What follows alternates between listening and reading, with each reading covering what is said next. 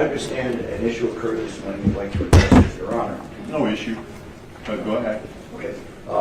My understanding is that my client and Mr. Padilla's client were walked in shackles across the front of where the jurors are sitting waiting to come in. I didn't witness any of this myself.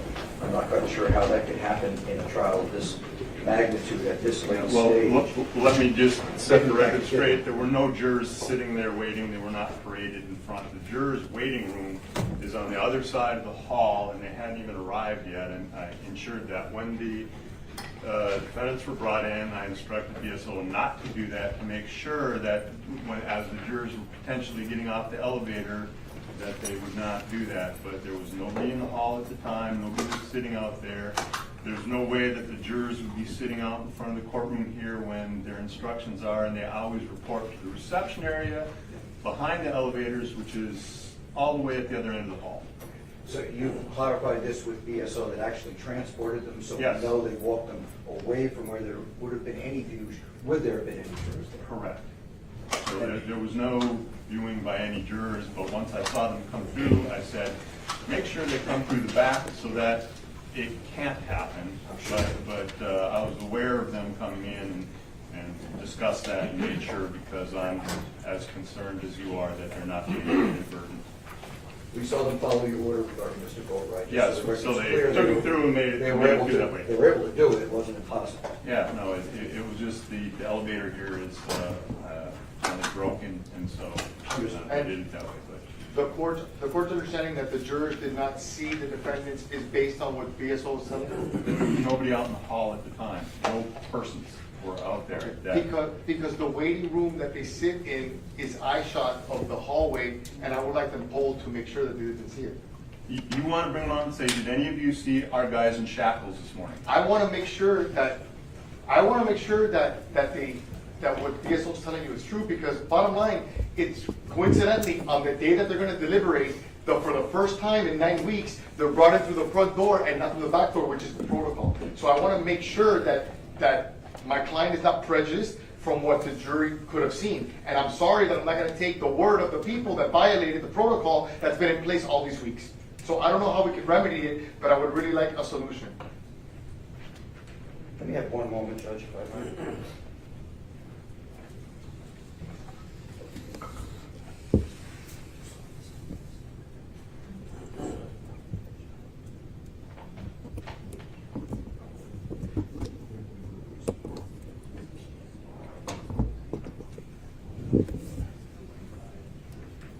Nothing further, Your Honor. Thank you. Judge, for the record, there's no way of walking in through the front door that is not within the vision of the persons that are sitting in the waiting room where the jury waits every morning. It's my belief that this was done on purpose. It was done the day after I said inflammatory remarks against BSO. I find it very odd that it happened on the day that they're going to deliberate, and for that reason I'm moving for a mistrial. And once again, sir, I don't know what your view of the hallway of the courthouse is, but the reception area is set back. It's recessed behind the elevators. We're on the other end of the hall, and there is no direct view from that area to here. I've been in that hallway many, many times in the many years that this floor has been open. I'm well aware there is no direct eye view from the reception area to this courtroom. Additionally, they were brought in at approximately somewhere between 10:02 and 5:10. The jury was told not to come back or be here at 10:30. I don't believe they began arriving until about 15 minutes after your clients were in the courtroom. Judge, I spoke with my client who said he saw various jurors. You saw jurors? Let's put him under oath. I want to know which jurors he saw. So we'll get to this, because then we're going to bring him in, and if he's perjuring himself, that'll be something else. Or if they're perjuring themselves, I don't know. I want to know which jurors he saw.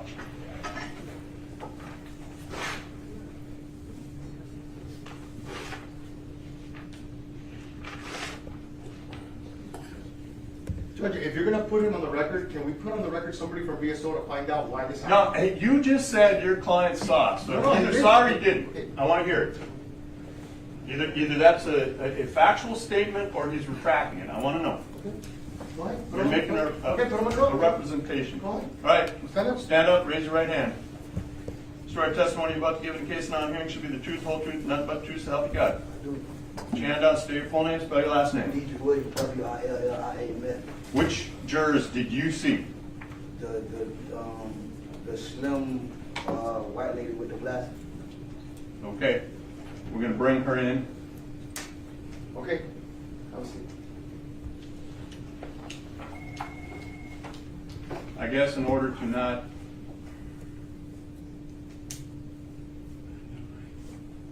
single any juror out and make them feel uncomfortable, I suppose we should call all of them in and ask them if they saw any of the defendants congregating out in the hallway today. If you're going to do that, Judge, I understand, and I would suggest the question might be, have any of the jurors seen any of the defendants prior to you being called in here this morning today? Seen them today? Because if it's individual, one saw them, one didn't, we could isolate that juror and then talk about potential prejudice with that. Well, I would call them in individually. Whatever the court, it's only my suggestion, Judge, whatever you want to do. State what should be heard. Just briefly, Judge, Mr. Fiddy is making a bold accusation that Broward Sheriff's Office did something improper when all the information that I've heard or that's been put on the record is at an elevator rope. To make that accusation, I guess there'd have to be some mechanics that were involved or tampered with, and I mean, it's ridiculous at this point. Saying that Mr. Williams saw a juror doesn't mean that she saw him. That's the first thing. There's been no specificity about the conditions upon which he claims that he saw her. For example, what was she wearing? How far away was he? Things that we would normally ask any quote-unquote eyewitness. It hasn't even been identified what time, if she was even present during this time, who else was present in the hallway, who he was walking with. These are none of the things that have been put on the record by Mr. Williams. Yes, what was she wearing? She had on a light color, like a light brown shirt. There was multiple people out there. And I'm sorry, I didn't hear the answer. She had on a light brown shirt. Also, there's cameras and surveillance in this courthouse in this hallway.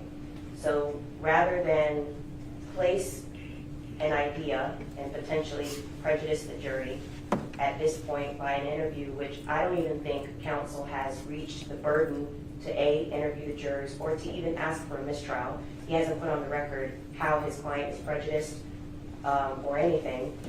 I would argue that at this point, if he's going to make that motion and go down that route, for him to do his diligence and to address it in the manner that it's normally addressed if there's going to be a motion for a mistrial. Additionally, we could attempt to see what happened. There's surveillance, there's other avenues that it can be addressed. And so I would ask for the court to, before we go down that road and interviewing the jurors, especially asking them things about if they saw defendants in the hallway congregating or anything like that, I would ask for there to be further inquiry in a way that doesn't necessarily involve the jury directly, especially because of where we're at and what stage we're at in the trial. Also, there's been no argument how this amounts to fundamental error or any type of prejudice as to any of the defendants. I'm aware of case law that even if there's an incidental an incidental fact that happens where the jury may happen to find out or know that defendants are in custody, which is not uncommon for these charges for first-degree murder for a defendant to be in custody. And no, we haven't paraded it, we haven't highlighted it, but I would argue that this is tantamount to incidental, and that the courts have found that an incidental fact being even revealed or known does not tantamount to fundamental error that would result in a mistrial. So because of that, I would ask for the court to do further inquiry, or at least just, if Mr. Padilla is going to make that argument, he has the burden to bring either the case law or the proper argument before this court as to why he's requesting the relief that he's requesting.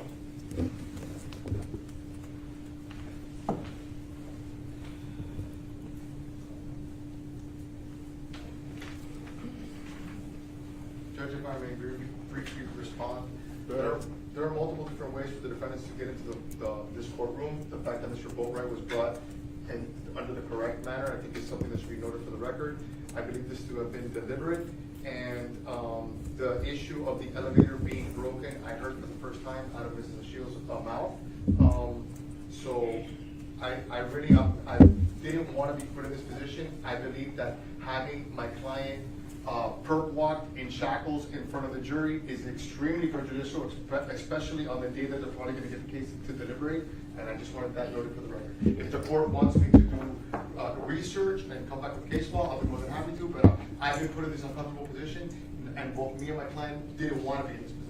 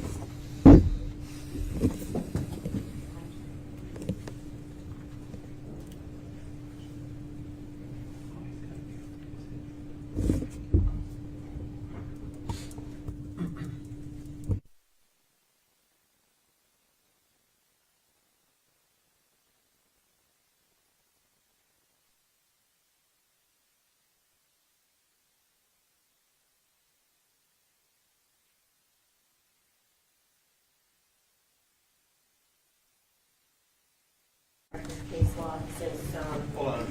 okay.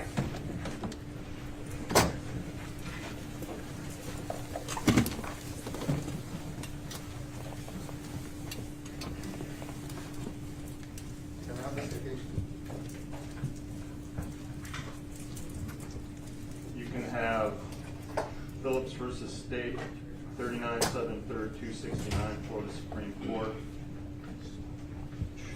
Jurors' inadvertent view of defendant in shackles not so prejudicial as to warrant a mistrial. The fact that jurors may have inadvertently seen a defendant in shackles when he was being transported to or from the courtroom does not require reversal.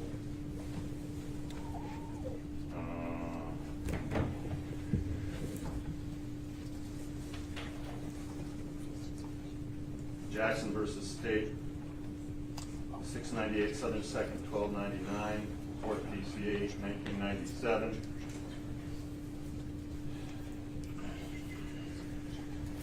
Handcuffing a defendant to to a witness chair in the presence of the jury is error, but not reversible, where the encounter was brief and inadvertent.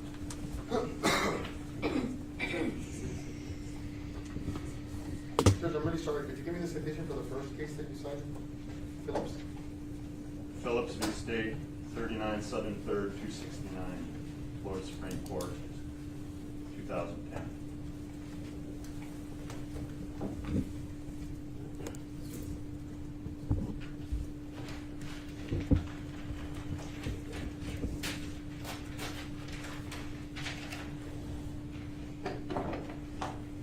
There's also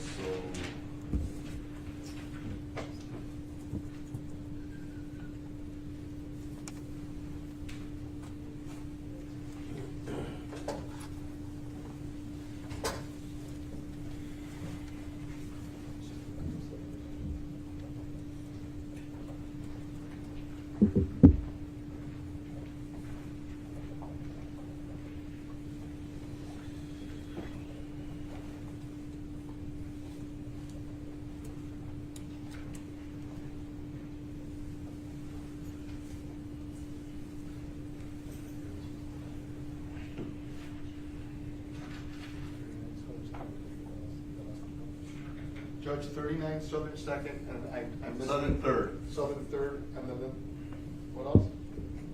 296. 296, thank you.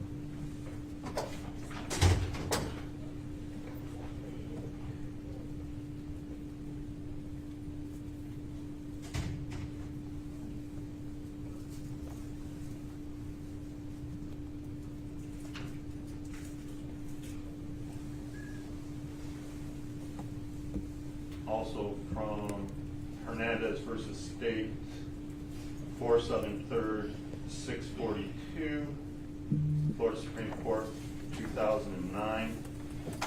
Quoting in pertinent part, we have long held that a juror or a prospective juror's brief, inadvertent view of a defendant in shackles is not so prejudicial as to warrant a mistrial.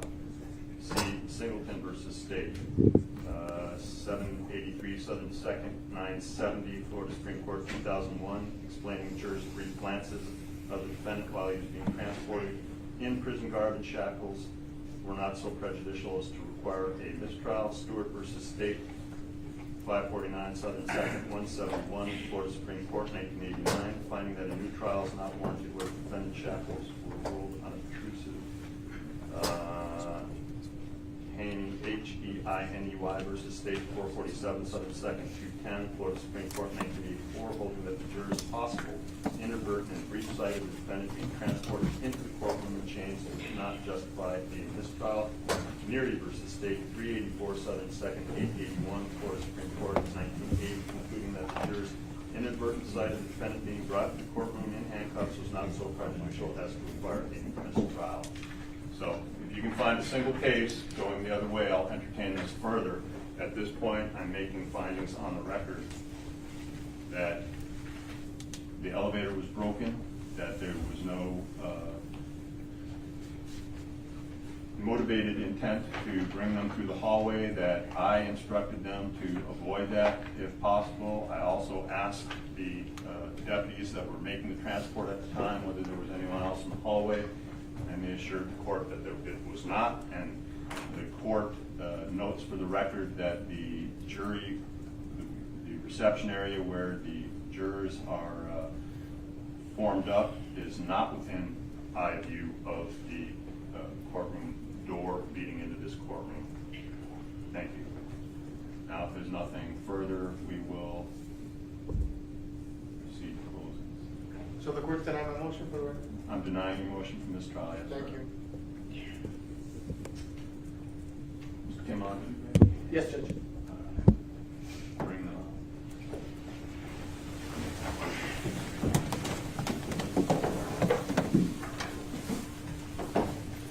At 12:15, I have a mandatory meeting that I have to go to with the chief. And all with the entire criminal division has to be there. So I may need to cut things off if you're not done by then, because apparently it is what it is. We'll just take a lunch at that time, Judge. Yeah, well, I'm kind of hoping not to break up this stuff. That gives you an hour and 15. I don't know where you'll be. But if we get there, I'm going to have to Okay. recess. You know, just let me know. I shall let you know.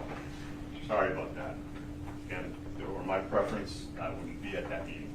Although, if the chief's watching, I'm happy to go to the meeting. Looking forward to it, sir. You want a warning before? You want a warning before the 1 hour? No. His warning is 20 minutes anyway. I've been there. It's because you're closed.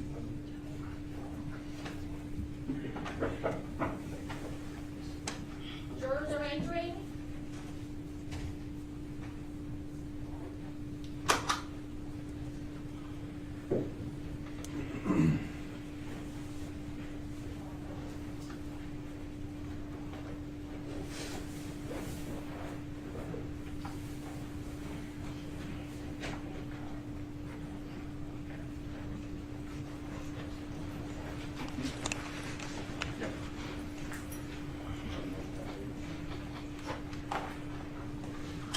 Good morning, ladies and gentlemen.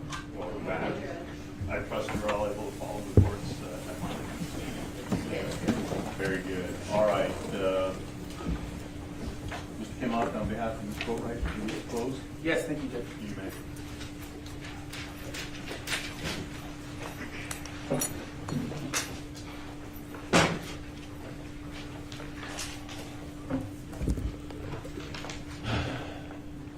Good morning.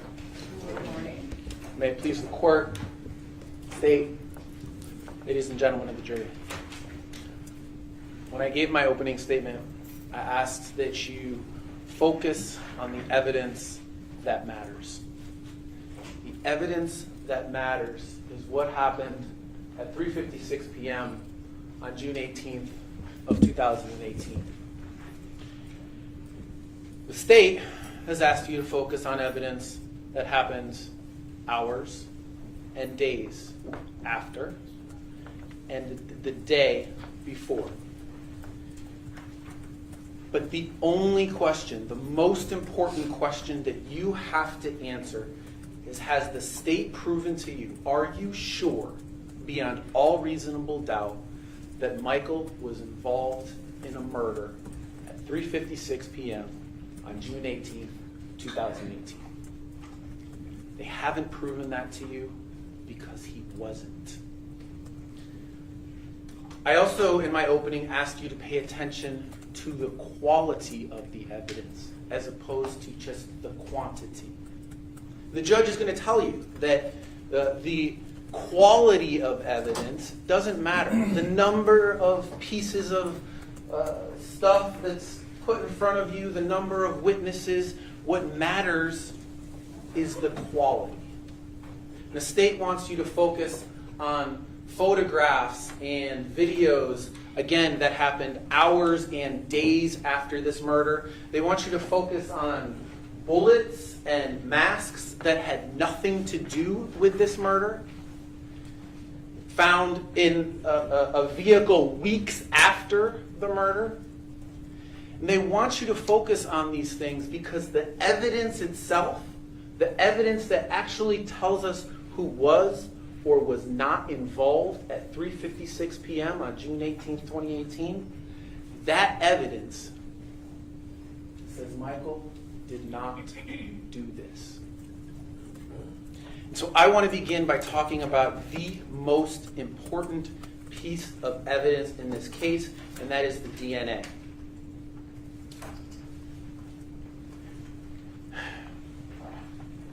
This was introduced into evidence. This is JO, and we talked a lot about this. JO1, swabs of left fingernail of Jose Onfroy. JO2, swabs of right fingernail of Jose Onfroy. JO3, swabs of neck of Jose Onfroy. And JO8A, swabs of the necklace. There is someone else's DNA in all four pieces of that evidence. There is someone else's DNA underneath Jose Onfroy's left fingernails. There's someone else's DNA underneath Jose Onfroy's right fingernails. There's someone else's DNA that was taken from his neck. There was someone else's DNA on the necklace. The state, in their closing argument, just kept saying, there's no DNA. There was no DNA there, right? And they made it this point throughout the trial to say, well, you know, he was at the hospital, and maybe during the hospital process, DNA would have been wiped off. No, there was DNA there. There is foreign DNA there. So let's recap what we know. We know Jose Onfroy fought back his attackers. All right? For 45 seconds, these two men struggled with Jose Onfroy in the vehicle. And he struggled back. Right? He didn't want to let go of the necklace. He was pushing back. And on the video for over 45 seconds, go ahead, go to the next one. You see him struggle with the two men. And what else do we know about those two men? They weren't wearing gloves. Right? We know that from Leonard Kerr. Leonard Kerr told us that's how he knew the race of those two men was because they weren't wearing gloves. And we know from the DNA evidence that at least one of those men left their DNA. They left it under Mr. Onfroy's left fingernail. They left it under Mr. Onfroy's right fingernail. Really, he probably captured that DNA himself while he was fighting, while he was grappling. They left it on his neck while they were trying to grab the necklace off him, and they left it on the necklace. So they left it on that necklace. So law enforcement sees this video, right? I mean, this is one of the first things that they told you that they saw. And they can see that these two men are having a lengthy confrontation with Mr. Onfroy. And being homicide detectives, particularly being crime scene detectives, Marshall Walcott at the hospital does the obvious thing. He swabs underneath Jose Onfroy's left fingernails. He swabs underneath Jose Onfroy's right fingernails. He swabs Mr. Onfroy's neck. And he swabs the necklace. And then all four of those swabs go to the crime lab. And thank goodness this was part of the evidence that made it to the crime lab. Because Nicole Einat then analyzes that evidence. And lo and behold, Detective Walcott's intuition was right. I asked Nicole Einat, notice This came out during my questioning. State avoided, has avoided the fingernails, has avoided the neck and the necklace. In fact, in their thing, in their closing, they say there was no DNA. So I brought that out in my questioning, and I asked her, the swabs of the right fingernails. She says it was a mixture of two people. And I said, am I correct in assuming that Jose Onfroy was one of those people? Yes, of course. If we were to swab any of our fingernails right now, if you swab my fingernail right now, my DNA is going to be there, right? Nicole Einhart said, there's someone else's DNA there too. And Nicole Einhart said that she excluded Michael Boatwright as being the contributor to that DNA, and she excluded Trayvon Newsom as being the contributor to that DNA under the right fingernail. Someone else left that DNA underneath Jose Onfroy's right fingernail. And I asked Nicole Einhart about the neck, JO3. Detective Walcott knew that there was a struggle involving this necklace. He swabbed the man's neck. He swabbed Jose Onfroy's neck. And what did Nicole Einhart tell us about that? It was a mixture of two people's DNA. Am I correct in assuming that Jose Onfroy was one of those people? Yes, of course. It was his neck. There was someone else's DNA on that neck. And Nicole Einhart excluded Michael Boatwright as the contributor to that DNA and excluded Trayvon Newsom as the contributor to that DNA. Someone else left their DNA on Jose Onfroy's neck during that struggle. I asked Nicole Einhart about the necklace. We can all see the struggle that's going on with that necklace. We've seen the necklace. Mr. Rears pointed out how hard and coarse that necklace is. Right? And I asked Nicole Einhart.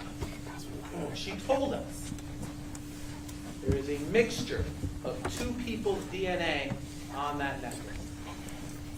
Am I correct in assuming that one of those is Jose Onfroy? Yes, of course. He was wearing the necklace. And Nicole Einhart excluded Michael Boatwright and excluded Trayvon Newsom as a contributor to the foreign DNA on that necklace. Someone else's DNA is on that necklace. That necklace that you have seen many, many times these people struggling with, trying to get off.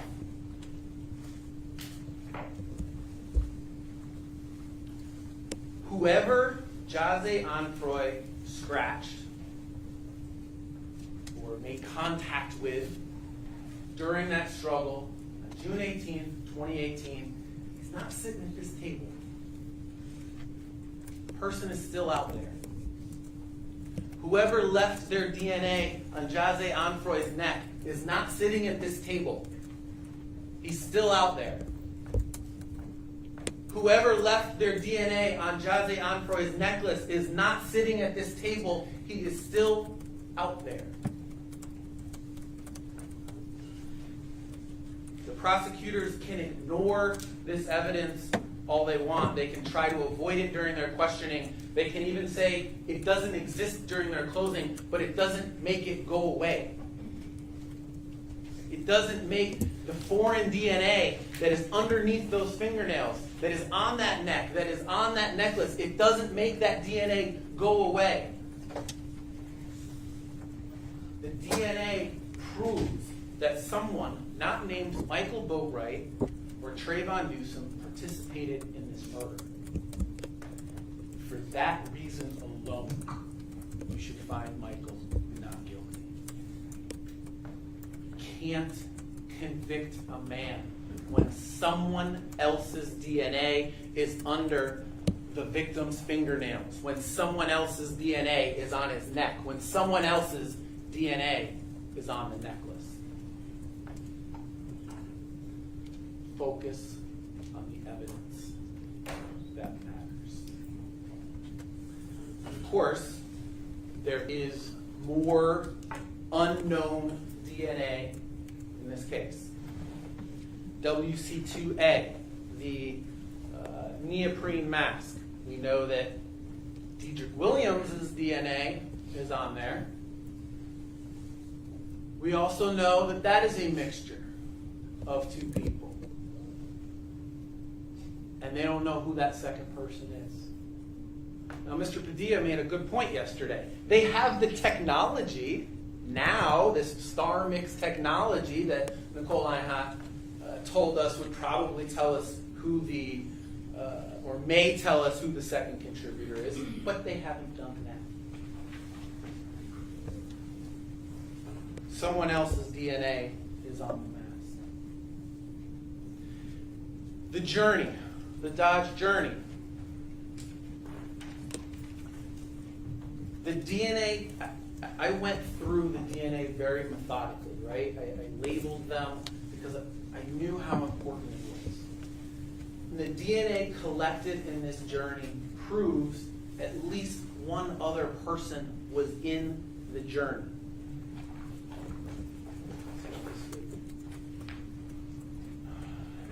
This is also an evidence. You'll see DNA 8, right, which is described as swap of composite volume, air conditioner, temperature controls of the journey.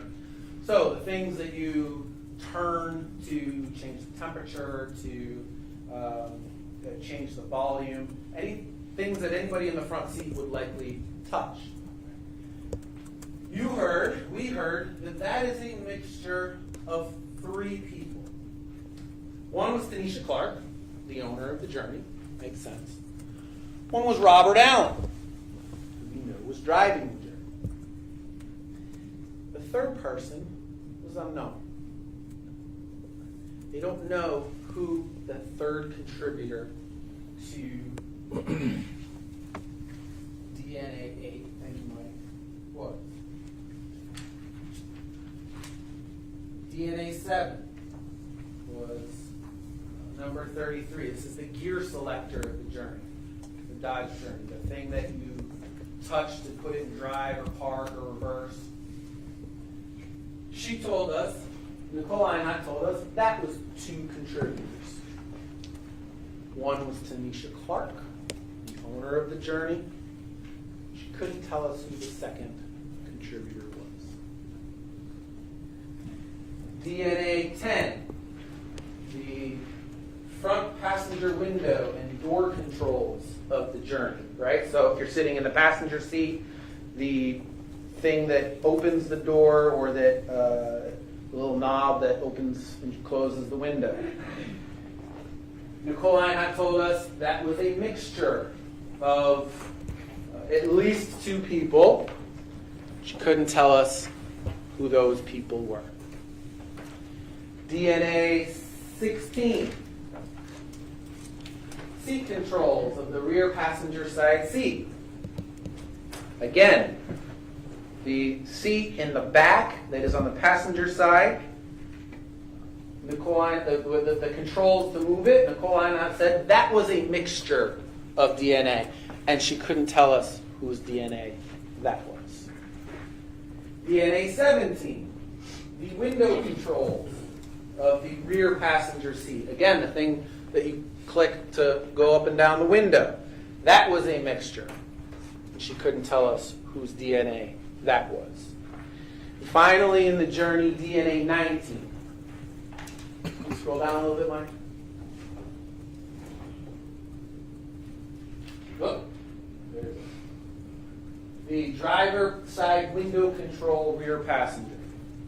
Again, Nicole Einhart told us there was DNA there.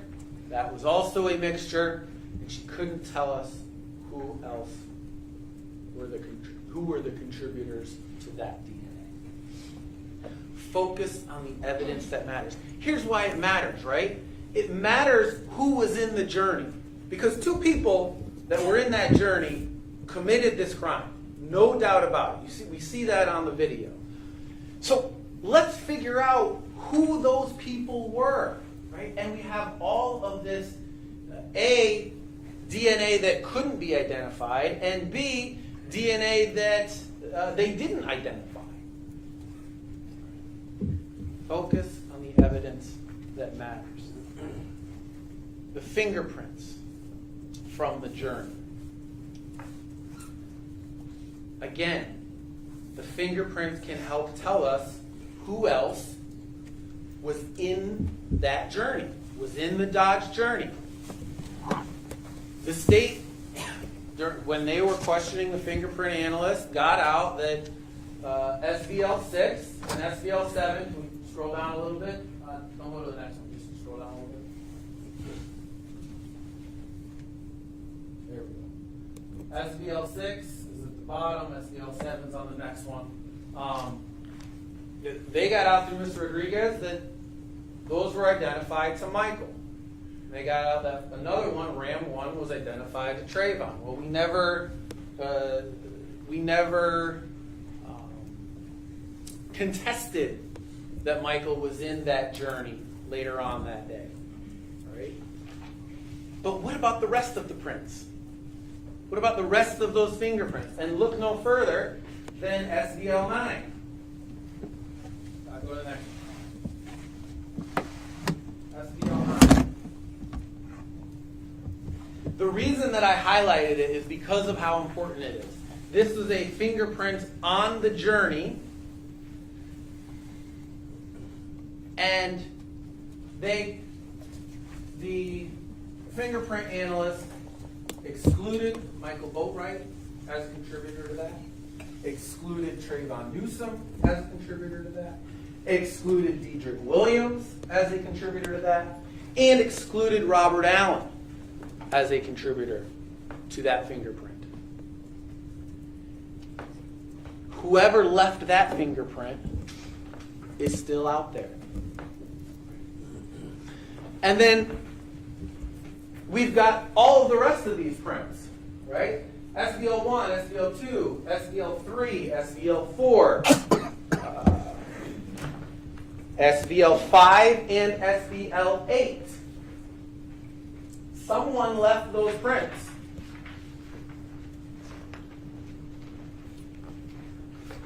And they have never been identified to us.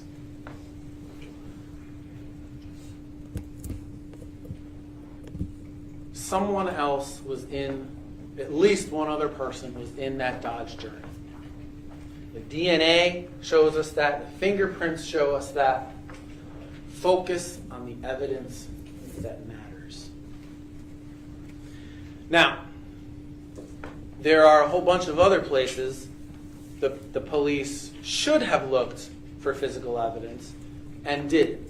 They did probably a B or B plus job, but this is a murder investigation.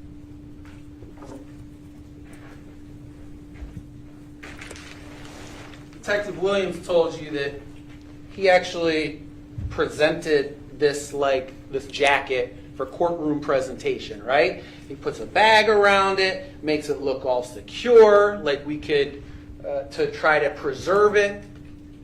This is the jacket that the guy that was killed was wearing, that the guys that were struggling with him would have absolutely come into contact with. They never swabbed this for DNA. They never tried to get DNA. To this day, no one has ever taken a Q-tip and just run it along here to see if there's any foreign DNA on the jacket.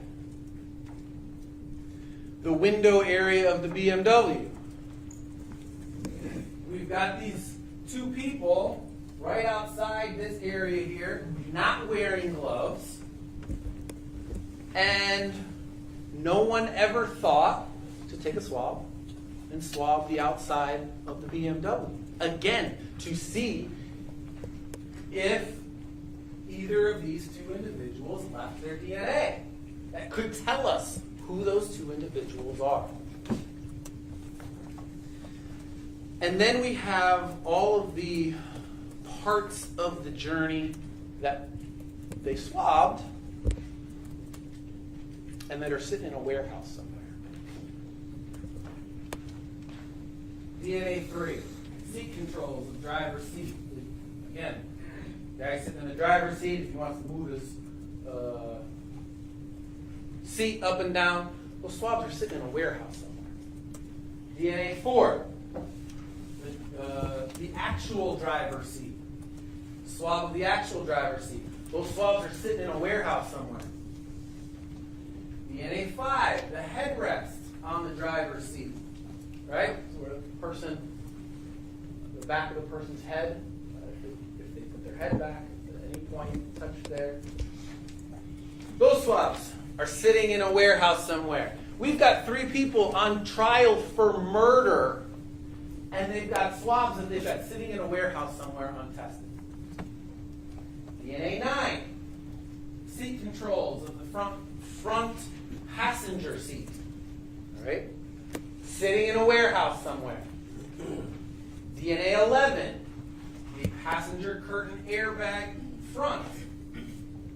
Sitting in a warehouse somewhere. DNA 12, the passenger curtain airbag rear. Sitting in a warehouse somewhere. DNA 13, the front passenger headrest. Again, passenger seat headrest. Those swabs are sitting in a warehouse somewhere. DNA 14, the passenger curtain airbag rear, sitting in a warehouse somewhere. DNA 15, the rear passenger side headrest. Those swabs are sitting in a warehouse somewhere. DNA 18, the driver's side rear passenger headrest, sitting in a warehouse somewhere. And DNA 20, seat controls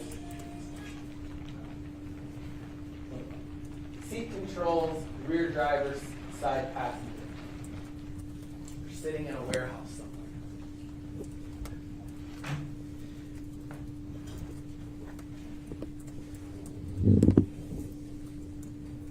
The DNA that is on those swabs could tell us absolutely who else was inside that journey. The judge is going to tell you that reasonable doubt can come from the evidence, conflicts in the evidence, or a lack of evidence. Over and over and over again, police took swabs, the detectives took swabs that they thought would be important, and then they put them in a warehouse somewhere. The Cadillac.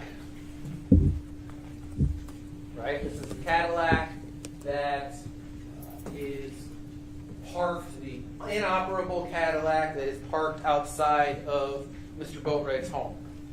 Detective Walcott told us, that he swabbed the whole thing because he knew that he couldn't assume who had access to that Cadillac. Right? And he's going to do that work to try to figure out who had access to that Cadillac. He was smart. And so what did he swab? He swabbed the driver, 2 swabs from the driver's seat, swabs from the front passenger armrest, swabs from the steering wheel and gear shaft, swabs from the center console, and then, smartly, swabs from the interior trunk lid. What you would have to touch in opening the trunk. He did that because he thought it was important to try to determine who had access to that Cadillac. And what do the higher-ups decide? We've got our guys, send them to the warehouse.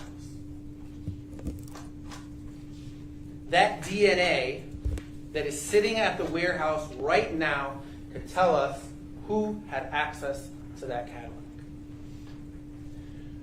Focus on the evidence that matters. talked about the DNA. We've talked about fingerprints. How the DNA, how the DNA and fingerprint evidence show us that someone else was involved in the shooting, that someone else was in the journey. But not only does the DNA and fingerprint evidence point to somebody else, police talked to a witness who said Michael and Trayvon weren't there. Detective Curcio talked to a man named Sherrod Clayton. Remember about Sherrod Clayton? Sherrod Clayton was the man that was at Dedrick Williams' home when Robert Allen shows up with the journey with the other two men in the car. All right. The state's theory is that the four men meet up at Dedrick's house. They're at Dedrick's house for a while, and then they go to Riva together. And when Dedrick, Detective Curcio told us, when Dedrick is arrested, Dedrick told him that Sherrod Clayton was at his house, and that when he left, Sherrod Clayton was there watching the kids. So Detective Curcio goes and interviews Sherrod Clayton, and he asks him, do you recognize any of these men as being the men who showed up at Dedrick Williams' house before the murder? He gives him two lineups. He gives him a lineup with Trayvon Newsom's face in it. And Sherrod Clayton says no. That wasn't one of the men. He gives him a lineup with Michael Boatwright's face in it. Is this one of the men who showed up to Dedrick Williams' home before the murder? And Sherrod Clayton says no. None of those were one of the men. Someone went with Robert Allen to Dedrick Williams' house. Someone met Dedrick Williams with them, and then they went to Riva together. It wasn't Trayvon Newsom, and it wasn't Michael Boatwright.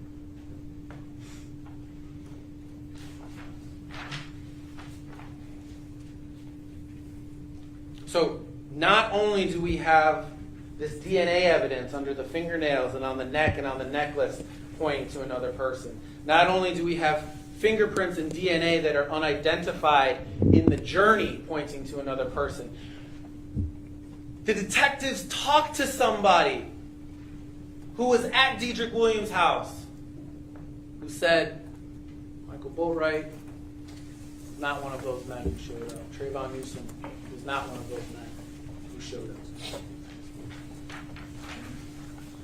Focus on the evidence that matters.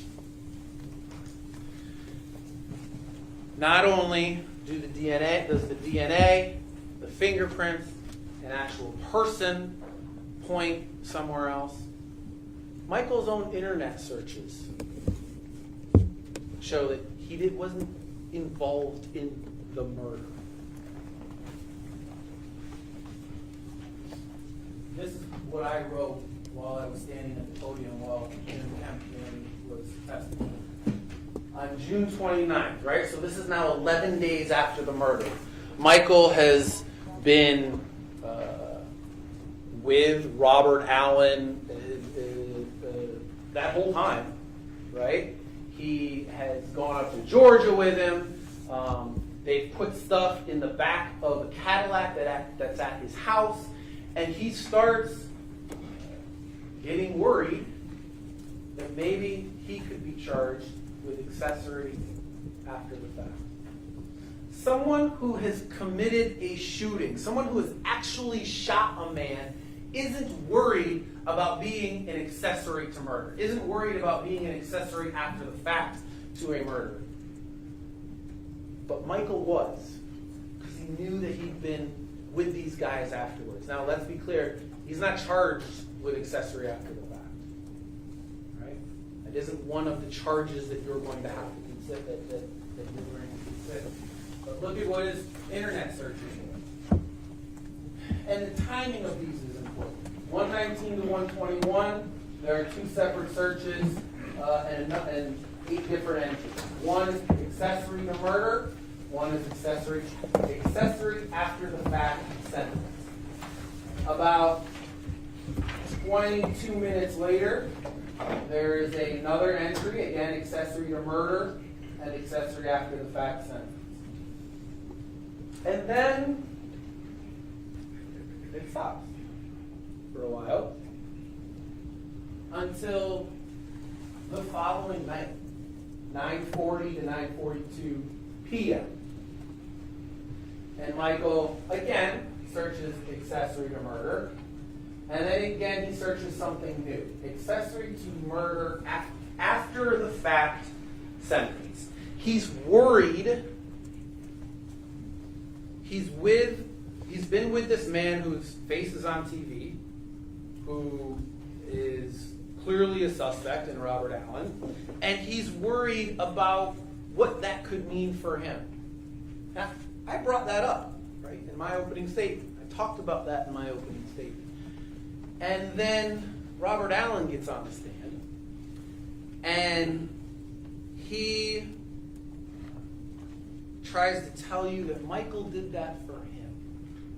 Did that out of the goodness of his heart for him. Well, first of all, the timing of that doesn't make sense, right? Go back to the left. They're separated by, it's one night and then the following night. So he's still looking, right? And if you believe that Michael would do a search for Robert because Robert was worried, even though Robert clearly had his own phone, I've got a bridge to sell you. And by the way, I asked him, is that something that you talked to the prosecutor about 2 days ago, after I did my opening?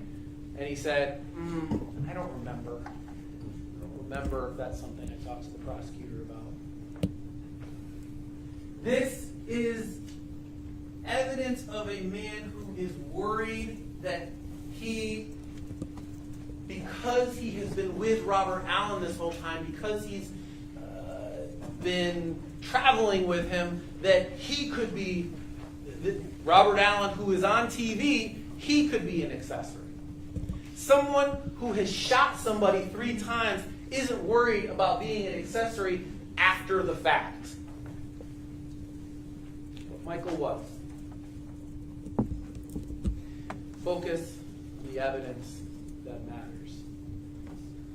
Now we can go to the evidence that I urge you to find doesn't matter. If someone lies to you about the small stuff, it is hard to believe them about the big stuff. That was, ironically, something that Detective Curcio told Robert Allen. Because, obviously, Detective Curcio was, at that time, concerned about the truthfulness of Robert Allen. This man lied about the small stuff, he lied about the medium stuff, he lied about the big stuff. And let's be clear about why he lied. I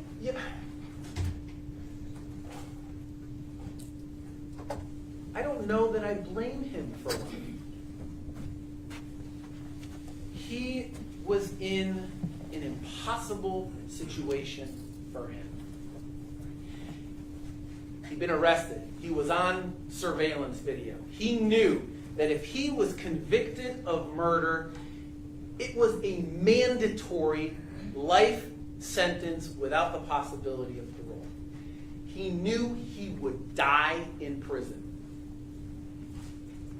And so, on October 23rd, 2018, he and his lawyer begged to get a deal.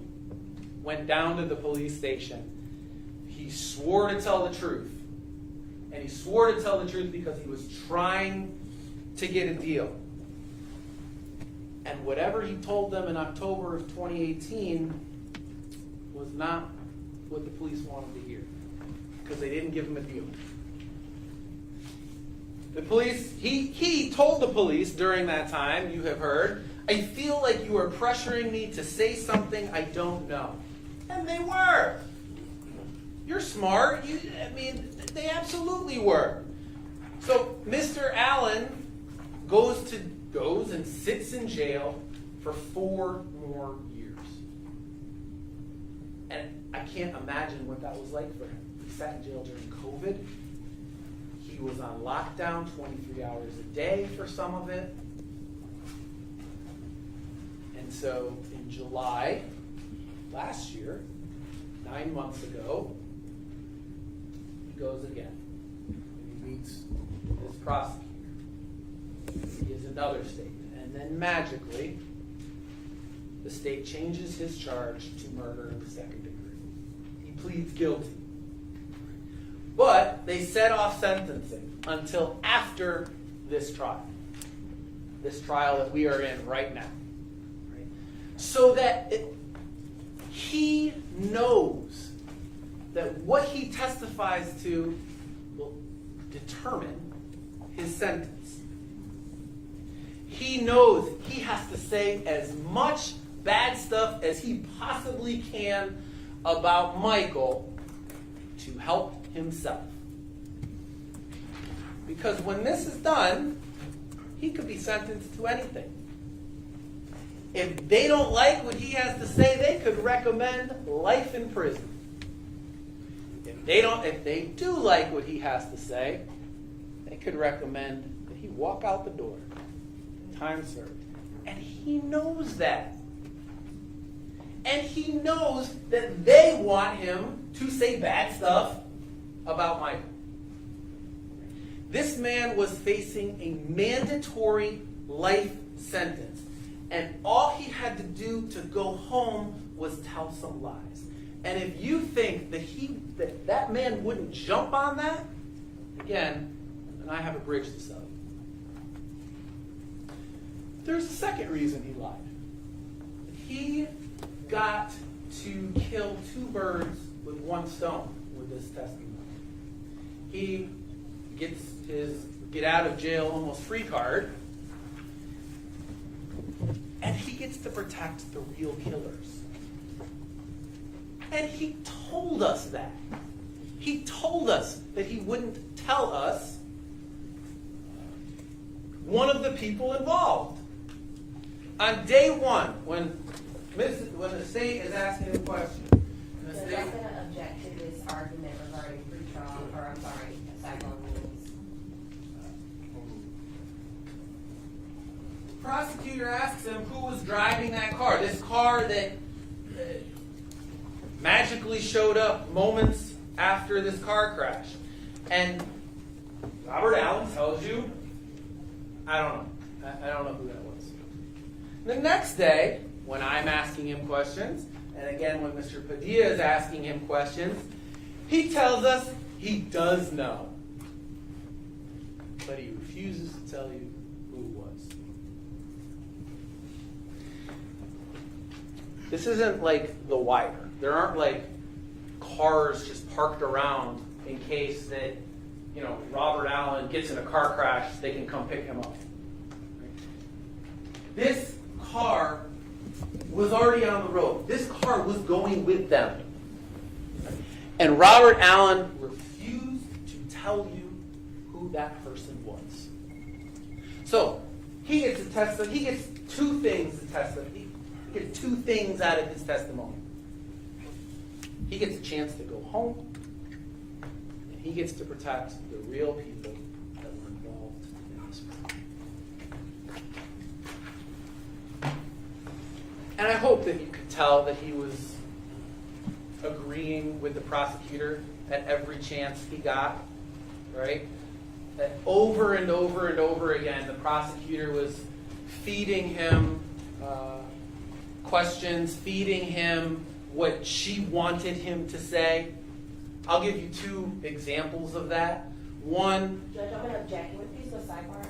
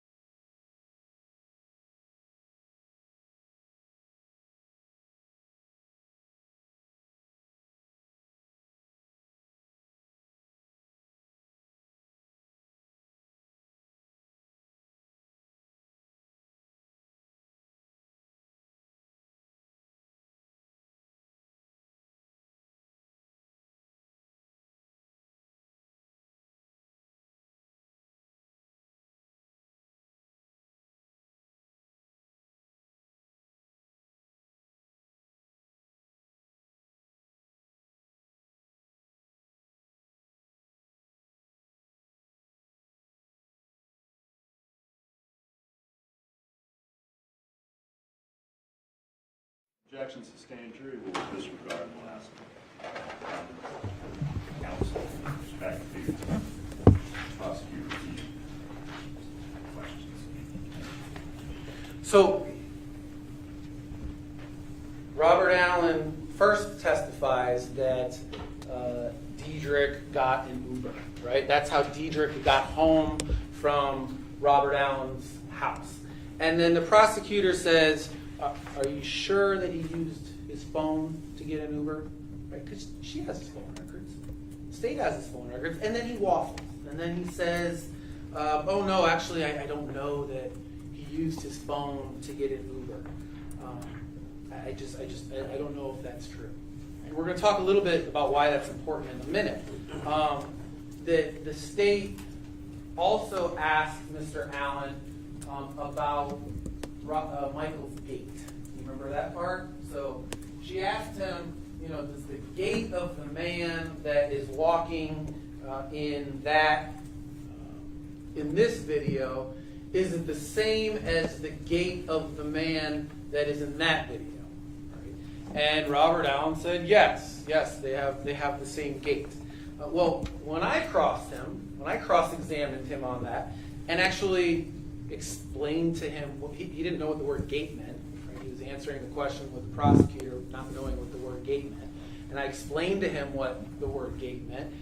Did you catch it? He screwed up a little bit. All right? He admitted that no. Well, once I told him that the word gait means the way that you walk, right? He admitted that no. The man that is in, go back to the last one. The man that is in this video has a different gait than the shooter in this video. Right? The truth slipped out. So let's talk about a few of the things that he lied about. And we've already talked about one. Go ahead to the next one. He lied when he told you he didn't know who was driving that car. He told us the very next day that he did know who was driving. He lied about Trayvon's phone. He told you that, Trayvon's phone, I think Trayvon's phone was dead that day. It was dead. Well, the phone records prove that it wasn't. I mean, you've got the records in evidence. Right? But think about why he's doing that. He's doing that because he knows that the phone data doesn't support Trayvon being guilty. And so he's lying. He's lying to try to make the state happy, to try to get convictions that will help him. He lied when he told you the whole reason that this happened. Go ahead to the next one. He told you that when they pulled in, Diedrich saw Mr. Onfroy in the parking lot. And it was then that they started to concoct this plan, right? And they were going to go in, make sure that it was him. The surveillance video refutes that. Right? We look at the timestamp in the upper left-hand corner. This is Mr. Onfroy entering Riva. He enters at 3:31:58 p.m. The journey doesn't enter the parking lot until 3:32:39 p.m., 40 seconds later. So he's lying about anybody seeing X in the parking lot because they weren't in the parking lot to have been able to see him.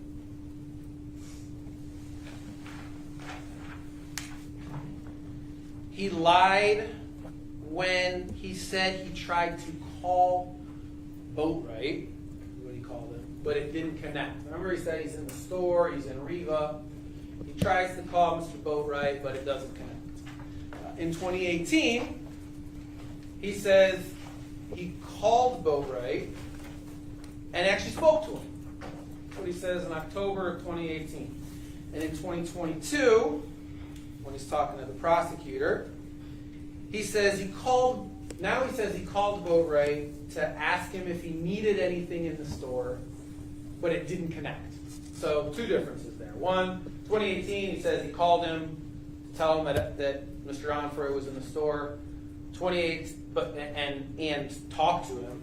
2022, he says he called him, but it was only to ask if he needed anything at Reba, and it didn't connect.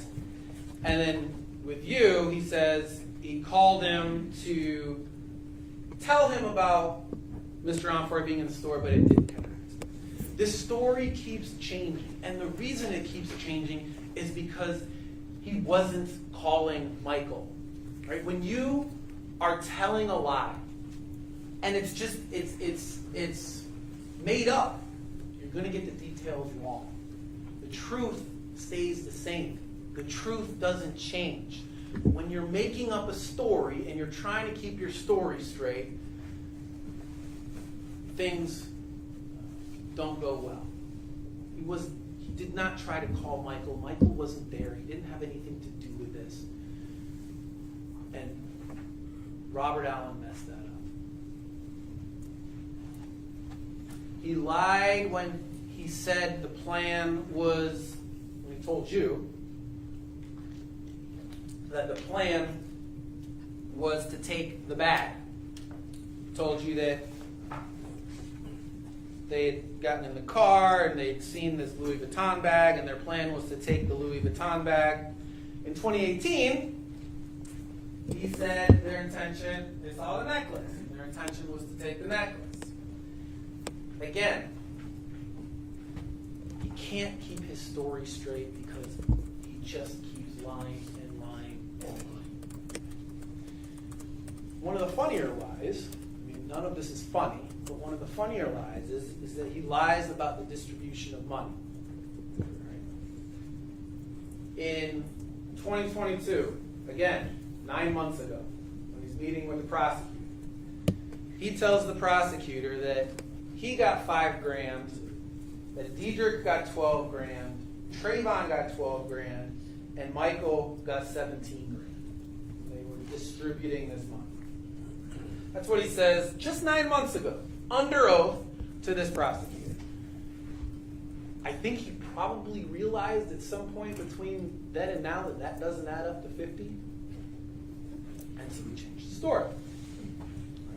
Then he comes to you and he says, well, actually it was 5 that I got and everybody else got 15. The only explanation for that lie is that Michael and Trayvon weren't actually part of that money distribution. I don't know how many people were involved in that money distribution, but he's trying to substitute Michael and Trayvon for the real killers, the real people that were involved, and he screwed up. He screwed up in 2022, and that's why he can't keep his story together. He can't keep his story straight because the actual people that distributed this money, that collected this money, did not include Michael or Trayvon. Robert Allen lied about Michael's clothing. He told you that, in 2018, he told police that Michael changed into Robert Allen's brother's clothing at Robert Allen's house. That's what he says in 2018. To you, he says Michael changed into his own clothing at my house. Why lie about that? That is a very obvious difference. 2018, Michael changed into my brother's clothing. Now, Michael changed into his own clothing. Lying about that doesn't minimize Robert Allen's involvement in any way. It doesn't make Michael any more guilty in any way. There's no reason to lie about it. The reason he got it wrong is because he's lying about the whole thing. He's lying about Michael changing clothes. Michael did not change clothes that day. Michael had no reason to change clothes that day. But Robert Allen is making this stuff up. He's making up that Michael changed clothes and not keeping the details straight in his mind. So 4 years ago, he says, yeah, Michael changed in my brother's clothes. Before you, he says, Michael changed into his own clothes. Michael didn't change clothes. He had no reason to change clothes. Robert is making that up. Robert Allen is making that up, and he's getting, because it's a lie, he's getting the details wrong. The only direct evidence that puts Michael Boatwright at Riva on June 18, 2018 is that man. There's no surveillance video that puts him there. There's no DNA that puts him there. There's no fingerprints that put him in there.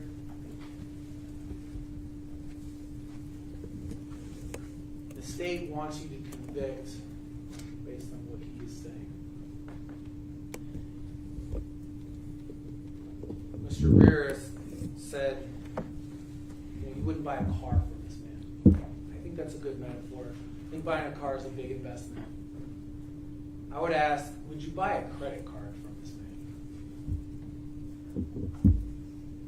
Would you buy a credit card from him?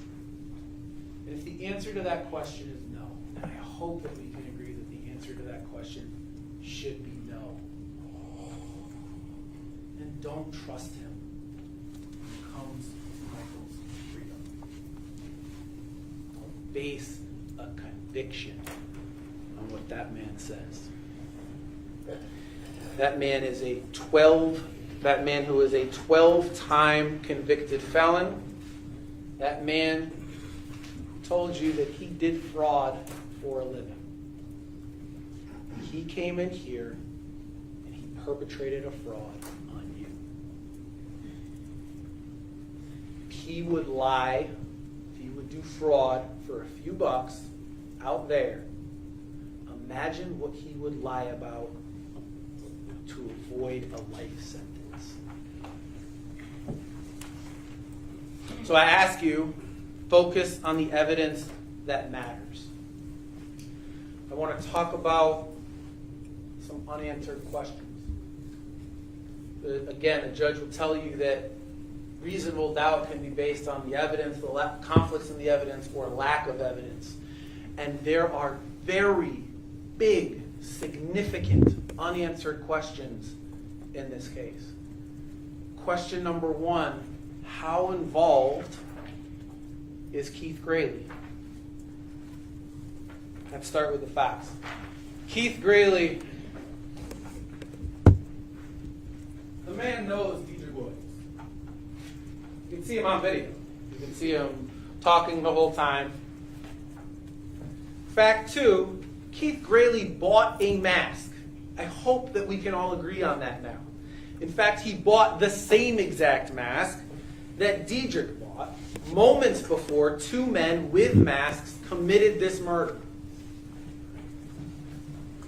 We see it on video. Go back to the last one. No.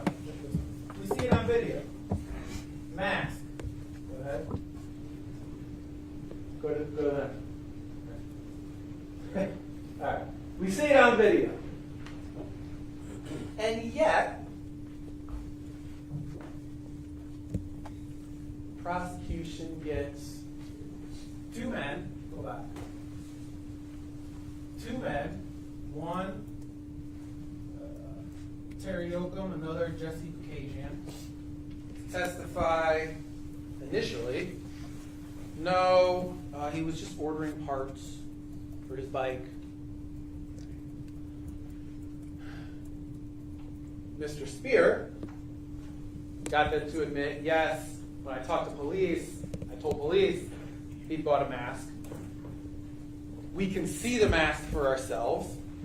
And Detective Walt Foster told us, confirmed, that Keith Graley had bought a mask. And we see him, walking out with it in his hand. So, why are they trying to mislead us about this? Again, if you lie about the little things, it's hard to believe you when you talk about the big things. The reason is because they didn't investigate this man like they should have. They get warrants all over the place on Michael when Lil Boat shows up in Diedrich's phone. Here, they've got a man who's buying a mask moments before this murder, that two men murder somebody wearing masks, and they didn't get a warrant to search his home, they didn't get a warrant to search his phone, they didn't get a warrant for his DNA. And, they say the reason is because the evidence doesn't point to him, right? He left before the murder happened. Well, okay, he got in a separate car and drove away. And the state was very clear about how long 8 minutes and 35 seconds was yesterday. Right? They did not show us that he didn't come back. In fact, we know that two cars, we'll talk about that in a second, two cars come back and park right outside this Dodge Journey. Now, I don't know that Keith Grayley committed this murder. That has not been proven to anybody, right? But there is very big unanswered questions about where he was at that time, and the reason those questions aren't answered is because police didn't investigate. They go to his, Detective Foster tells you, they go to his house afterwards, and he refused to cooperate with them. Right? He tried to tell police he didn't know who Diedrich Williams was. And they don't get his DNA. Because they don't get Keith Grayley's DNA, they can't use Keith Grayley's DNA to test against the DNA that is underneath Jazzy Onfroy's fingernails, to test against the DNA that's on the neck or on the necklace.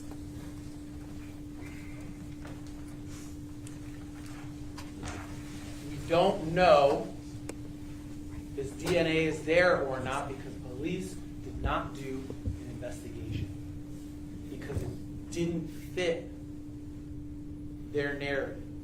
Mr. Padilla yesterday talked a lot about tunnel vision, and I agree with that. They had this tunnel vision on these guys, and they ignored very obvious things that were right in front of their face.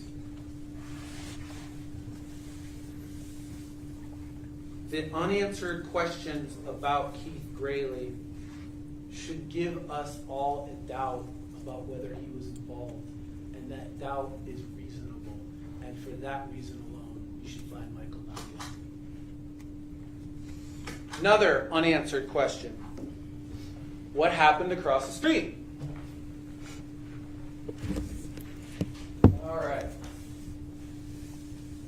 The Journey is parked across the street. It's backed up, right? And they're waiting. And not one, but two separate cars come and park next to the Journey and or in front of the Journey. First, we've got this vehicle here. We can see coming in. Go to the next one.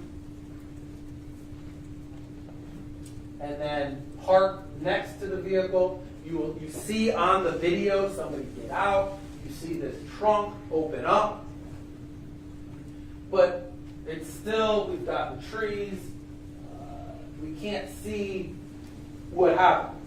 We've got this little white car that comes moments later. Go ahead to the next one. And it parks right in front of the Journey. And you can see on the video something is going on there. There's movement. You can't see much more than that, but you can see that there is movement. Police, I don't know if police even noticed these things until we got to trial, right? Because they certainly didn't investigate either of those vehicles. They didn't look for surveillance video to try to identify those vehicles. They didn't look at license plate readers to try to identify those vehicles, to try to identify who was in those vehicles and what they were doing right in front of a journey that moments later would be involved in this murder. How is that not something that you would want to know if they were actually doing a full investigation? And of course, it's something that you'd want to know. Maybe it's completely innocent. Maybe, the journey just happened to be there. But the point is you don't know. We don't know. And maybe one of these cars brought Keith Grayley and put him in the journey. Maybe one of these cars brought guns and put them into the journey. Maybe one of these cars came and took somebody out of the journey. We don't know because police didn't investigate them. They didn't find out anything about those cars. And if you have a reasonable doubt because you don't know what was going on there, if you have a doubt about their version of events because you don't know what was going on with that journey and that little white car, that is a reasonable thought. That is a reasonable doubt, and you should find Michael not guilty.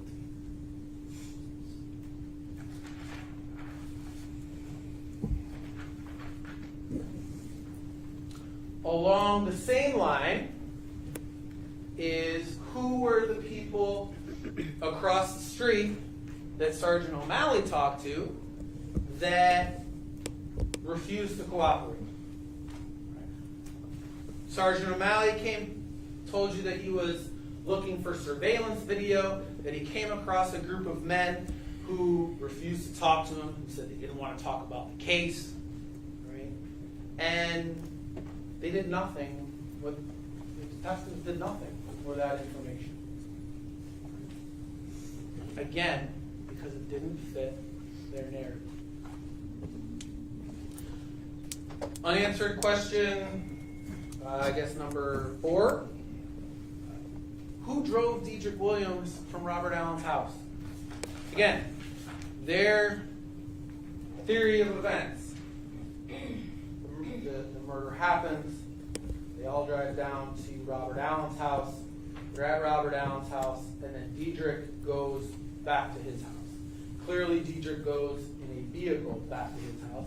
It's not his vehicle because he came down in the journey. Right?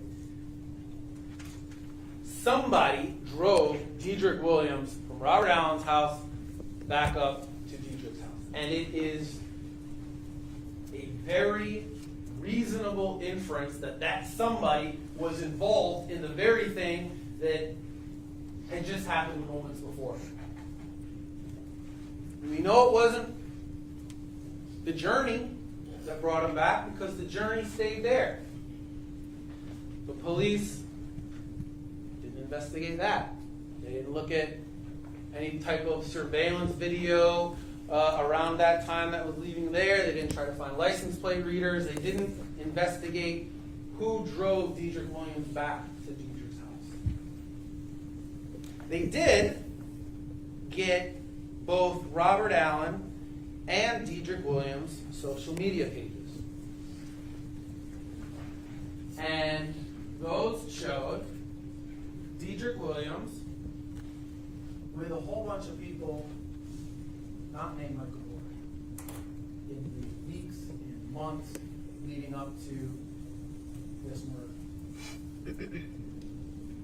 There was not a single photograph of Dedrick Williams, Robert Allen, Michael Bori, and Trayvon Houston. These people that the state characterized as being thick as thieves, as always being together. Rather, the social media shows Dedrick and Robert with lots of other people. Go ahead to the next one. Here's Robert Allen with people not named Michael Bori. Go to the next one. Robert Allen with another person not named Michael Bori. Go ahead to the next one. Again, Robert Allen with somebody taller than him, not named Michael Bori. And finally, a photograph taken less than a month before the murder, showing Robert Allen, Dedrick Williams, and two other men, both of whom taller than taller than Robert Allen and Dedrick Williams, neither of whom named Michael Bori. Lots and lots of social media pictures with Dedrick and Robert Allen. None with the four of them together. And many, many, many with those two men with other men. If you have a reasonable doubt, if you have a doubt about how close Dedrick and Robert were with Michael because there's no real evidence that they hung out together beforehand, if you have a doubt that because these two men were hanging out with two taller men the month beforehand, that is reasonable. And you should find Michael not guilty.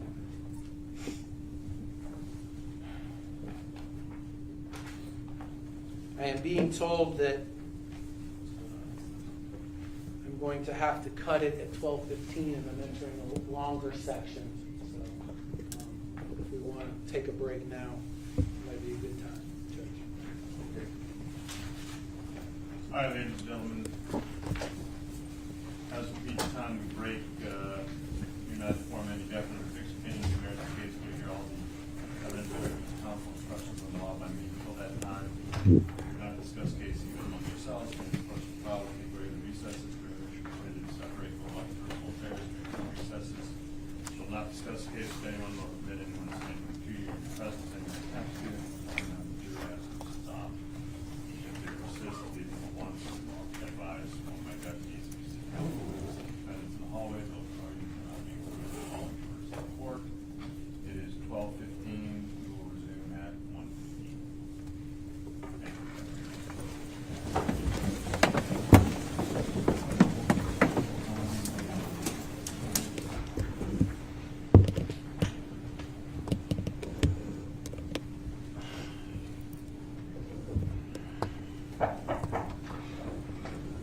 Jurors are entering.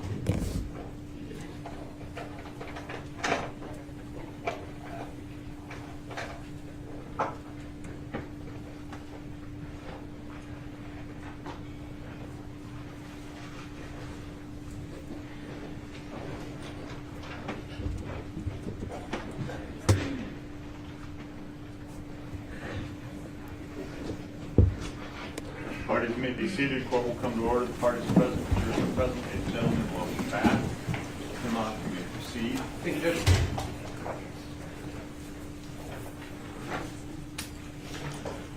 Okay, so before lunch we were talking about the unanswered questions, the important unanswered questions in this case. How involved was Keith Grayley? What was going on across the street? The next one I want to talk about has to do with the masks, and that is, where is the red mask? You heard from two witnesses who saw what happened that day. One was Scott Barbeau, saying his name right. The other one was Layla Khan. Both of them said that one of the gunmen was wearing a red mask. And obviously, no red mask has ever been found, identified, and it's important because of the deal the state is trying to make out of the 2 masks that were found in the Cadillac. Those masks were not used in this murder. First of all, the state doesn't even think that at least one of those masks was used in the murder because, go ahead to the next one. One of them has Diedrich's DNA on it. And it's not their theory, and the evidence is overwhelming, that Diedrich was not one of the shooters. And so they just throw this second mask in because there were 2 masks, but under their own theory, this mask wasn't involved. And we know that Michael wore a mask for work, right? He did landscaping. We showed you this picture because we didn't have anything to hide. And he uses masks for his landscaping work. Nothing in that trunk was used in this murder. The murder weapon wasn't there. The second gun that the second gunman had wasn't there. The Louis Vuitton bag wasn't there.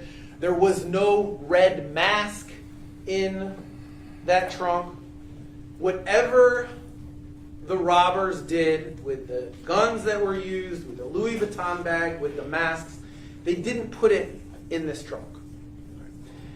The state talks about these bullets, all right? And first says bullets that were found in the back of that trunk match bullets from the homicide. That is not true. None of those bullets that were found in the trunk were ever cycled through a weapon. There was absolutely nothing linking bullets found in the trunk to the homicide. The prosecutor says, well, there were 4 bullets missing. There were 3 that were fired, and Diedrich had 1, and those are the 4 bullets. Also not true. Police found, go on this side, two boxes of Aguila 22-round bullets. And you can see them right here. And they're the ones that have the A on them. Both of those boxes have 50 bullets. And you can see it. Here's the boxes. Carry 50 bullets with them. All right. One of them had 6 bullets in it, meaning it was missing 44 bullets. One of them had 40 bullets in it, meaning it was missing 10. There weren't 4 bullets that were missing from these boxes. There was 54 bullets that were missing from these boxes. That is an example of, again, the state trying to build a case on stuff that is not evidence. We also know, with regards to the trunk, that Diedrich Williams put something in that trunk. We know that because on June 19th, the day after the homicide, Diedrich went to Just for Sports and bought some stuff. You saw it. And we saw that bag and that stuff was found in the trunk of the car. Diedrich was arrested June 20th. So sometime between June 19th and June 20th, he went to the trunk of that car and put the Just for Sports bag and stuff in there. Which may be another reason that Michael would want to Google accessory after the, or internet search, I don't know if we know it's Google, internet search after the fact, accessory after the fact murder. Because he's worried about the fact that Diedrich has put stuff in the trunk of a car that is on his property. And what does that mean for him?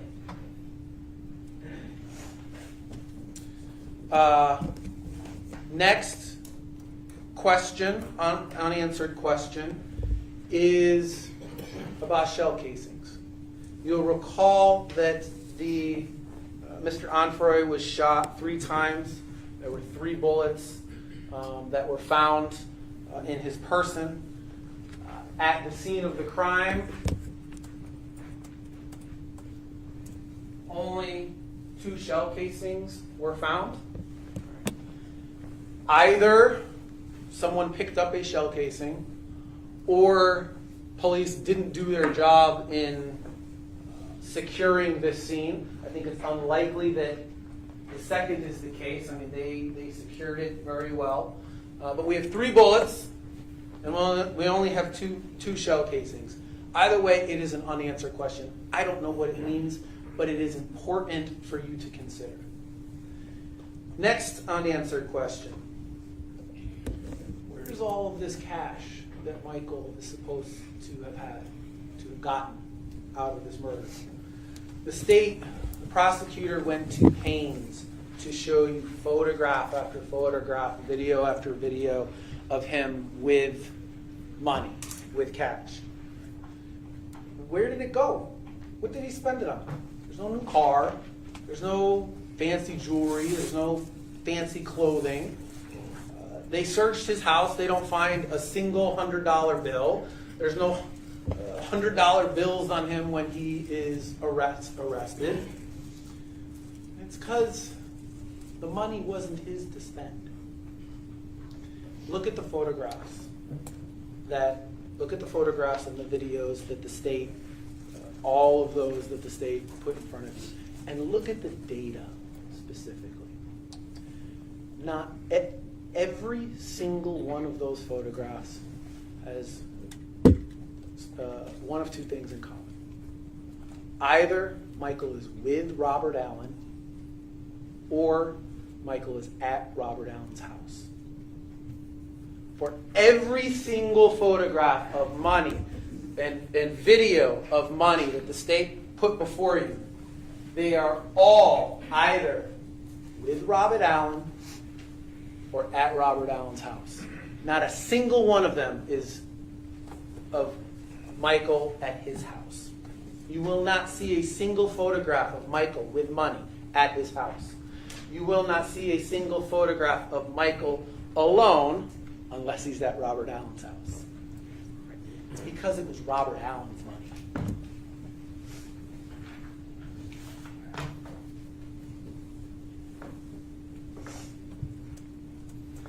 Next unanswered question.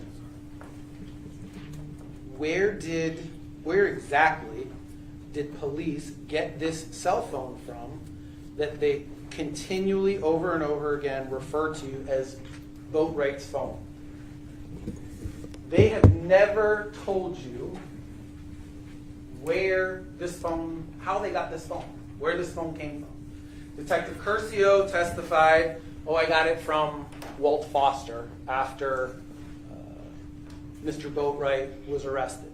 Walt Foster, we had him come in and testify and say, no, I didn't find the phone. I wasn't even there when he was arrested. And in fact, I got 2 phones. An officer gave me 2 phones. So, and it's important. It's important because we don't know if that phone was found in a car somewhere. We don't know if it was found on another person. We don't know where it was found. And this is a piece of evidence that the state wants you to rely upon. Compare this envelope, this evidence envelope, with the envelope of one of the phones they find at Diedrich's house. Look at that. Scroll down. All right. This shows us who found it. It shows us where it was found, northeast bedroom, right? If you go back to the previous one, none of that information is on the envelope that this 1410 envelope.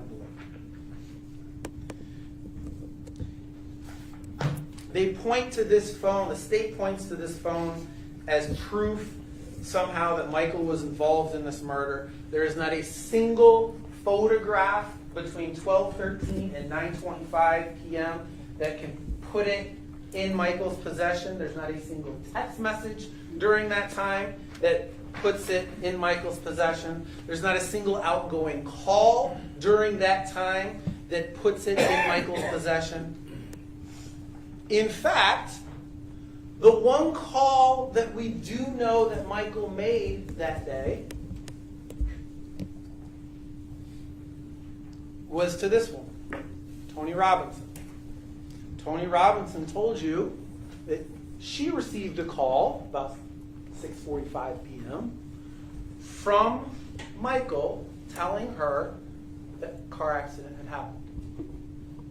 And it wasn't from Michael's phone. She told you that that was from Robert Allen's phone. It's because Michael didn't have his phone. The only reason Michael would call Tony Robinson from Robert Allen's phone is he didn't have that phone with him. Now, I have spent, obviously, the last hour, including before lunch, last hour and a half almost, talking about why I think the evidence shows that Michael wasn't there. Or that the evidence certainly doesn't prove that Michael was there. Right? We've got the DNA underneath the finger, the foreign DNA underneath the fingernails, the necklace, the foreign DNA on the necklace, the foreign DNA on the neck. By the way, if there is any witness at all that you think is important, that you don't remember their testimony, you can ask to have it read back to you. And if it's important, do it. Take the time to do that. We've talked about how, Sherrod Clayton telling police that Michael wasn't one of the men that came back to the house. We've talked about Robert Allen's lies. We've talked about Keith Grayley. We've talked about the mysteries surrounding the car across the street. We've talked about the fact that about a month before this happened, Robert Allen and Dedrick Williams were with two other men who fit the description of the robbers. And the fact that none of the direct evidence puts him there. No DNA, no prints, no eyewitnesses, no surveillance video. But let's say you disagree with me. Let's say that you think there is enough evidence that at least puts Michael in the journey at Reba. I don't think that is there. I strongly believe that this evidence does not show that. But even if you believe that, him being in the journey is not enough to convict him for murder or robbery. The only evidence that puts a gun in Michael's hand or has Michael participate in this murder at all is Robert Allen. You cannot base a conviction on what Robert Allen told you. I want to share a little bit about kind of what worries me about the case.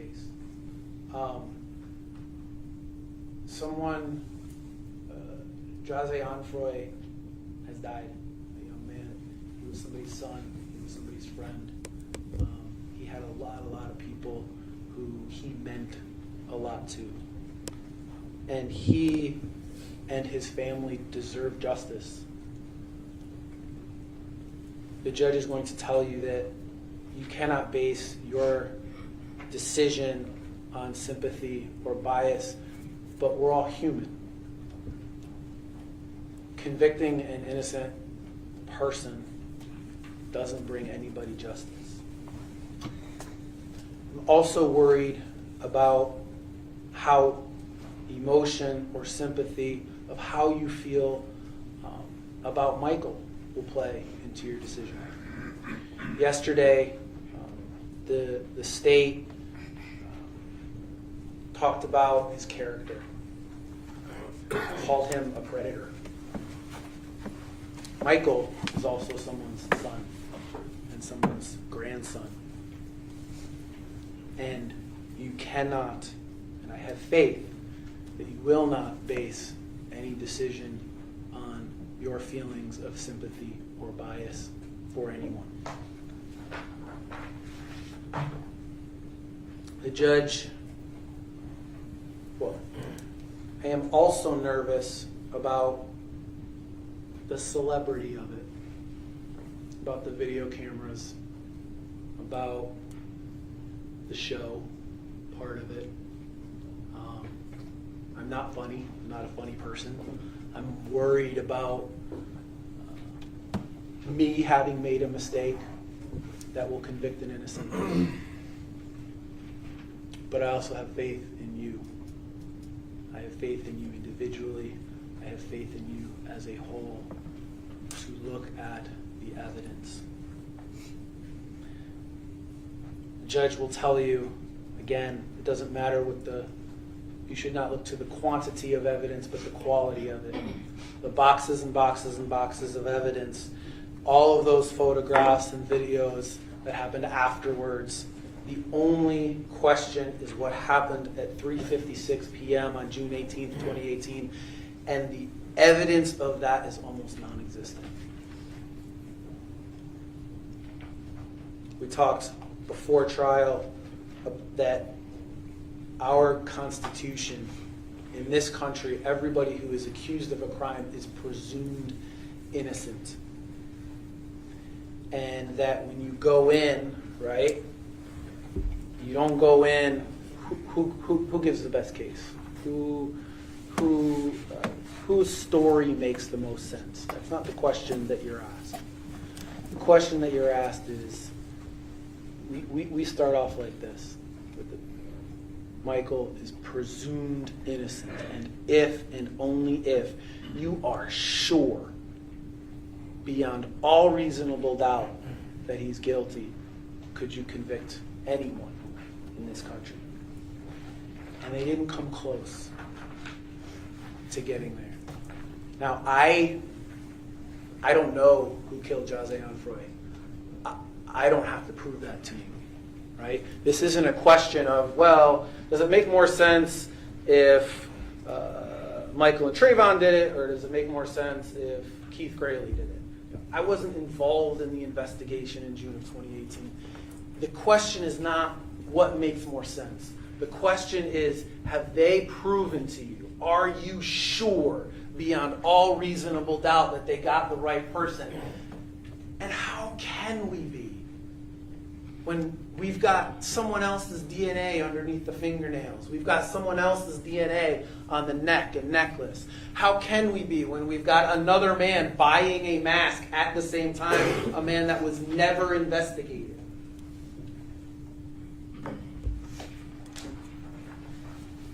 And so, if you believe, as I do, that the evidence hasn't proven Michael guilty at all, you should find him not guilty. As we talked about in jury selection, even if you think that the evidence shows you that Michael probably did it, I don't think that is the case. I don't think they came close to that. But even if you think he probably did it, but if you're not sure, you step beyond all reasonable doubt, you still must find him not guilty. That's how we protect innocent people from being convicted of crimes in this country. Here's something we do know. Someone else's DNA was underneath Josiane Freud's fingernails. Someone else's DNA was on his neck and on the necklace. I'm asking you to stop this charade. I'm asking you to look at the evidence that matters and find Michael Boatwright not guilty. Thank you.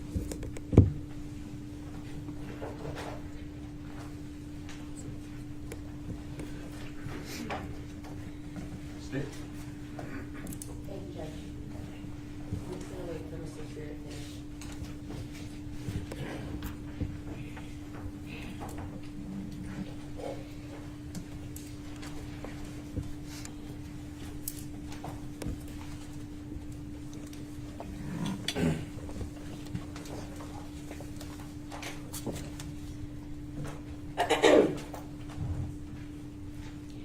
Plans hatched in hell do not have angels for witnesses. I'll say it again. Plans that are hatched and hell do not have angels for witnesses. You recall, one of the first questions that I asked Robert Allen was, are you an angel? I think I asked him twice, and he admitted to you he wasn't. He's not an angel. I never tried to dress him up as an angel. Quite the opposite, and literally he was dressed in custody. He came in to you with shackles, shackled feet, in custody, and was honest about his life, the life that he's led. It hasn't been a model lifestyle. He didn't come from a model background. But plans hatched in hell do not have angels for witnesses. The plans that were hatched by these co-defendants to rob and kill Jase, his name is pronounced Jase, Onfroy, was hatched in hell, and the witnesses are who they are. I didn't pick them. If I could, I don't have that much power, but if I could, I would have probably put somebody in front of you that's never been convicted of a felony, that's perfect, never has jaywalked, but that's not what we have. We have 4 people who from the day before robbed and decided to rent a car for the express purpose of robbing and killing Jase Onfroy when they came across him.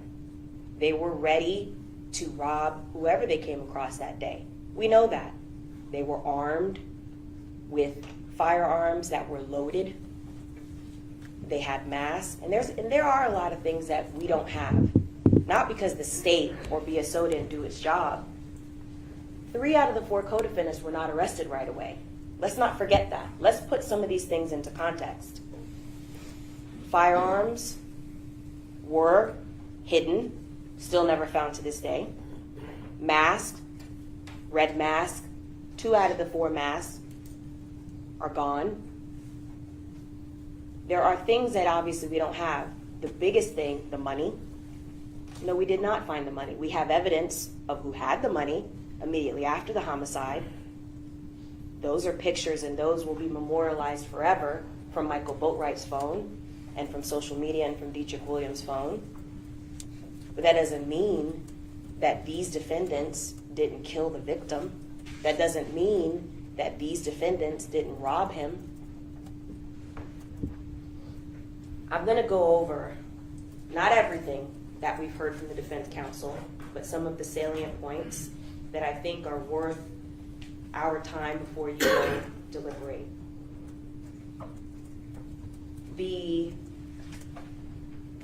You first heard from Mr. Newsom's attorney, Mr. Reyes, yesterday. I think one of the first things that he said was how Trayvon Newsom was not connected to this crime, how there's so little evidence regarding Trayvon Newsom, and that he didn't even use the car, or that the car was not rented for him or something to that effect. I'm paraphrasing. I'm not Miss Chin here as a court reporter, but you can rely on your recollection. He did. He used the car. Just because he wasn't the person that went with Michael Boatwright and Robert Allen the day before, that doesn't mean he didn't use it. Remember, Dietrich Williams wasn't there, but he was using the car the next day. Okay?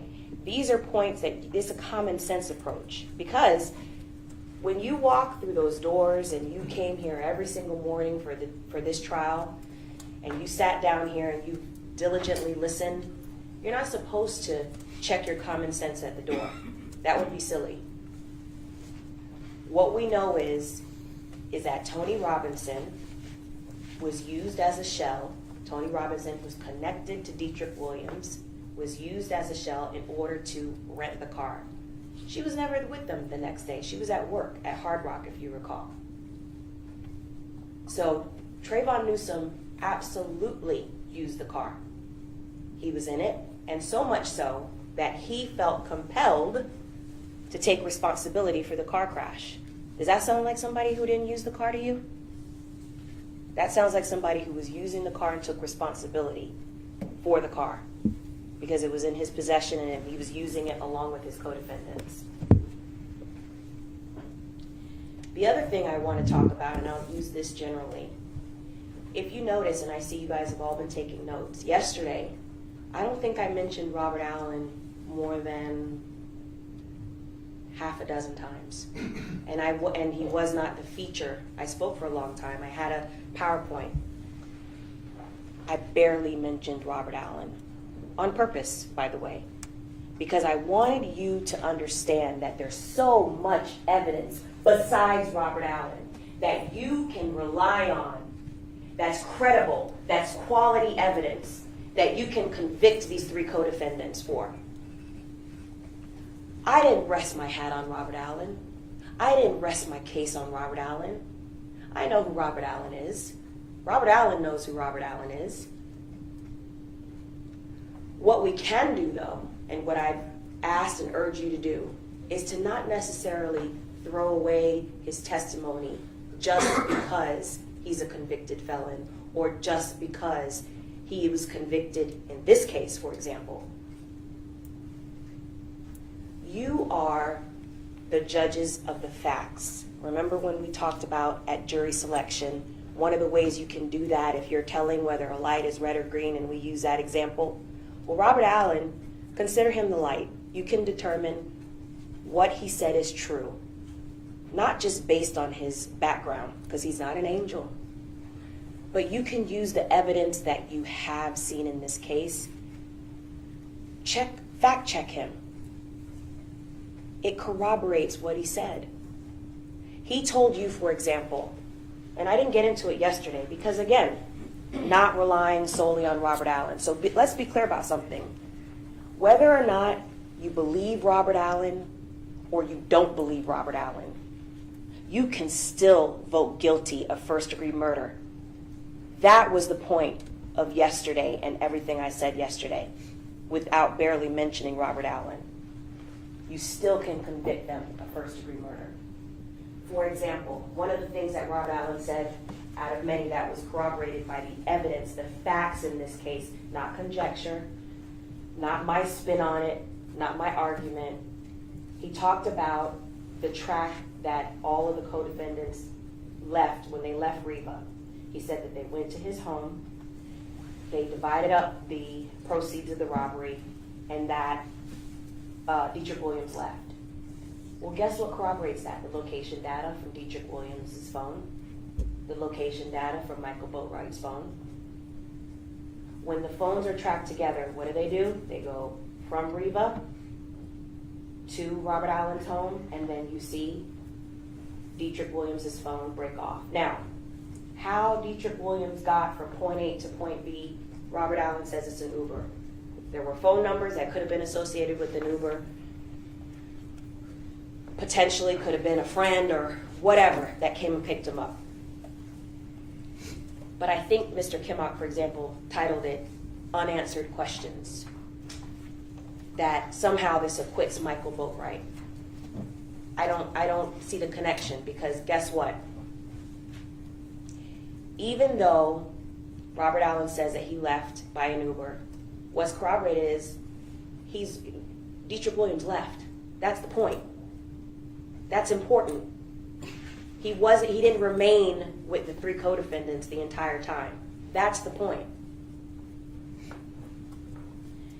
Also, speaking about Mr. Ramirez's argument, he said that Trayvon Newsom posed with money, which may or may not have been stolen money, and that he was not the brightest bulb in the pack. I'm using my phraseology, but not the brightest bulb in the pack for having posed with that money. Well, what do we know? He wasn't just simply posing with money. They were gloating at the fact that they had thousands of dollars. And it's also important to note that these weren't just like pictures and video that happened to just, coincide with other things. This was immediately after the homicide. Immediately after the homicide. That's a point worth underscoring.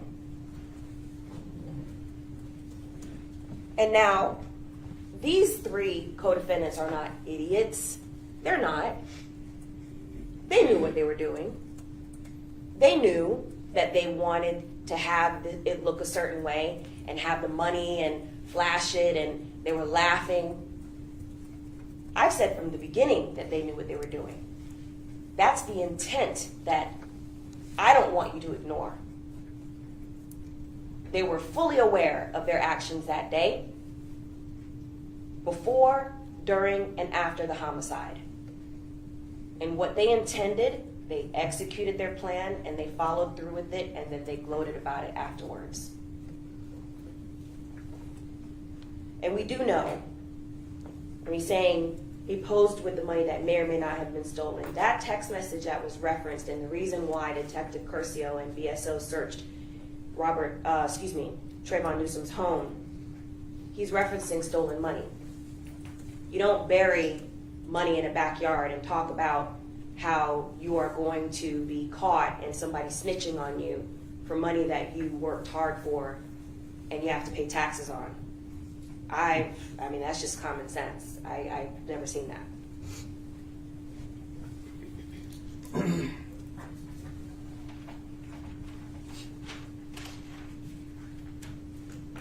Mr. Ayers also talked about how there were two gunmen and both DNA evidence, and okay, I'll give him that. The DNA evidence on the mask doesn't link to Trayvon Newsom, but let's not forget Trayvon Newsom was out of custody the longest. He was arrested last. He was arrested 2 months after this homicide. You know what you can do in 2 months? You can get rid of $15,000.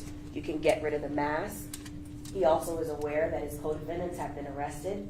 Can you imagine the panic that could have been going through his head as he sees in the news that his co-defendants that he had just been flashing the stolen money with are now arrested? You can also get rid of the firearm that you used, the clothing that you wore. There's a lot of things you can do in 2 months. You can get rid of the phone that you had in your possession. And yes, he turned himself in. He didn't turn himself in with the phone that he was using. So these are reasonable things as to why we don't have the evidence. But you cannot necessarily say, well, that's a reason to exonerate or acquit him. These are reasons that you can take into consideration, and not say that, oh, well, BSO didn't do his job. I would argue it another way. Trayvon Newsom did such a good job hiding the evidence, he hid it from BSO. Judge, objection. Facts not evidence being argued. Overruled. Fair comment. He did such a good job hiding the evidence, he hid it from BSO.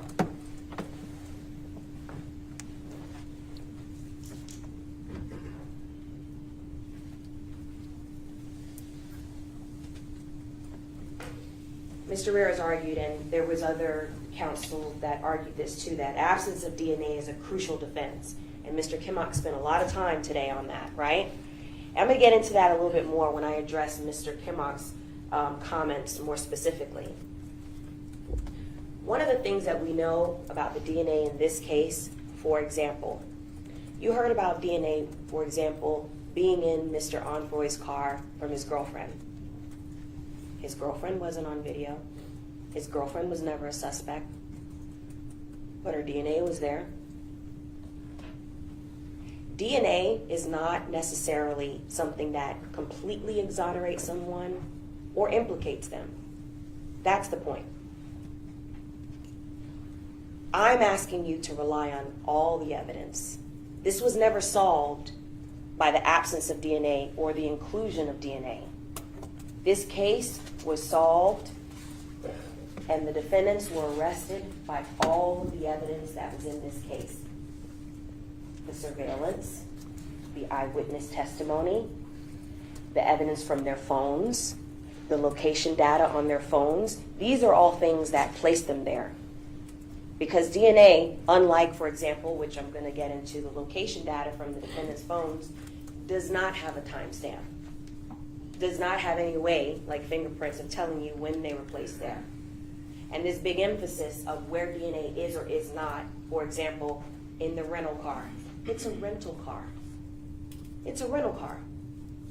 And that bears repeating because most of us have rented a car or at least been driven in a rental car. If you're a non-smoker and you get in a rental car, and the car smells like smoke. And say now the person with you commits a crime that's also a non-smoker. So now they have the car. Does that mean that the person who committed the crime is a smoker? No. It just means that the car has been used by other people, possibly. That's what it could be from. Doesn't mean that the person that committed the crime is a smoker.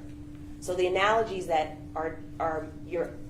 that the defense is asking you to make, it just doesn't land when it comes to some of this stuff. Because, for example, the Dodge Journey was a car that was not only a rental car, but was being used by its owner. So,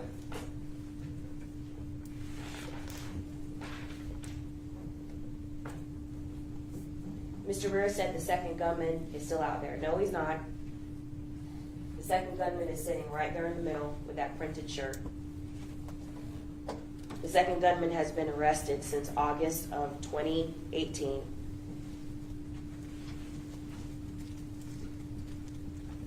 And you'll note that the evidence that we do have of the defendants in this case, even if you want to believe, maybe Robert Allen has more to do with it than what he told you. Remember, he's no angel. There are no other videos of Robert Allen with anyone else and the money from the day of the homicide. The people that are in social media from months ago, from before the homicide, he's not posing with them and money from the homicide. He's posing with the three people that are before you on trial. And that's important because it shows, it's another piece of evidence that it's a way of time stamping when these things occurred. Because we know from the metadata what dates these photos were taken, when these videos were taken, and who they were taken with, where they were taken.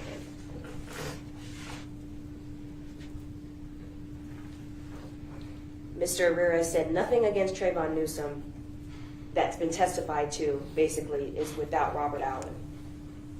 The only thing that I recall, and this is not because Robert Allen said it initially, Trayvon Newsom threatened Robert Allen, not the other way around. And let's call it what it is. It wasn't, I'm mad at you because you're testifying against me.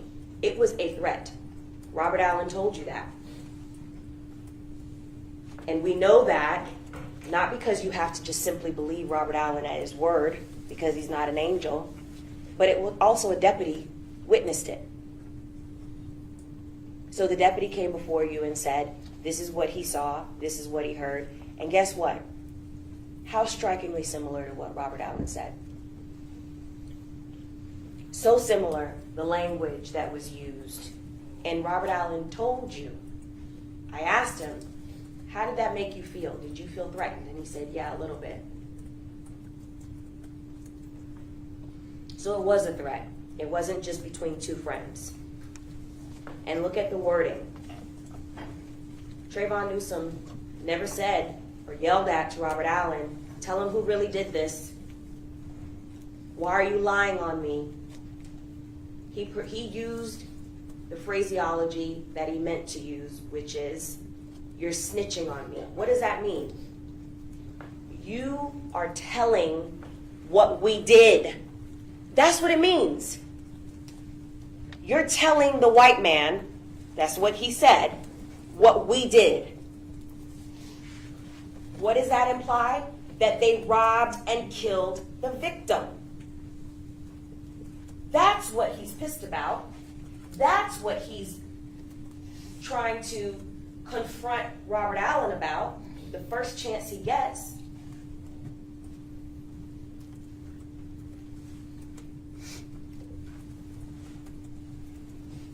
Mr. Ramirez also asked you, if all the guns were together, why wasn't Trayvon's gun found? Because he got rid of it.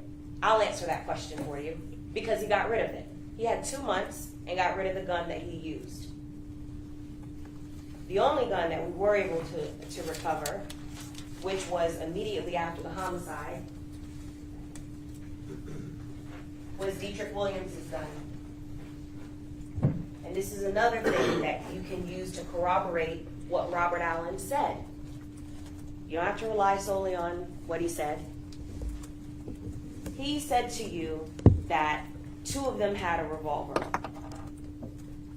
Trayvon Newsom had a revolver and Dietrich Williams had a revolver. And he described to you what Dietrich Williams' revolver looked like. And Mr. Padilla yesterday wanted to make a big fact about Robert Allen's deceased father and his character and how he did whatever he did in his past and how he supplied the guns.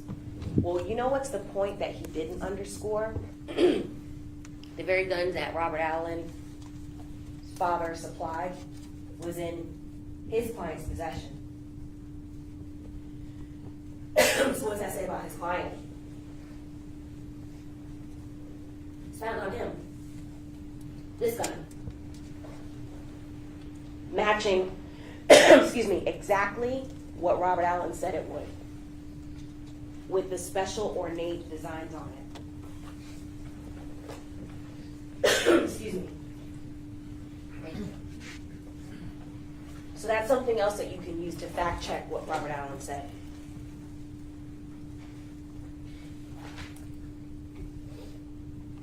Mr. Rear has also said DNA is not the only way that you can convict someone. I agree. Or that you should convict someone only with DNA. I agree. Excuse me. But that's not what I'm asking you to do. I never asked you to do that. From the beginning, from day one. I want you to look at all the evidence. I implore you to please look at all the evidence. Because when you look at all the evidence together, I think it's very compelling that you can and should convict all three defendants of first-degree murder and armed robbery.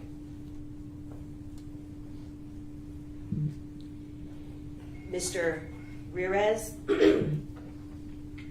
Mr. Padilla, and Mr. Kimmock, in particular Mr. Padilla and Mr. Kimmock,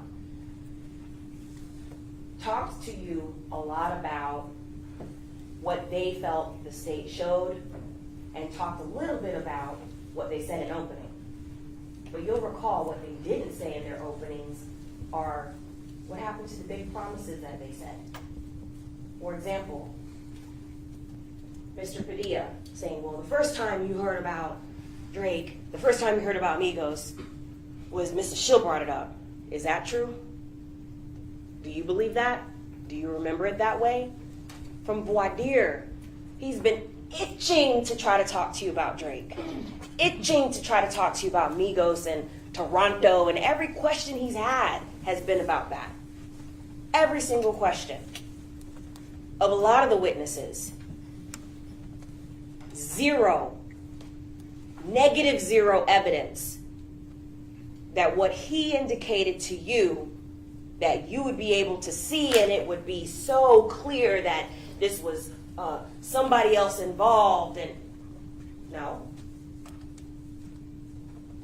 we never saw any evidence of that. There's no evidence of that that's been presented to you. The evidence that has been presented to you is the opposite. His client was involved. His client's evidence that was found at his client's house matches to the murder weapon. Evidence that was found in his client's phone puts him at the homicide scene. Didn't have anything to do with any rappers or people from Toronto or whether or not somebody connected to a superstar threatened on social media in a Twitter beef. It's nonsense. That didn't have anything to do with this case.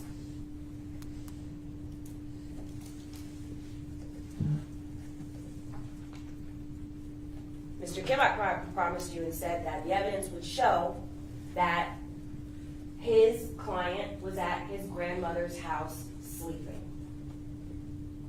Here we are at the end of the trial. Here we are. The evidence has been presented to you. Does it show that? He talked a lot to you about DNA. And remember, DNA is not time-stamped, and the absence of DNA doesn't mean that you didn't do something. But you know what is time-stamped? You know what Mr. Kimmock, for example, never mentioned? I listened carefully for it. He never mentioned the word Bluetooth. Not once. Not once did he mention that word. Because, for example, the Bluetooth from his client's phone does connect him to the homicide. His phone was connected to the Dodge Journey the entire time that the Dodge Journey was at Riva, and we see 2 armed gunmen approach the victim's car to rob and kill him. That, I would argue to you, is more compelling than DNA or the absence of DNA. That's evidence that you can look to, that I'm asking you to rely on. That's in addition to the other evidence that is compelling in this case.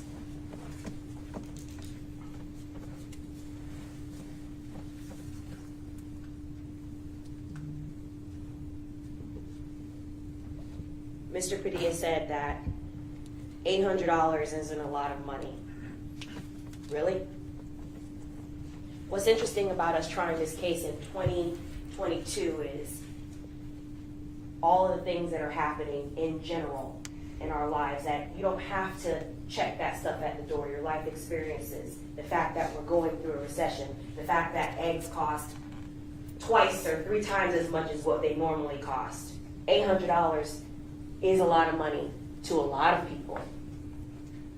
$800 is certainly a lot of money for somebody that's a self-proclaimed tattoo artist that tattoos out of his driveway and house.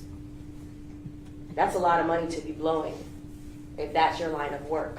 And I'm not saying that to besmirch tattoo artists that tattoo out of their garages, but let's be honest, you're not going to make millions of dollars in 1 week or 1 day, or thousands of dollars doing that. I mean, you have to be a damn good tattoo artist. So what do we know? And we'll look at, and you've seen the evidence from his home. If he's somebody that's so flashy and just always had this much money, does his house look like that? That he was so wealthy? You can look at these things and consider them as part of the evidence as you're evaluating whether or not it's credible.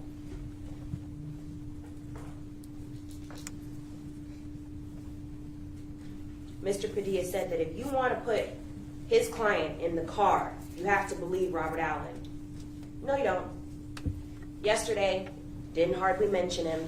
If you notice, yesterday when I was discussing Dietrich Williams, I actually referred to a lot and had a lot of the evidence that I dedicated in my PowerPoint regarding Dietrich Williams to the location data from the cell phones, because that's what places him in the car. That's what places him at the homicide scene. That's what places him with his co-defendants. So again, you could take Robert Allen's testimony and disregard it completely. But then what about the location data? That's credible evidence. What about the fact that he, Dietrich Williams, is seen on scene and identified by Terry Yoakum? That's credible evidence. Terry Bukachian, another credible witness, identifies his client during that time. Again, you can use this evidence to fact check Robert Allen, because Robert Allen told you that's who he was with. Whether or not you believe Robert Allen or not, what does the other evidence say? 1,000% that Dietrich Williams was there during that time. And we know that because guess what? His location data on his phone never shows him leaving, never shows him going and deviating from another area, even when those 2 cars who likely could have just been cars that were stopping in the street. It's the middle of the day.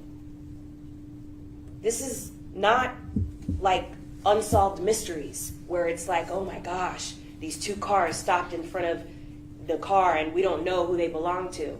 They were in a residential neighborhood, and it was the middle of the day in broad daylight. There were people in the parking lot.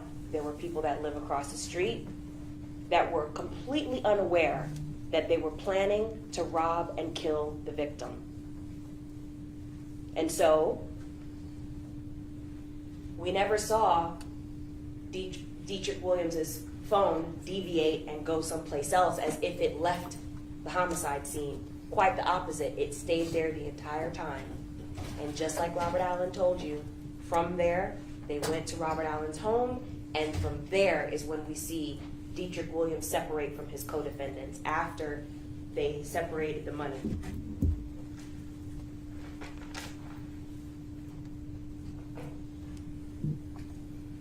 Mr. Padilla also said that it was dumb to post with money. I'm paraphrasing. And he talked about how it was a poor choice for Dietrich Williams to do that. Well, let's talk about the practicality of this. If that truly was money that was hard earned by Dietrich Williams, most people that work and have their money, whether or not they keep it in the bank, wouldn't be flashing their money like that for fear that they will get robbed, for fear that somebody else might take their money, unless you're the person that's the robber, unless you're the person that's the killer, and you're not worried about that.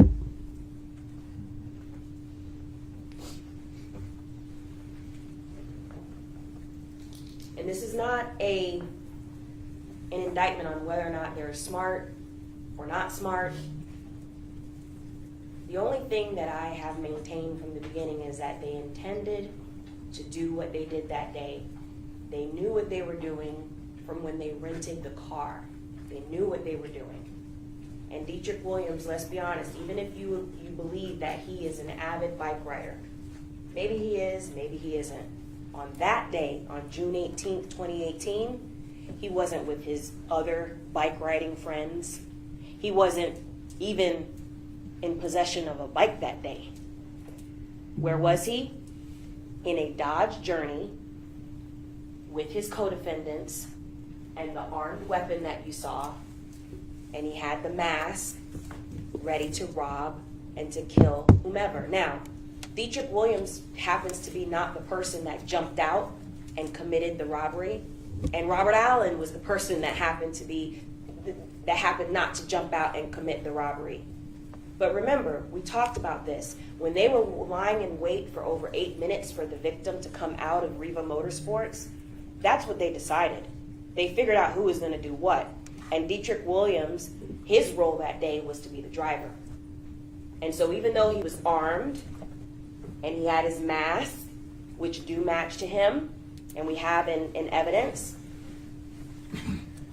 for that day and that moment, they decided amongst themselves that Trayvon Newsom and Michael Boatwright would be the two that jump out and commit this crime.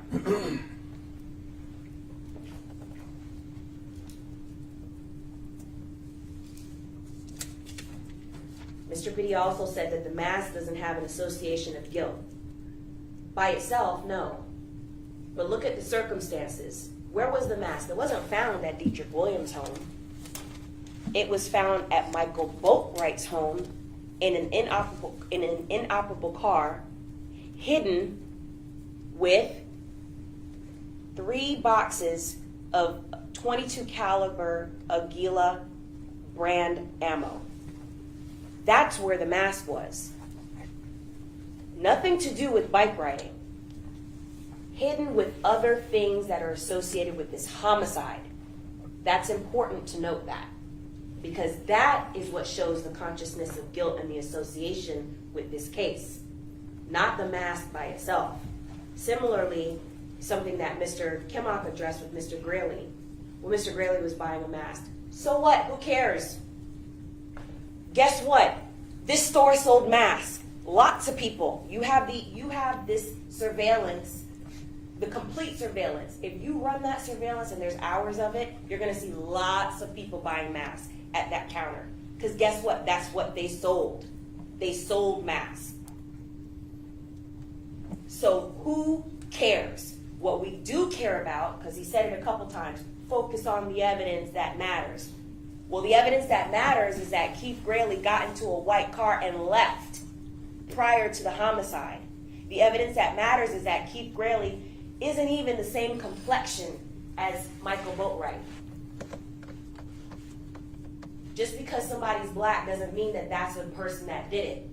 He's lighter skinned than the actual shooter. You could see that for yourself. He's also wearing a different type of hat. The hat that Mr. Boatwright was wearing has red on it.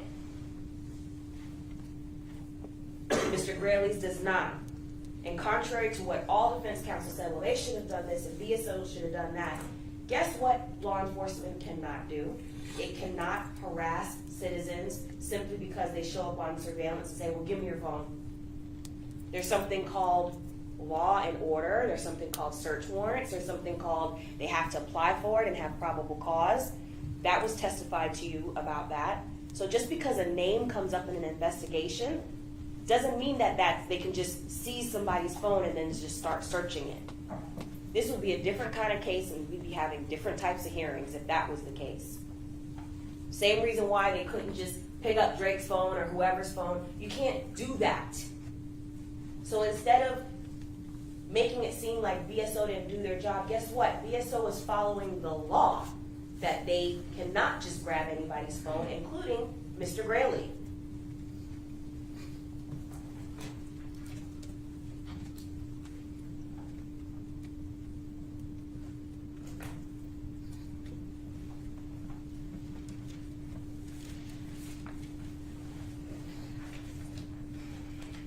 Mr. Padilla also made a lot of comments about Robert Allen and tattoos on his face.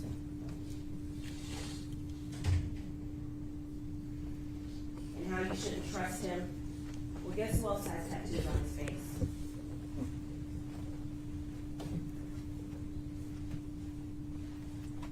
Remember that?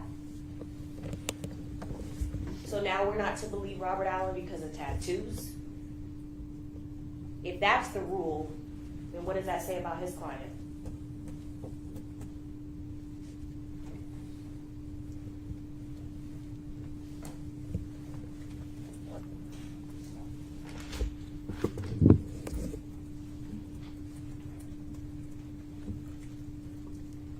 And let's be clear about something. Even if you find one thing that Mr. Padilla said about other people that could have been involved and how BSO didn't investigate this properly, I disagree. But let's just say you find any of that credible. Does it absolve his client? Does it absolve Mr. Newsom? Does it absolve Michael Boatwright? That would be another trial, another jury, another somebody else, or some other 12 members that would decide the fate of whoever this mysterious other person is that ordered this. That's not for your decision today. Your decision today is whether or not Dietrich Williams is guilty of first-degree murder and armed robbery, as well as the other two co-defendants in this case. So if someone else happened to have been involved, because remember, we gave that example of, for example, I think it was, we used The Godfather, the example of The Godfather in voir dire, and how we talked about the movie The Godfather, if Don Corleone was involved and had something to do with ordering and the underlinks. So let's just say Mr. Padilla is right, and that somebody who is rich and powerful had something to do with it. Then that means his client is an underling. Does that acquit him? No. He's still guilty of first-degree murder.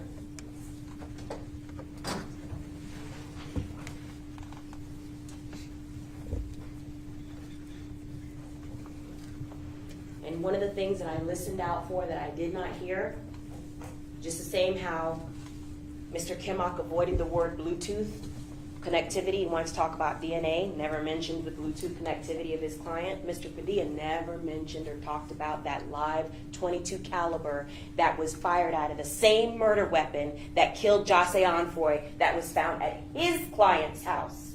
Never, ever mentioned that, not once. And why is that? Because that is something else that links his client to this crime. That's not called Robert Allen, by the way. That live .22 caliber was cycled out of the same firearm that the fired projectiles found at autopsy from Jose Onfoy. They were fired from the same murder weapon. That's important evidence. That's, by the way, one of the things that I talked about yesterday. that didn't include Robert Allen. That's one of the things, by the way, that you can hang your hat on when you are going over the evidence and you're talking about whether or not Dietrich Williams, for example, is guilty of first-degree murder. How'd that get there? If he wasn't at the crime, if he wasn't with the shooter, if he wasn't around the ammo that was connected to this case, if he wasn't with the two gunmen, then how on earth did a live .22 caliber round that was cycled through the same murder weapon get in his house?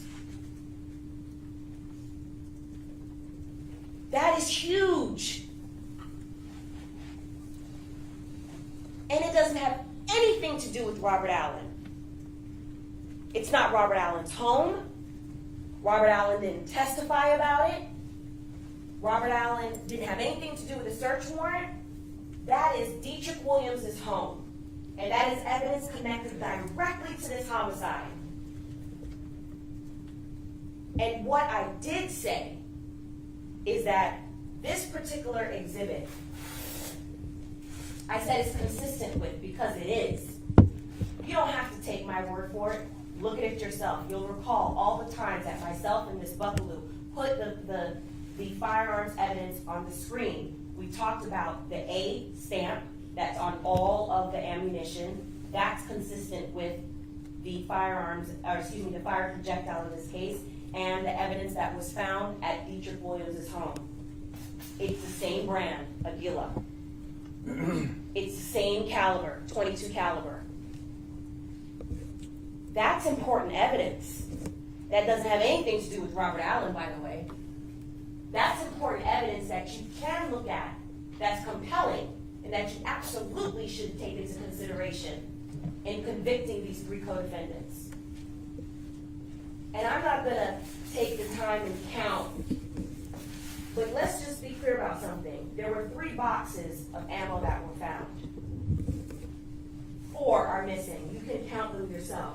The boxes are here, and don't forget that there are some that Clint Williams put in here to make it easier for you to see what they look like, so you can see the A branding.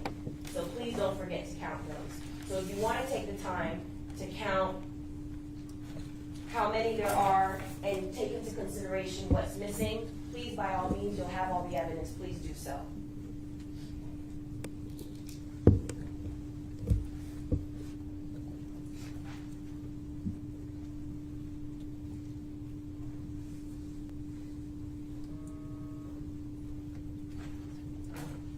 I want to be very clear about something, because it was mentioned with respect to MSE, referred to as Marjorie Stoneman Douglas. I don't think there's a person in this nation that hasn't heard about it. And all that I will say about it is this, because it was brought up by defense counsel as part of their defense, saying that BSO, Detective Curcio in particular, were overworked, and that they missed steps, and that there's all these things that they didn't do in this investigation because of that. That case has nothing to do with this case. 2 separate cases, and the implication that BSO, the first responders, the medical examiner's office, it was all hands on deck. The crime scene unit, that they can't walk and chew gum at the same time is ridiculous. The members of the sheriff's office, the crime scene unit, the people that worked on that case worked hard, they worked tirelessly. And instead of ridiculing them, for example, about how somebody buttons their jacket, trying to make, this like a comedy hour, we should be giving them our gratitude, not ridiculing them.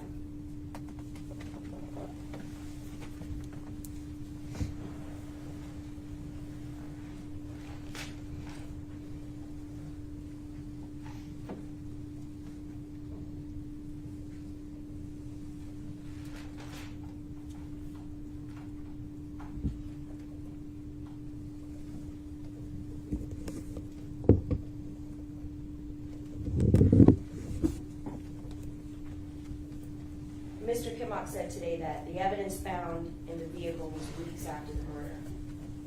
That's because you'll recall his client fled to Georgia immediately after the homicide. So just like Mr. Newsom, for example, who had the benefit of being out of custody for however many weeks and getting rid of evidence, so did Mr. Boatwright. Fortunately for us, he didn't get rid of everything, including his phone with all that evidence on there, and that, God forbid, word that Mr. Kimmock didn't want to mention, Bluetooth. But that's why the evidence was found weeks later. Not because, so it's, you can't have it both ways the way they're arguing and trying to malign the character of the sheriff's office. Oh, they did a rush job. Nope, it took weeks to get this evidence. Nope, they didn't do anything. Oh, nope, they still haven't investigated all this stuff. The evidence came in and it was a fluid investigation. Detective Curcio told you that. And so as evidence came in, they checked it. Either they eliminated people or they included people, and then they followed up on credible leads.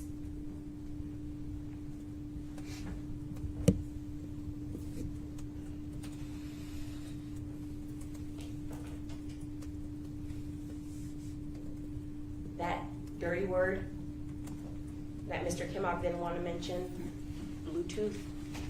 Remember that word? You want to talk about DNA? Let's talk about the Bluetooth. We know from personal experience that you have to be close enough to a car or a building in order for your phone to connect to the car or that building or wherever the Bluetooth is, or the device. And so, what do we know? That the entire time, and again, I want to point out to you, this doesn't have anything to do with Robert Allen. This doesn't have anything to do with if Robert Allen is a liar or a horrible person or a 12-time convicted felon. This is credible evidence that has everything to do with those three defendants' guilt, because the phone during the time of the homicide was connected to Michael Boatwright's Bluetooth. That puts him there. And my goodness, there's a timestamp on it. Thank God for that. Because that timestamp is very specific with location data.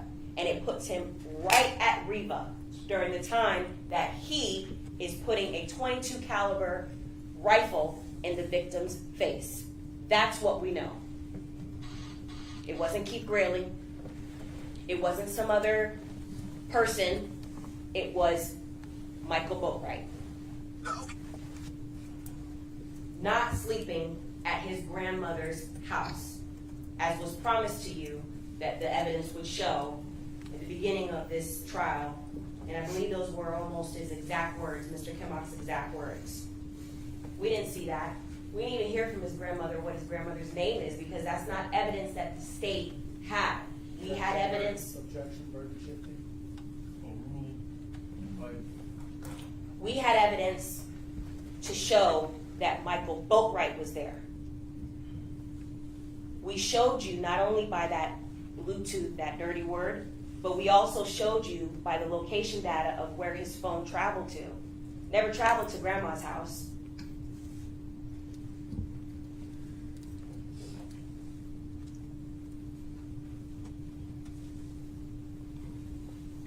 Mr. Kimmock also said DNA was a crucial evidence in this case. And we'll get into the questions that he says were never answered. But DNA is a crucial reason alone that you should have put Michael Boatwright. I'm sorry, what? Excuse me? If you do that, then you're ignoring all of the other evidence that you've heard for weeks in this case. You're ignoring the testimony, the eyewitness testimony, and the identification of Mr. Boatwright by several people that put him connected not only to his co-defendants, but to the homicide with other links. You're discounting fingerprint evidence. You're discounting the evidence of Mr. Campvanny, who testified about location data. You're discounting evidence regarding Bluetooth connectivity. Remember that dirty word, okay? You're discounting evidence also of Mr. Allen. You don't have to rest on Mr. Allen's testimony, but you're discounting the corroborated parts that you can corroborate with that as well. you're discounting all those countless videos. I happen to show you 4. You remember, you'll recall, and it's in evidence, there were dozens. There were dozens of videos from the day of the homicide. There were text messages from Mr. Boatwright's phone within an hour. I think it was a little over an hour, not quite an hour and a half, after he just killed Jose Onfroy and robbed him with his co-defendants, where he texts somebody and says, "Tell my brother I got the cash now." That text didn't come after we see him with some type of vest on. By the way, those pictures and the metadata from those are from months ago, prior to the homicide, where he's saying #workflow. And let's talk about that for a second. Just like a self-proclaimed tattoo artist that tattoos out of his garage or whatever, this is common sense. Does somebody that does landscaping, not owning their own business, would have thousands of dollars like that, flashing it? Judge, if I could ask you to admonish, if there's people in the gallery that can't compose themselves and not make comments, if you could please address that? Yeah, anyone in the audience who makes any comment will be removed from the courtroom and be subject to contempt hearings. You may proceed. Thank you, Ron. The evidence that you've heard is that, and that you've seen rather, there were thousands of dollars in his hands. That's the evidence that came from his phone. And there were pictures and video with him and his co-defendants, unlike what Mr. Kimmock said. He said that the only pictures that you'll see is when he's with Robert Allen. Not true.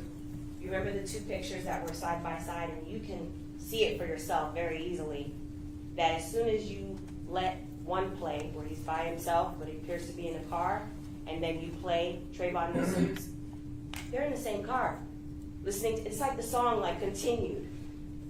And they're together in the same outfits that they were in earlier that day. So he wasn't by himself. You can make that type of deductive reasoning because the evidence is there for you to look at, play, rewind, play again.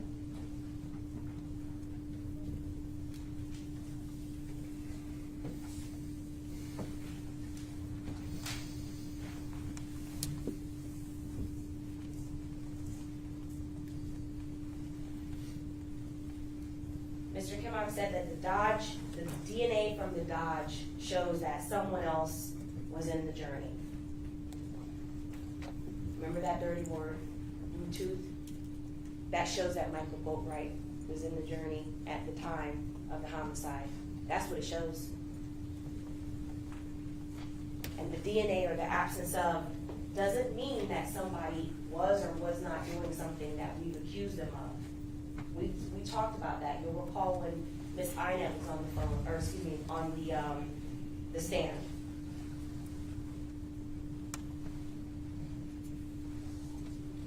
Specifically talking about the DNA and all the things and all the lists and the numbers and what's at a warehouse and who contributed to what DNA. Let's talk about the actual evidence that you heard.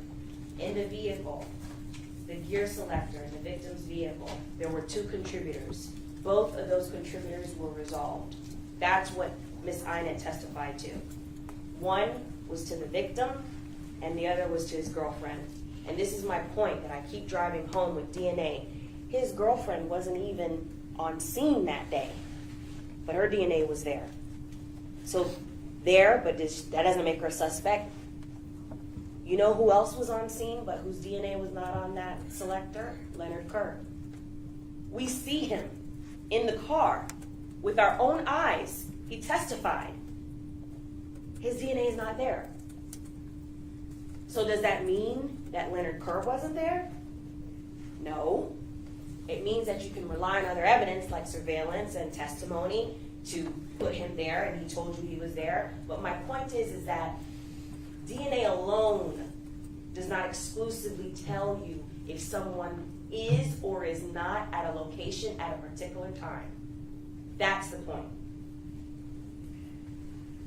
The media knob that was in the victim's car, 2 contributors. That is the only, I believe, unknown that was there, or unknown DNA. And let's talk about the unknown DNA or what the profiles were. It wasn't that BSO is leaving out there a suspect that can't be arrested. You'll recall, Ms. Inett said some of these DNA profiles were so small and so minuscule that they couldn't move on to the next stage to be able to be identified because there just wasn't enough DNA. So I don't care if this case is 50 years old and every agency, including the CIA and the FBI, investigated. You'll never get that answer. And so that's not the standard. The standard that the state has to prove is not beyond all doubt that we have to say whose DNA is the unknown. Because it was testified to you that some of that DNA, we couldn't do anything further with it.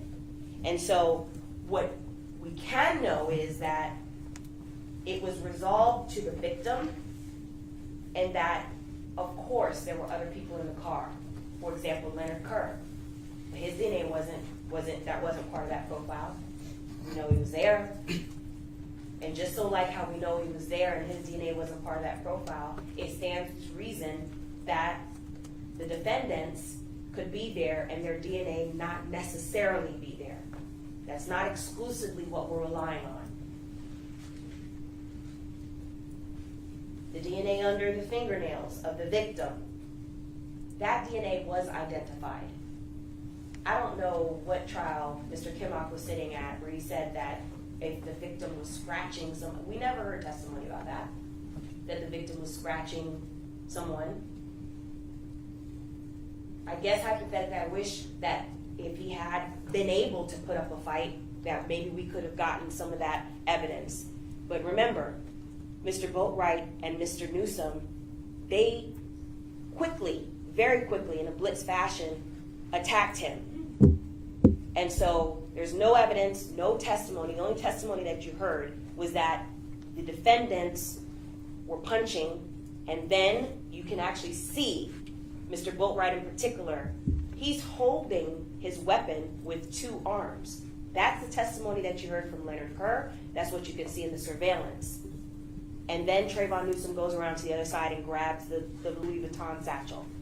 So where is this like scratching, knockdown, drag out that the defense argued we should see DNA from? That's not what happened.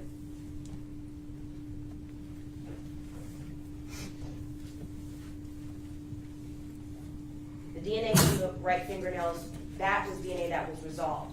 Go back, please, over your notes from when Ms. Inett testified. She resolved that DNA. The left nails, there were only 2 contributors. And it was the victim's DNA, and then, remember, she talked about insufficient, and that's the reason why it was unknown. There was insufficient amount of DNA. So no matter how long you investigate this case, that DNA is never going to be resolved. That's very different than saying BSO didn't do their job. Very, very different. The necklace. There were 2 contributors on the necklace. That DNA was resolved. So I don't want you to go into the back deliberating thinking that BSO didn't do his job and that there's some unknown gunman that's been around Broward County for 5 years. The 2 contributors to that necklace were the victim and his girlfriend. That's what Ms. Inett testified about. Objection. That's not evidence. Jury will rely on its own recollection. You were there, you listened to her testimony. I implore you to rely on your notes and regarding that. There were several times that she talked about all the other contributors and how it was resolved. The cell phone site locations, and I will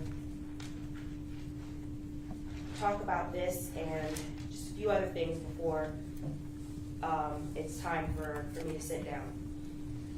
With respect to the cell phone evidence, let's break it up into pre-homicide, during the homicide, and after the homicide.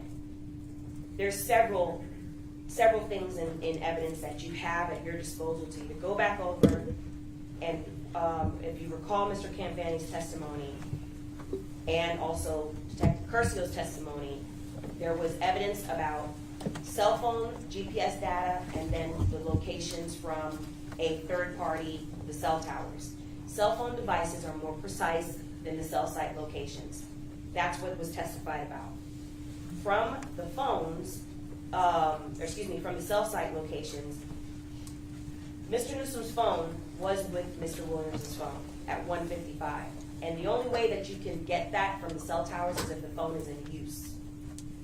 However, for cell site, for the GPS, it doesn't have to necessarily be. But the cell phone locations puts Williams at the locations that are more precise, which is at his home at 306, 311, and he's with the co-defendants before they go to Reba. That's what the testimony was. The cell sites also place Robert Allen near Williams' home, consistent with what Robert Allen said, and then it also places Mr. Boatwright at the cell site location near Williams' home. Even more specifically, Mr. Boatwright's phone download showed that he was connected to Wi-Fi named Chucky when he was at his house. That's an evidence. You can go over that. There's that dirty word, the Wi-Fi, the Bluetooth, that does show Mr. Boatwright's locations. During the time that they were at Reba, the cell sites put Williams, Boatwright, and Allen together. And that's important and crucial because that also corroborates what Robert Allen says. It corroborates the video, and it shows that they were at the locations that was testified to. After the homicide, the cell site for Mr. Newsom's phone hits near a tower, and I think Mr. Ramirez was saying, well, what about the fact that, it was some location? I believe most of you, if not all of you, and you can use this experience, were from Broward, particularly the Lauderhill area. You either worked in that area or know that area. You can rely on just general experience, not for you to do any additional investigations, but 31st Avenue and 19th Street are not far from each other at all. And if you're familiar with that area, you'll know, and you have mapping in evidence, you can see for yourself that the location that Mr. Newsom's phone pings at during that time is not far from the location where it was testified to that the defendants were, so it does place them there.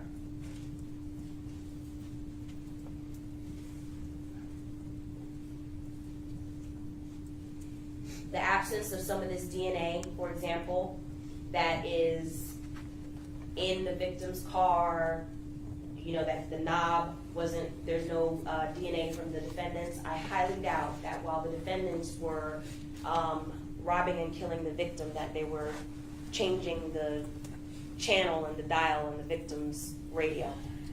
So that's a reasonable explanation as to why their DNA would not be on, for example, an object like that.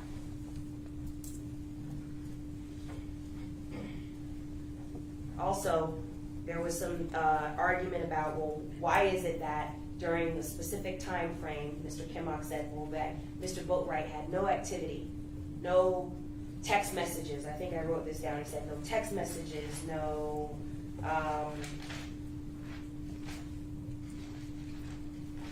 DNA linking him to that. You gave a list of stuff, no DNA, no witnesses, no eyewitnesses testimony. Well, even with his own cell phone, there's no activity in his cell phone during that time because I submit to you, he was too busy killing and robbing the victim. So it's hard to send a text message when you have a .22 caliber rifle in your hand and you have it shoved in a victim's face. It's hard to send a text message when you're trying to get rid of that firearm, and it's hard to send a text message when you're then trying to change your clothing so that you can evade detection. So that's a reasonable explanation as to why that particular evidence isn't there at that time. But as soon as he is able to get back to his phone, what does he do? He starts bragging about the money and showing off the fact that he now has this influx in cash.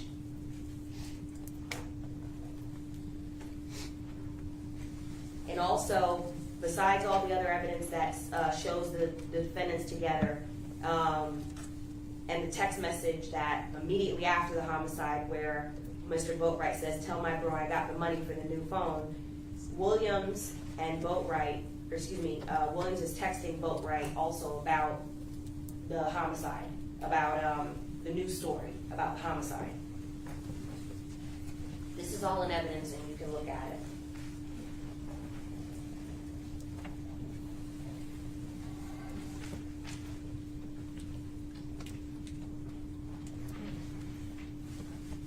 I've addressed some of these through my other arguments that other counsel made about the unanswered questions that Mr. Kimmock said, where's the money, and no photos or no outgoing calls during the time that his client is committing this homicide, and then also who drove Mr. Williams from the house. I could stand up here for hours and go over point by point, but let's be clear about something. These questions do not alleviate the hard factual evidence that does point to these three co-defendants. It doesn't. Who drove Mr. Williams from Mr. Allen's home doesn't matter when you have all this other evidence showing that Mr. Williams was there during the homicide, Mr. Boatwright was there. That's what I'm asking you to pay attention to.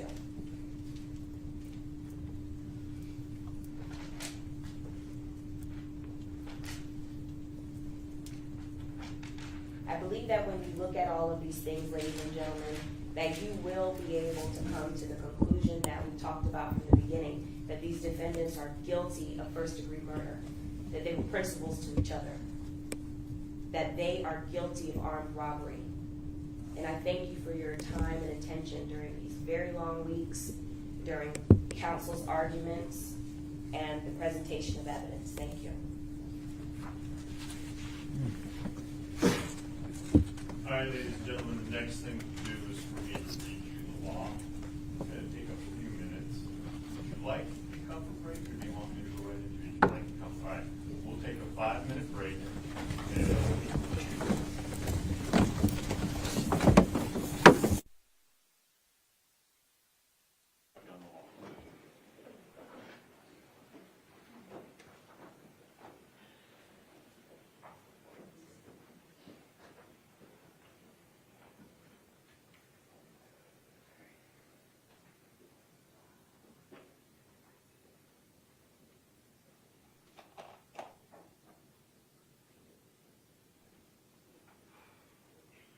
Okay.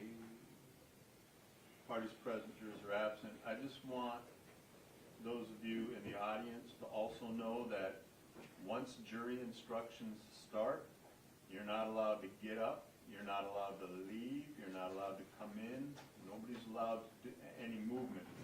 So if you're all welcome to listen, but if you stay, you have to stay seated and quiet. And so now's your chance to either come or go, but once we start, there is no more movement in the courtroom. Thank you. Judge, real quick. Bring them out.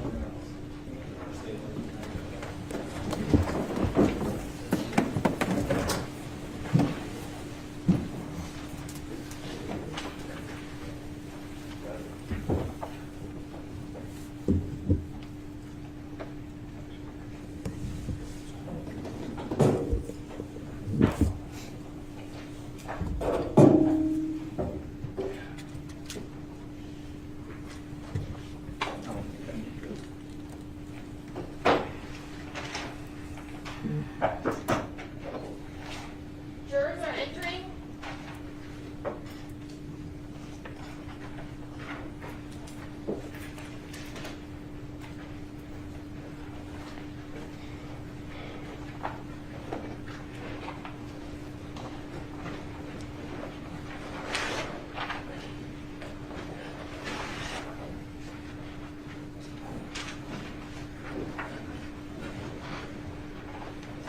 Parties may be seated. Court will come to order. The parties are present. The jurors are present. Ladies and gentlemen, welcome back.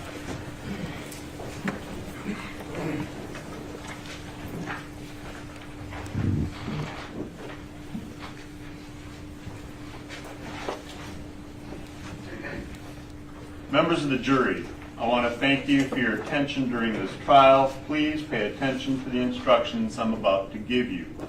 I will give you a written copy of what I am reading to you, so it is not necessary for you to take notes unless you wish to or wish to highlight something, but you will have the complete copy of my instructions to take back with you. One thing I will tell you now is that you are not to write on any of these instructions. At the end of the case, they have to be returned back to me with the verdict forms are in here. Those are the only things that you're allowed to actually write on. Okay?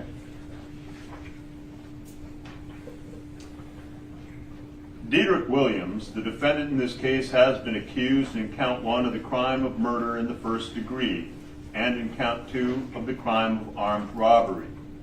Michael Boatwright, a defendant in this case, has been accused in count 1 of the crime of murder in the first degree and in count 2 of the crime of armed robbery. And Trayvon Newsom, the defendant in this case, has been accused in count 1 of the crime of murder in the first degree and in count 2 of the crime of armed robbery.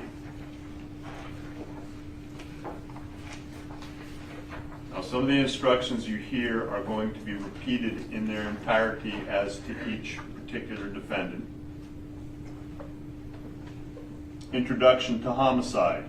In this case, Dedrick Williams is accused of murder in the first degree and armed robbery as charged in the indictment.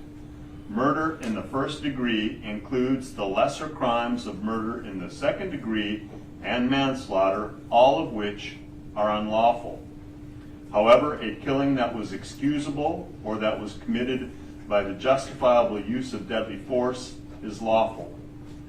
If you find Jose Onfroy was killed by Dedrick Williams, you should then consider the circumstances surrounding the killing in deciding if the killing was murder in the first degree, or was murder in the second degree, or was manslaughter, or whether the killing was excusable or resulted from the justifiable use of deadly force.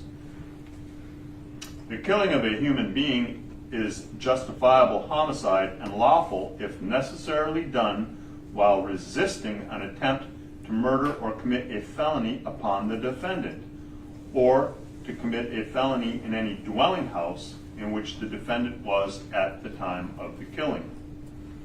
The killing of a human being is excusable and therefore lawful under any one of the following 3 circumstances. Number 1, when the killing is committed by accident and misfortune in doing any lawful act by lawful means with usual ordinary caution and without any unlawful intent. Or when the killing occurs by accident or misfortune in the heat of passion upon any sudden and sufficient provocation. Or 3, when the killing is committed by accident and misfortune resulting from a sudden combat if a dangerous weapon is not used and the killing is not done in a cruel or unusual manner. A dangerous weapon is any object that will likely cause death or great bodily harm if used in the ordinary and usual manner contemplated by its design and construction.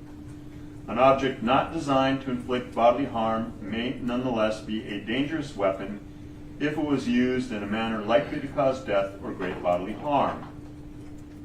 Great bodily harm means great as distinguished from slight, trivial, minor, or moderate harm, and as such does not include mere bruising.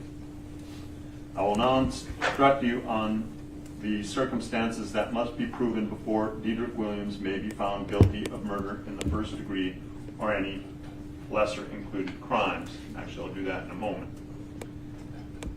Similarly, in this case, Michael Boatwright is accused of murder in the first degree and armed robbery as charged in the indictment.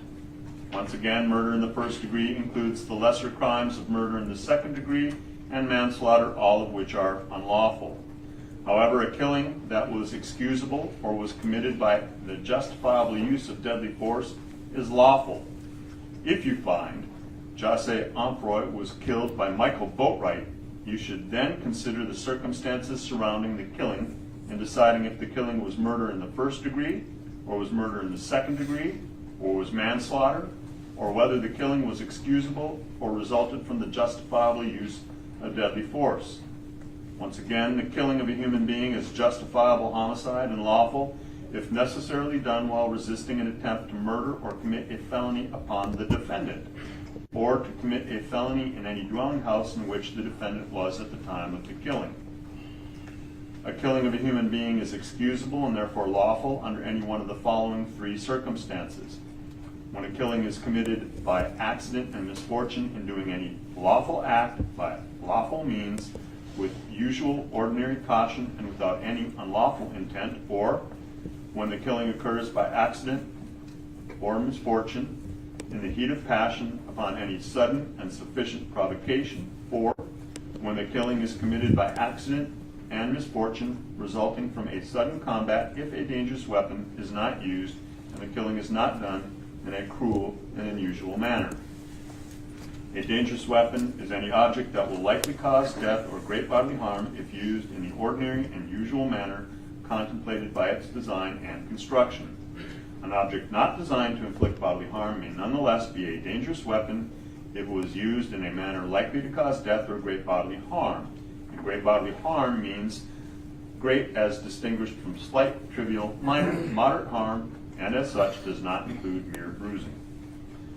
I will instruct you on the circumstances that must be proven before Michael Boatwright may be found guilty of murder in the first degree or any lesser included crime. And once again, in this case, Trayvon Newsom is accused of murder in the first degree and armed robbery as charged in the indictment. Murder in the first degree includes the lesser crimes of murder in the second degree and manslaughter, all of which are unlawful. However, a killing that was excusable or was committed by justifiable use of deadly force is lawful if you find José Onfroy was killed by Trayvon Newsom.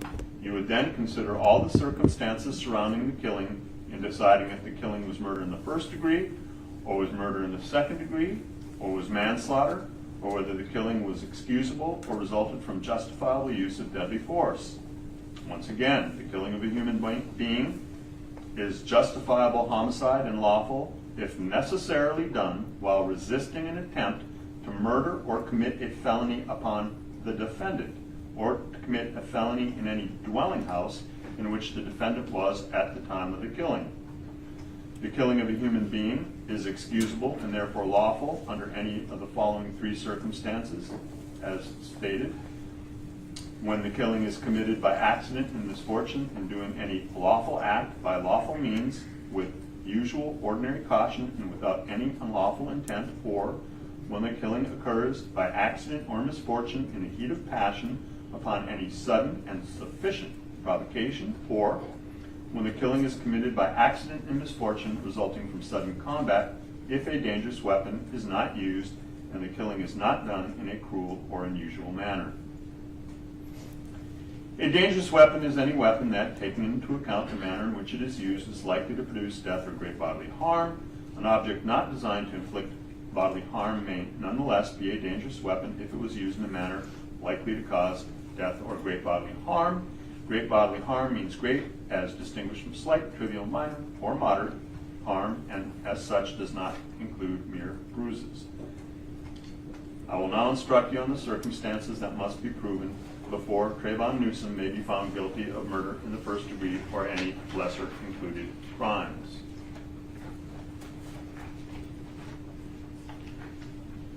There are two ways a person may commit first-degree murder.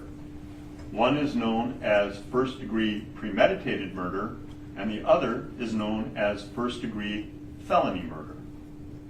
To prove the crime of first-degree premeditated murder, the state must prove the following three elements beyond a reasonable doubt. Number one, José Onfroy is dead. Number two, the death was caused by the criminal act of Dedrick Williams. And three, there was a premeditated killing of José Onfroy.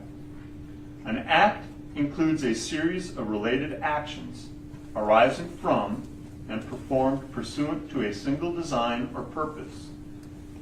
Killing with premeditation is killing after consciously deciding to do so. The decision must be present in the mind at the time of the killing. The law does not fix an exact period of time that must pass between the formation of the premeditated intent to kill and the killing. The period of time must be long enough to allow reflection by the defendant. Premeditation can be inferred from the nature of the weapon used, the presence or absence of adequate provocation, previous difficulties between the parties, the manner in which the homicide was committed, and the nature and manner of the wounds that were inflicted. It must exist for such time before the homicide as will enable the accused to be conscious of the nature of the deed he is about to commit and the probable result to follow from it insofar as the life of the victim is concerned. The premeditated intent to kill must be formed before the killing. The question of premeditation is a question of fact to be determined by you from the evidence. It will be sufficient proof of premeditation if the circumstances of the killing and the conduct of the accused convince you beyond a reasonable doubt of the existence of premeditation at the time of the killing. Once again, there are two ways a person may commit first-degree murder. One is known as first-degree premeditated murder, and the other is known as first-degree felony murder. To prove the crime of first-degree premeditated murder, the state must prove the following three elements beyond a reasonable doubt. Number one, José Onfroy is dead. Number two, that death was caused by the criminal act of Michael Boatwright. And three, there was a premeditated killing of José Onfroy. An act includes a series of related actions arising from and performed pursuant to a single design or purpose. Killing with premeditation is killing after consciously deciding to do so. The decision must be present in the mind at the time of the killing. The law does not fix the exact period of time that must pass between the formation of the premeditated intent to kill and the killing. The period of time must be long enough to allow reflection by the defendant. Premeditation can be inferred from the nature of the weapon used, the presence or absence of adequate provocation, previous difficulties between the parties, the manner in which the homicide was committed, and the nature and manner of the wounds inflicted.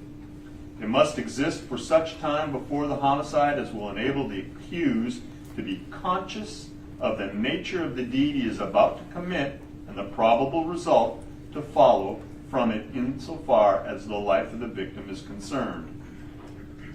The premeditated intent to kill must be formed before the killing. The question of premeditation is a question of fact to be determined by you from the evidence. It will be sufficient proof of premeditation if the circumstances of the killing and the conduct of the accused convince you beyond a reasonable doubt of the existence of premeditation at the time of the killing. And once again, there are two ways a person may commit first-degree murder. One is known as first-degree premeditated murder, and the other is known as first-degree felony murder. To prove the crime of first-degree premeditated murder, the state must prove the following three elements beyond a reasonable doubt. Number one, José Onfroy is dead. Number two, that death was caused by the criminal act of Trayvon Newsom. And three, there was a premeditated killing of José Onfroy. An act includes a series of related actions arising from and performed pursuant to a single design or purpose. Again, killing with premeditation is killing after consciously deciding to do so. The decision must be present in the mind at the time of the killing. The law does not fix the exact period of time that must pass between the formation of the premeditated intent to kill and the killing. The period of time must be long enough to allow reflection by the defendant. Premeditation can be inferred from the nature of the weapon used, the presence or absence of adequate provocation, previous difficulties between the parties, the manner in which the homicide was committed, and the nature and manner of the wounds inflicted. It must exist for such time before the homicide as will enable the accused to be conscious of the nature of the deed he is about to commit and the probable result to follow from it insofar as the life of the victim is concerned. The premeditated intent to kill must be formed before the killing. question of premeditation is a question of fact to be determined by you from the evidence. There will be sufficient proof of premeditation if the circumstances of the killing and the conduct of the accused convince you beyond and to the exclusion of a reasonable doubt of the existence of premeditation at the time of the killing. The second way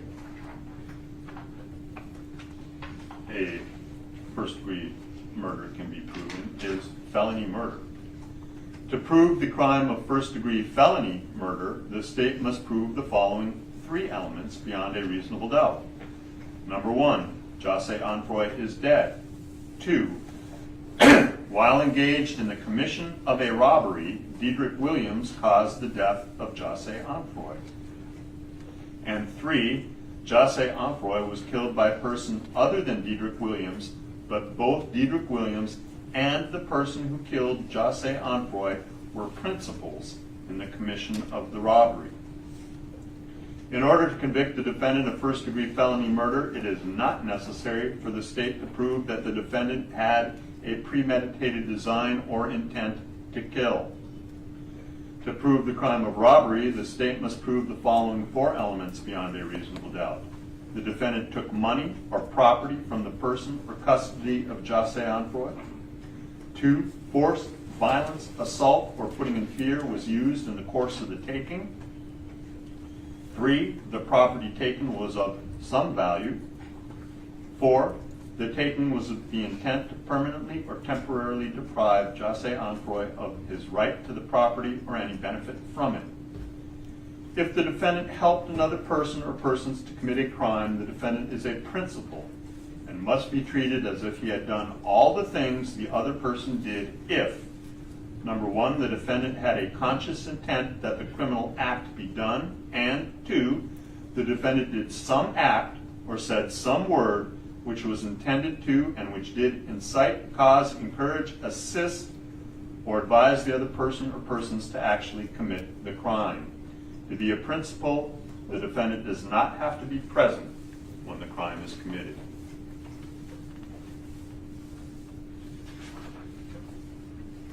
Again, to prove the crime of first-degree felony murder, the state must prove the following 3 elements beyond a reasonable doubt. Jose Onfroy is dead. Number 2, while engaged in the commission of a robbery, Michael Boatwright caused the death of Jose Onfroy. And 3, Michael Boatwright was the person who actually killed Jose Onfroy. In order to convict the defendant of first-degree felony murder, it is not necessary for the state to prove that the defendant had a premeditated design or intent to kill. To prove the crime of robbery, the state must prove the following 4 elements beyond a reasonable doubt. The defendant took money or property from the person or custody of Jose Onfroy. Force, violence, assault, or putting in fear was used in the course of taking. 3, the property taken was of some value. And 4, the taking was with the intent to permanently or temporarily deprive Jose Onfroy of his right to the property or any benefit therefrom. If the defendant helped another person or persons to commit a crime, the defendant is a principal and must be treated as if he had done all the things the other person or persons did if 1, the defendant had a conscious intent that the criminal act be done, and 2, the defendant did some act or said some word which was intended to and which did incite, cause, encourage, assist, or advise the other person or persons to actually commit the crime. To be a principal, a defendant does not have to be present when the crime is committed. And again, to prove the crime of first-degree felony murder, the state must prove the following 3 elements beyond a reasonable doubt. Number 1, Jose Onfroy is dead. Number 2, while engaged in the commission of a robbery, Trayvon Newsom caused the death of Jose Onfroy. And 3, Jose Onfroy was killed by a person other than Trayvon Newsom, but both Trayvon Newsom and the person who killed Jose Onfroy were principals in the commission of the robbery. In order to convict the defendant of first-degree felony murder, it is not necessary for the state to prove that the defendant had a premeditated design or intent to kill. To prove the crime of robbery, the state must prove the following 4 elements beyond a reasonable doubt. Number one, the defendant took money or property from the person or custody of Jase Onfroy. 2, force, violence, assault, or putting in fear was used in the course of the taking. 3, the property taken was of some value. And 4, the taking was with the intent to permanently or temporarily deprive Jase Onfroy of his right to the property or any benefit from it. If the defendant helped another person or persons to commit a crime, the defendant is a principal and must be treated as if he had done all the things the other person or persons did if, 1, the defendant has a conscious intent that the criminal act be done, and 2, the defendant did some act or said some word which was intended to and which did incite, cause, encourage, assist, or advise the other person or persons to actually commit the crime. To be a principal, a defendant does not have to be present when the crime is committed. So those 3 instructions are with respect to count 1 of the indictment, and there was a separate instruction for each defendant. With respect to count 2. To prove the crime of robbery, the state must prove the following 4 elements beyond a reasonable doubt. Number 1, Diedrich Williams took certain property of value from the person or custody of Jase Onfroy. 2, force, violence, assault, or putting in fear was used in the course of the taking. 3, the property taken was of some value. And 4, the taking was with the intent to permanently or temporarily deprive Jase Onfroy of his right to the property or any benefit from it. An assault is an intentional and unlawful threat, either by word or act, to do violence to a victim when it appears the person making the threat has the ability to carry out the threat, and the act creates in the mind of the victim a well-founded fear that violence is about to take place. If the circumstances were such as to ordinarily induce fear in the mind of a reasonable person, then a victim may be found to have been in fear, and actual fear on the part of the victim need not be shown. In the course of the taking means the act occurred prior to, contemporaneous with, or subsequent to the taking of the property, and the act and the taking of the property constitute a continuous series of acts or events. The taking must be by the use of force or violence so as to overcome the resistance of a person, or by putting the person in fear so that he or she does not resist. The law does not require that the victim of a robbery resist to any particular extent, or that the victim offer any actual physical resistance if the circumstances are such that a victim is placed in fear of death or great bodily harm if he or she does resist.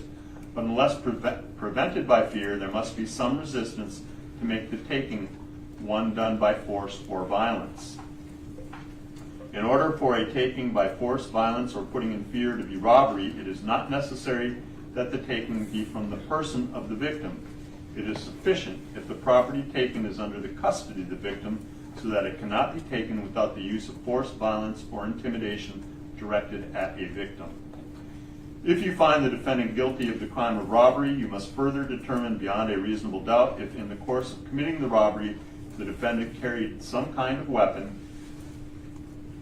An act is in the course of committing the robbery if it occurred in an attempt to commit the robbery or in flight after the attempt or commission. If you find that the defendant carried a firearm in the course of committing the robbery, you should find him guilty of robbery with a firearm. A firearm means any weapon which is designed to or may readily be converted to expel a projectile by the action of an explosive. If you find that the defendant carried no firearm or weapon in the course of committing the robbery, but did commit the robbery, you should find him guilty only of robbery. With respect to count 2, to prove the crime of robbery, the state must prove the following 4 elements beyond a reasonable doubt. Michael Boatwright took certain property of value from the person or custody of Jase Onfroy. 2, force, violence, assault, or putting in fear was used in the course of the taking. 3, the property taken was of some value. And 4, the taking was with the intent to permanently or temporarily deprive Jase Onfroy of his right to the property or any benefit from it. An assault is an intentional and unlawful threat, either by word or act, to do violence to a victim when it appears the person making the threat has the ability to carry out the threat, and the act creates in the mind of the victim a well-founded fear that violence is about to take place. If the circumstances were such as to ordinarily induce fear in the mind of a reasonable person, then a victim may be found to have been in fear, and actual fear on the part of the victim need not be shown. In the course of the taking means that the act occurred prior to, contemporaneous with, or subsequent to the taking of the property, and the act and the taking of the property constitute a continuous series of acts or events. The taking must be done by the use of force or violence to overcome the resistance of a person, or by putting the person in fear so that he or she does not resist. The law does not require that a victim of a robbery resist to any particular extent, or that a victim offer any actual physical resistance. If the circumstances are such that the victim is placed in fear of death or great bodily harm if he or she does resist, but unless prevented by fear, there must be some resistance to make the taking one done by force or violence. In order for a taking by force, violence, or putting in fear to be robbery, it is not necessary that the taking be from the person of the victim. It is sufficient if the property taken is under the custody of the victim so that it cannot be taken without the use of force, violence, or intimidation directed against the victim. If you find the defendant guilty of the crime of robbery, you must further determine, if beyond a reasonable doubt, if in the course of committing the robbery the defendant carried some kind of weapon. An act is in the course of committing a robbery if it occurred in an attempt to commit the robbery or in flight after the attempt or commission. If you find the defendant carried a firearm in the course of committing the robbery, you should find him guilty of robbery with a firearm. A firearm means any weapon which is designed to, or may readily be converted to expel a projectile by the action of an explosive. If you find the defendant carried no firearm or weapon in the course of committing the robbery, but did commit the robbery, you should find him guilty only of robbery. And once again, prove the crime of robbery, the state must prove the following four elements beyond a reasonable doubt. Trayvon Newsom took certain property of value from the person or custody of Jose Onfroy. Force, violence, or assault or putting in fear was used in the course of the taking. The property taken was of some value. The taking was with the intent to permanently or temporarily deprive Jose Onfroy of his right to the property or any benefit from it. An assault is an intentional and unlawful threat, either by word or act, to do violence to a victim when it appears the person making the threat has the ability to carry out the threat, and the act creates in the mind of the victim a well-founded fear that violence is about to take place. If the circumstances were such as to ordinarily induce fear in the mind of a reasonable person, then a victim may be found to have been in fear, and actual fear on the part of the victim need not be shown. In the course of the taking means that the act occurred prior to, contemporaneous with, or subsequent to the taking of the property, and the act and the taking of the property constitute a continuous series of acts or events. The taking must be by the use of force, violence, so as to overcome the resistance by the person, or by putting a person in fear so that he or she does not resist.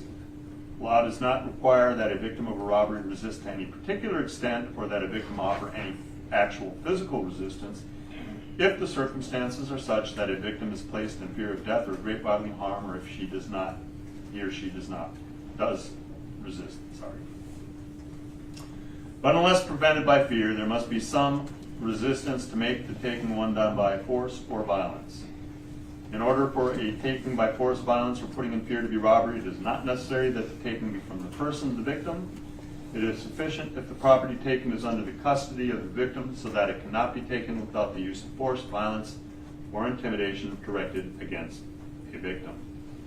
If you find the defendant guilty of the crime of robbery, you must further determine beyond a reasonable doubt if in the course of committing the robbery the defendant carried some kind of weapon.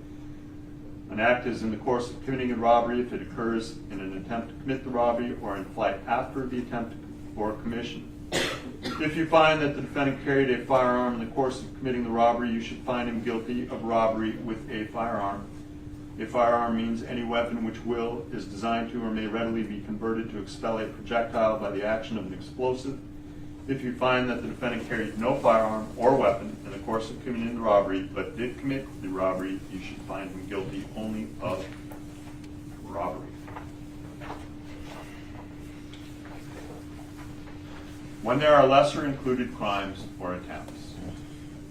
In considering the evidence, you should consider the possibility that although the evidence may not convince you that the defendant committed the main crimes of which he is accused, there may be evidence that he committed other acts that would constitute a lesser included crime.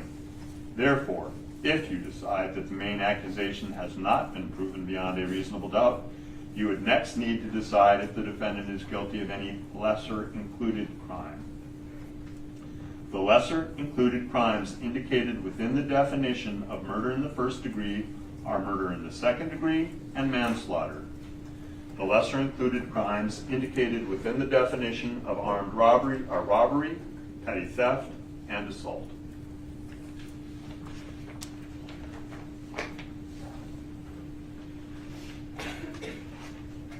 To prove the lesser included crime of murder in the second degree, the state must prove the following three elements beyond a reasonable doubt. Number one, Jose Onfroy is dead. Number two, the death was caused by the criminal act of Diedrich Williams. Number three, there was an unlawful killing of Jose Onfroy by an act imminently dangerous to another and demonstrating a depraved mind without regard for human life.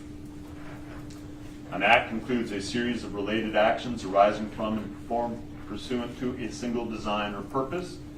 An act is imminently dangerous to another and demonstrating a depraved mind if it is an act or series of acts that, number one, a personary of ordinary judgment would know is reasonably certain to kill or do serious bodily injury to another, and two, is done from ill will, hatred, spite, or an evil intent, and three, is of such a nature that the act itself indicates an indifference to human life. In order to convict of second-degree murder, it is not necessary for the state to prove the defendant had an intent to cause death. Again, to prove the crime of murder in the second degree, the state must prove the following three elements beyond a reasonable doubt. Number one, Jose Onfroy is dead. Number two, the death was caused by the criminal act of Michael Boatwright. Number three, there was an unlawful killing of Jose Onfroy by an act imminently dangerous to another and demonstrating a depraved mind without regard for human life. An act includes a series of related actions arising from and performed pursuant to a single design or purpose. An act is imminently dangerous to another and demonstrating a depraved mind if it is an act or series of acts that, number one, a person of ordinary judgment would know is reasonably certain to kill or do serious bodily injury to another, and two, is done from ill will, hatred, spite, or an evil intent, and three, is of such a nature that the act itself indicates an indifference to human life. In order to convict of second-degree murder, it is not necessary for the state to prove that the defendant had an intent to cause death. One more time. To prove the crime of murder in the second degree, the state must prove the following three elements beyond a reasonable doubt. Number one, Jose Onfroy is dead. Number two, the death was caused by the criminal act of Trayvon Newsom. And three, there was an unlawful killing of Jose Onfroy by an act imminently dangerous to another and demonstrating a depraved mind without regard for human life. An act includes a series of related actions arising from and performed pursuant to a single design or purpose.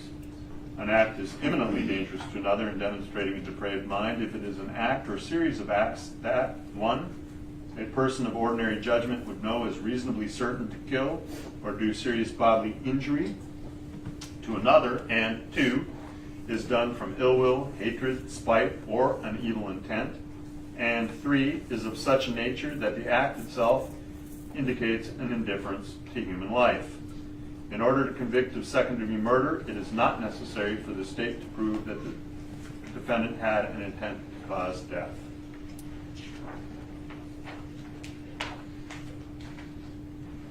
To prove the lesser included crime of manslaughter, the state must prove the following two elements beyond a reasonable doubt. Number one, Jose Onfroy is dead. And number two, Diedrich Williams intentionally committed an act or acts that caused the death of Jose Onfroy.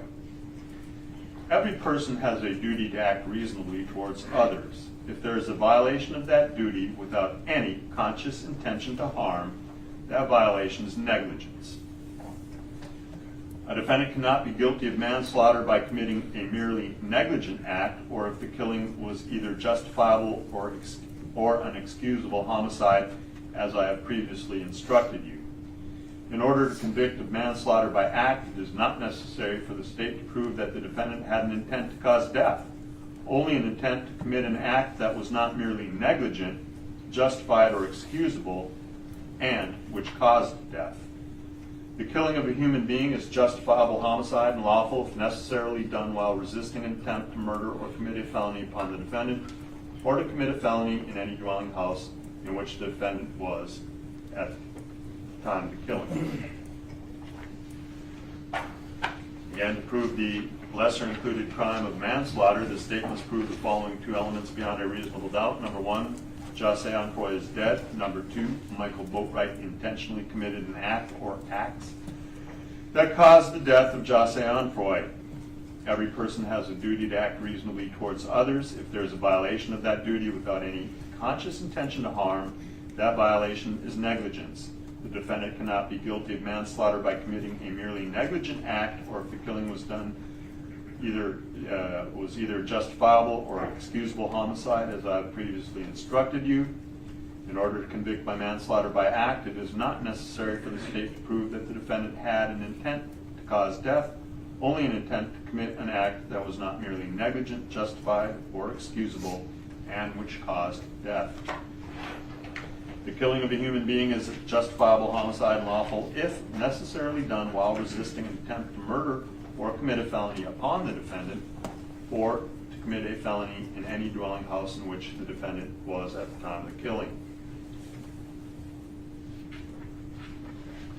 And once again, to prove the lesser included crime of manslaughter, the state must prove the following two elements beyond a reasonable doubt. Number one, Jose Anfroy is dead. Number two, Trayvon Newsom intentionally committed an act or acts that caused the death of Jose Anfroy. Every person has a duty to act reasonably towards others.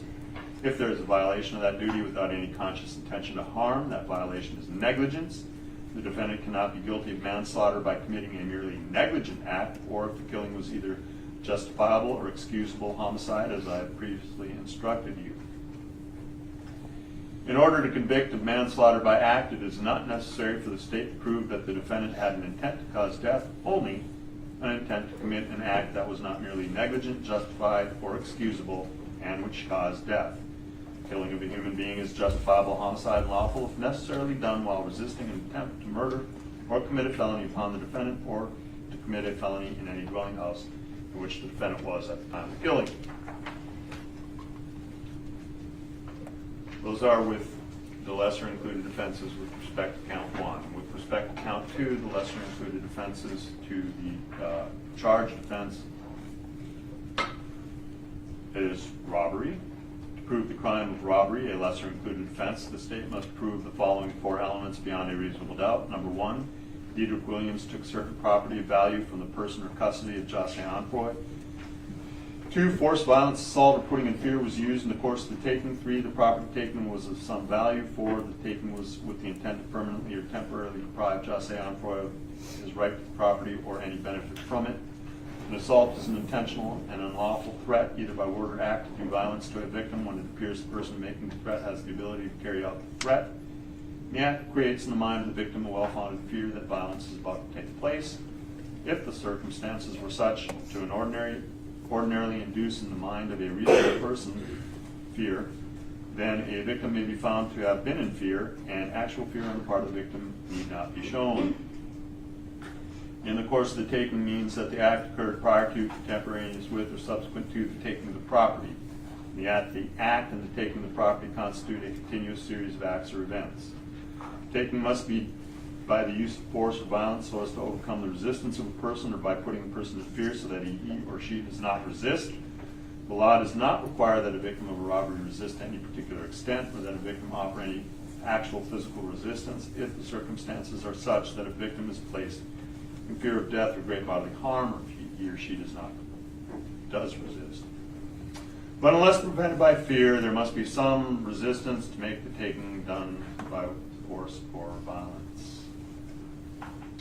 In order for a taking by force or violence or putting in fear to be robbery, it is not necessary that the taking be from the person of the victim. It is sufficient if the property taken is under the custody of the victim, so that it cannot be taken without the use of force, violence, intimidation directed against the victim.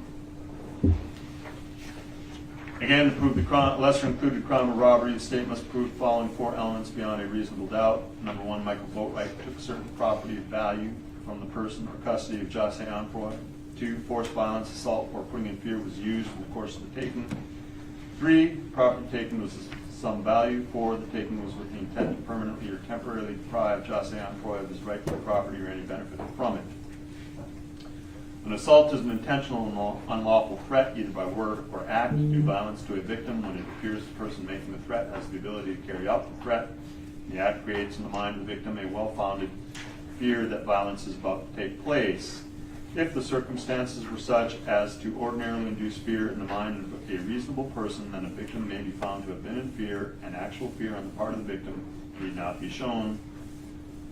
In the course of the taking means the act occurred prior to, contemporaneous with, or subsequent to the taking of the property, and the act and the taking of the property constitute a continuous series of acts or events. The taking must be done by the use of force or violence so as to overcome the resistance of a person, or by putting the person in fear so that he or she does not resist.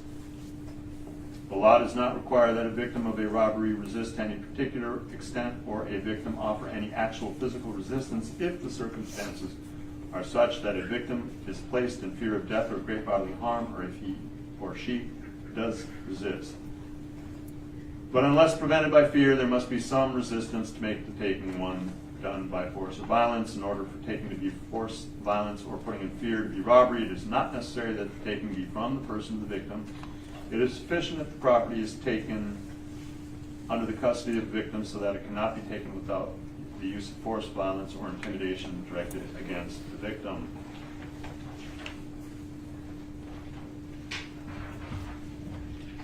In order to prove the lesser included crime of robbery, the state must prove the following 4 elements beyond a reasonable doubt. Number 1, Trayvon Newsom took certain property of value from the person or custody of Jose Anfroy. 2, force, violence, assault, or putting in fear was used in the course of the taking. 3, the property was taken was of some value. 4, the taking was with the intent to permanently or temporarily deprive Jose Anfroy of his right to property or any benefit from it. An assault is an intentional and unlawful threat, either by word or act, to do violence to a victim when it appears the person making the threat has the ability to carry out the threat, and the act creates in the mind of the victim a well-founded fear that violence is about to take place. If the circumstances were such as to ordinarily induce fear in the mind of a reasonable person, then a victim may be found to have been in fear, and actual fear on the part of the victim need not be shown. In the course of the taking means that the act occurred prior to, contemporaneous with, or subsequent to the taking of the property, and the act and the taking of the property constitute a continuous series of acts or events. The taking must be by the use of force or violence so as to overcome the resistance of a person, or by putting the person in fear so that he or she does not resist. The law does not require that a victim of a robbery resist to any particular extent, or that the victim offer any actual physical resistance if the circumstances are such that a victim is placed in fear of death or great bodily harm if he or she does resist. But unless prevented by fear, there must be some resistance to make the taking one done by force or violence. In order for a taking by force or violence or putting in fear to be robbery, it is not necessary that the taking be from the person of the victim. It is sufficient if the property taken is under the custody of the victim so that it cannot be taken without the use of force, violence, or intimidation directed against the victim. To prove the crime of petty theft, the state must, a lesser included offense, the state must prove the following 2 elements beyond a reasonable doubt. Number 1, Diedrich Williams knowingly and unlawfully obtained the property of Jose Anfroy.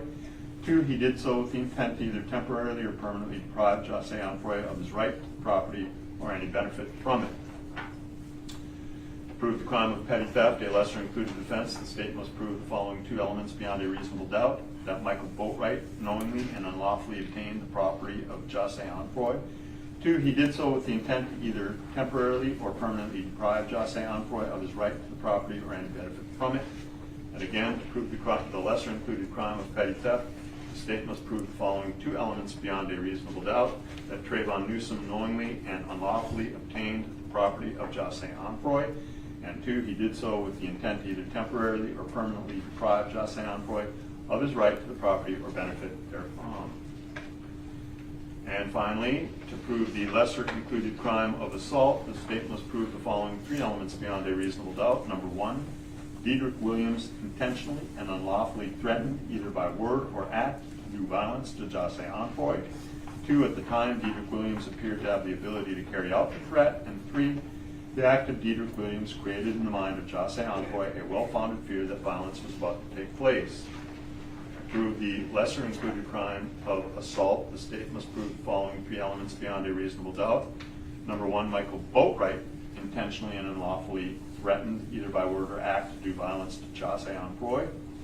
2, at the time, Michael Boatwright appeared to have the ability to carry out the threat. And 3, the act of Michael Boatwright created in the mind of Jose Anfroy a well-founded fear that the violence was about to take place. Finally, the lesser included crime of assault, the state must prove the following 3 elements beyond a reasonable doubt. That Trayvon Newsom intentionally and unlawfully threatened, either by word or act, to do violence to Jose Anfroy. 2, at the time, Trayvon Newsom appeared to have the ability to carry out the threat. And 3, the act of Trayvon Newsom created in the mind of Jose Anfroy a well-founded fear that violence was about to take place.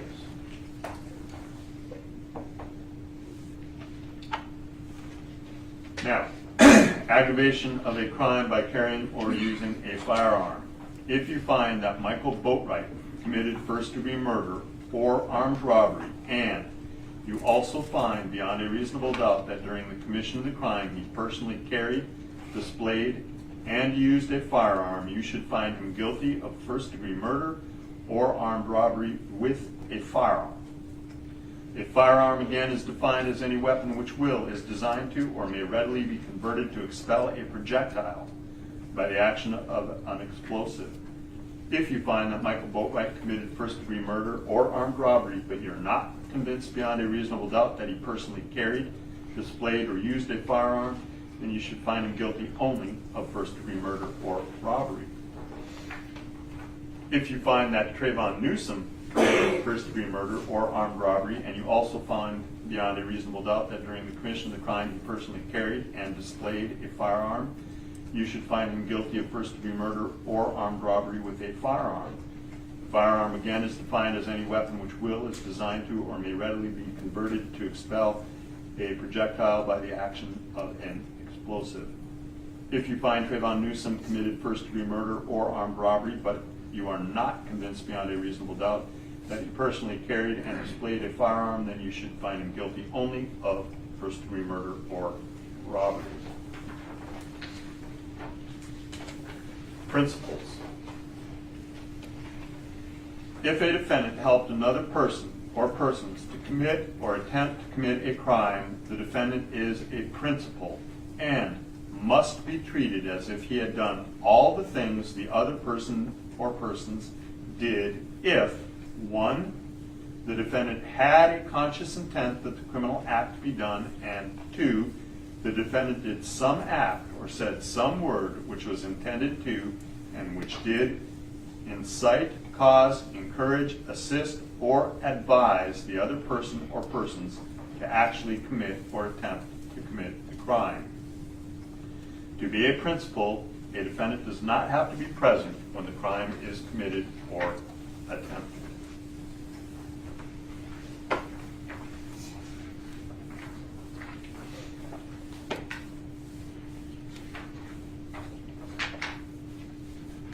The defendants in this case have entered pleas of not guilty.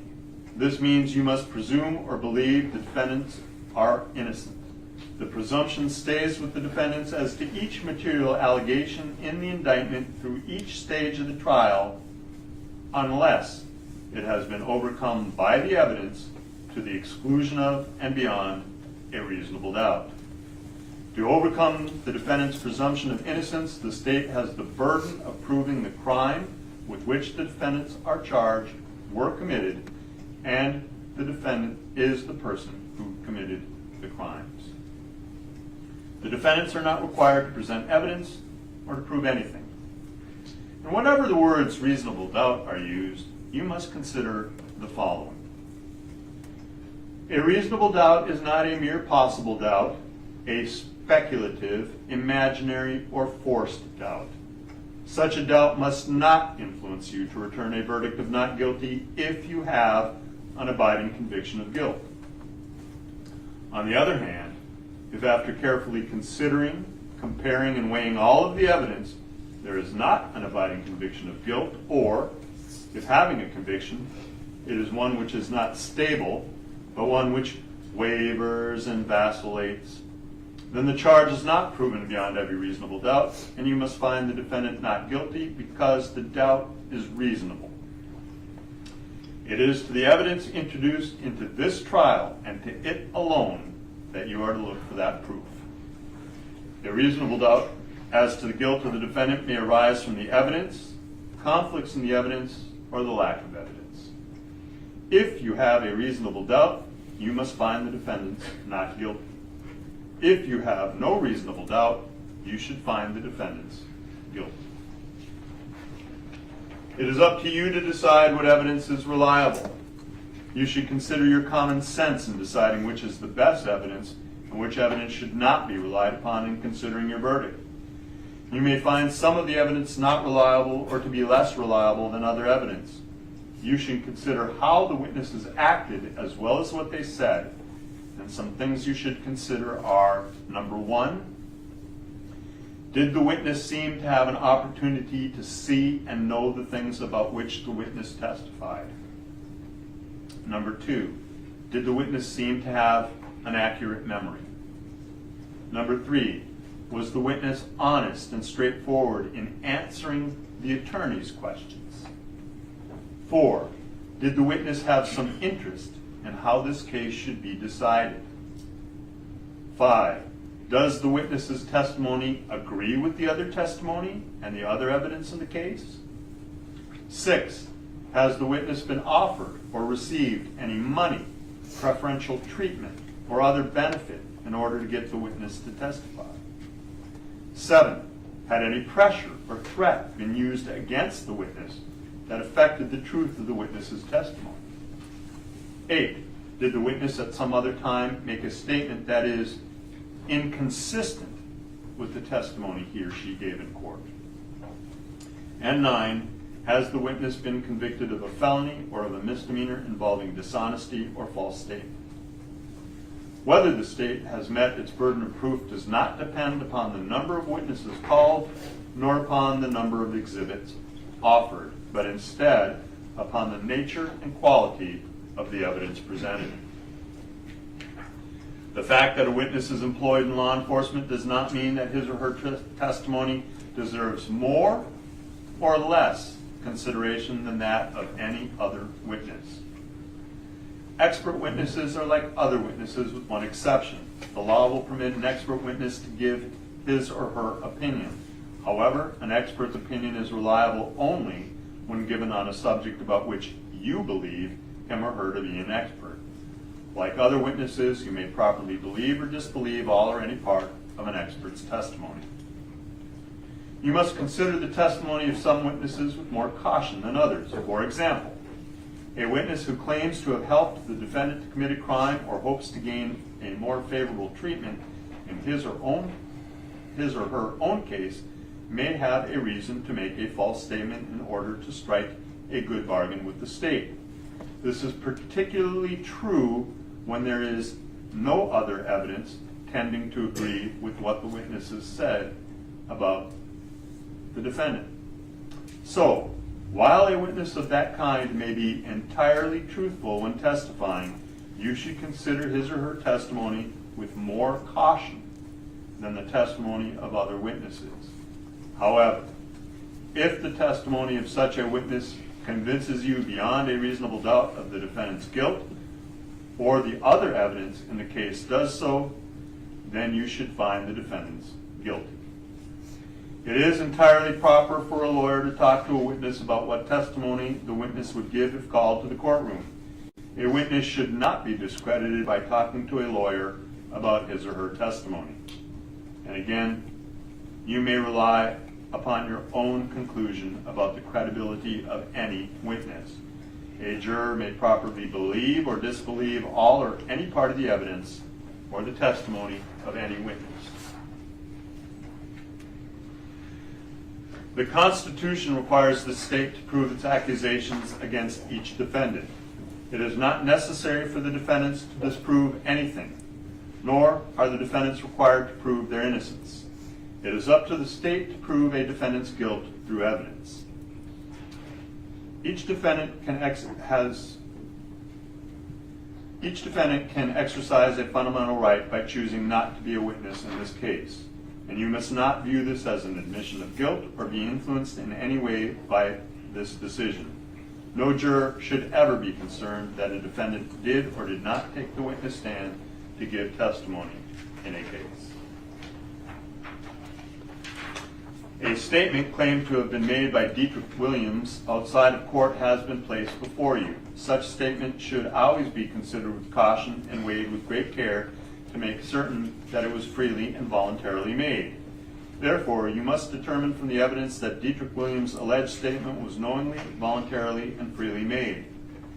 In making this determination, you should consider the total circumstances, including but not limited to, number one, whether when Dietrich Williams made the statement he had been threatened in order to get him to make it, and two, whether anyone had promised him anything in order to get him to make it. If you conclude Dietrich Williams' out-of-court statement was not freely and voluntarily made, you should disregard it. You have heard testimony of eyewitness identification. In deciding how much weight to give this testimony, you may consider the various factors mentioned in these instructions concerning the credibility of witnesses. In addition to those factors in evaluating eyewitness identification testimony, you may also consider the following. Number one, the capacity and opportunity of the witness to observe the offender based upon the length of time for observation and the conditions at the time of the observation, including lighting and distance. Two, whether the identification was the product of the eyewitness's own recollection or was the result of influence and suggestiveness. Three, the circumstances under which the defendant was presented to the eyewitness for identification. Four, any inconsistent identifications made by the eyewitness. Five, any instance in which the eyewitness did not make an identification when given the opportunity to do so. Six, the witness's familiarity with the subject identified. Seven, lapses in time between the event and the identification. Eight, whether the eyewitness and the offender are of different races or ethnic groups and whether this may have affected the accuracy of the identification. 9, the totality of the circumstances surrounding the eyewitness's identification. You have heard testimony concerning photo lineups conducted by law enforcement agencies. Florida law requires that the person conducting the photo lineup must not have participated in the investigation of the crime alleged and must not have been aware of which person in the photo lineup was the suspect. Also, before conducting a photo lineup, the eyewitness must be instructed that 1, the perpetrator might or might not be in the photo lineup. 2, the person conducting the photo lineup does not know the suspect's identity. 3, the eyewitness should not feel compelled to make an identification. And 4, it is important to exclude innocent persons as it is to identify the perpetrator. And 5, the investigation will continue with or without an identification. The eyewitness must acknowledge in writing that he or she received a copy of the photo lineup instructions. If the eyewitness refused to sign a document acknowledging receipt of the instructions, the person conducting the photo lineup must document that refusal of the eyewitness to sign the document acknowledging receipt of the instructions, and the person conducting the photo lineup must sign the acknowledgement document himself or herself. You may consider compliance or non-compliance with these requirements to determine the reliability of any eyewitness identification made during a photo lineup procedure. Here are some general rules that will apply to your deliberation discussions. You must follow these rules in order to return a lawful verdict. You must follow the law as it is set out in these instructions. If you fail to follow the law, your verdict will be a miscarriage of justice. There are no reasons for failing to follow the law in this case, and all of us are depending upon you to make a wise and legal decision in this matter. The case must be decided only upon the evidence that you've heard from the testimony of the witnesses and have seen in the form of the exhibits that are in evidence and these instructions. 3, this case must not be decided for or against anyone because you feel sorry for anyone or you are angry with anyone. 4, remember, the lawyers are not on trial, and your feelings about them should not influence your decision in this case. 5, your duty is to determine if the defendants have been proven guilty or not in accord with the law. It is the judge's job to determine a proper sentence if the defendants are found guilty. 6, whatever verdict you render must be unanimous. That is, each juror must agree to the same verdict. And 7, your verdict should not be influenced by feelings of prejudice, bias, or sympathy. Your verdict must be based upon the evidence and the law contained in these instructions. Now, deciding a verdict is exclusively your job. I cannot participate in that decision in any way, so please disregard anything that I may have said or done that made you think I preferred one verdict over another. Additionally, I will remind you that you must disregard any objections that were sustained by me or any comments or questions that the court instructed you to disregard.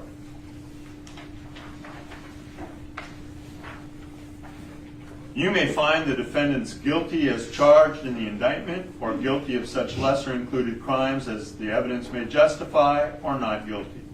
If you return a verdict of guilty, it must be for the highest offense which has been proven beyond a reasonable doubt. If you find that no offense has been proven beyond a reasonable doubt, then of course your verdict must be not guilty. The verdict must be unanimous, that is, all of you must agree to the same verdict, and only one verdict may be returned as to each crime and as to each defendant charged.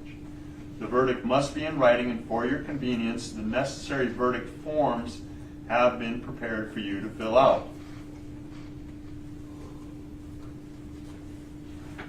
And I'm going to go over those with you in a second. But also understand that if you return a verdict of guilty to the charge of first-degree murder, it is not necessary that all of you agree that the state proved first-degree premeditated murder, and it is not necessary that all of you agree that the state proved first-degree felony murder. Instead, what the law requires is that all of you agree that the state proved either first-degree premeditated murder or first-degree felony murder.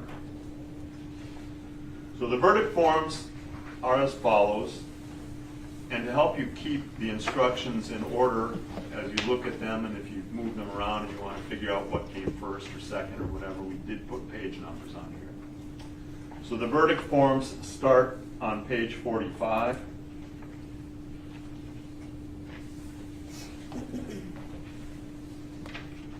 And they go through page 51. These are the only documents in this packet that you may write on. And they read as follows. The first one reads, in the Circuit Court of the 17th Judicial Circuit in and for Broward County, Florida, the state of Florida versus Dedrick Williams verdict, count 1. We, the jury, find as follows as to the defendant Dedrick Williams in this case, and then you're instructed to check only one of your 4 options, and they are listed A, B, C, and D. And they are as follows. Either A, the defendant is guilty of murder in the first degree as charged in the indictment, or B, the defendant is guilty of murder in the second degree, a lesser included offense, or C, the defendant is guilty of manslaughter, a lesser included offense, or D, the defendant is not guilty. And then it says, so say we all this blank day of March 2023 at Fort Lauderdale, Broward County, Florida. Then there are 2 lines. On the first line, the foreperson shall print their name, and on the second line, the foreperson shall sign their name. The second verdict form reads, in the Circuit Court of the 17th Judicial Circuit in and for Broward County, Florida, the state of Florida versus Diedrich Williams. Verdict, count 2. We, the jury, finds as to the defendant Diedrich Williams in this case, and again, you're instructed to check only one of your 5 options, either A, the defendant is guilty of armed robbery as charged in the indictment, or B, the defendant is guilty of robbery, a lesser included offense, or C, the defendant is guilty of petty theft, a lesser included offense, or D, the defendant is guilty of assault, a lesser included offense, or E, the defendant is not guilty. Again, so say we all this blank day of March 2023, Fort Lauderdale, Broward County, Florida.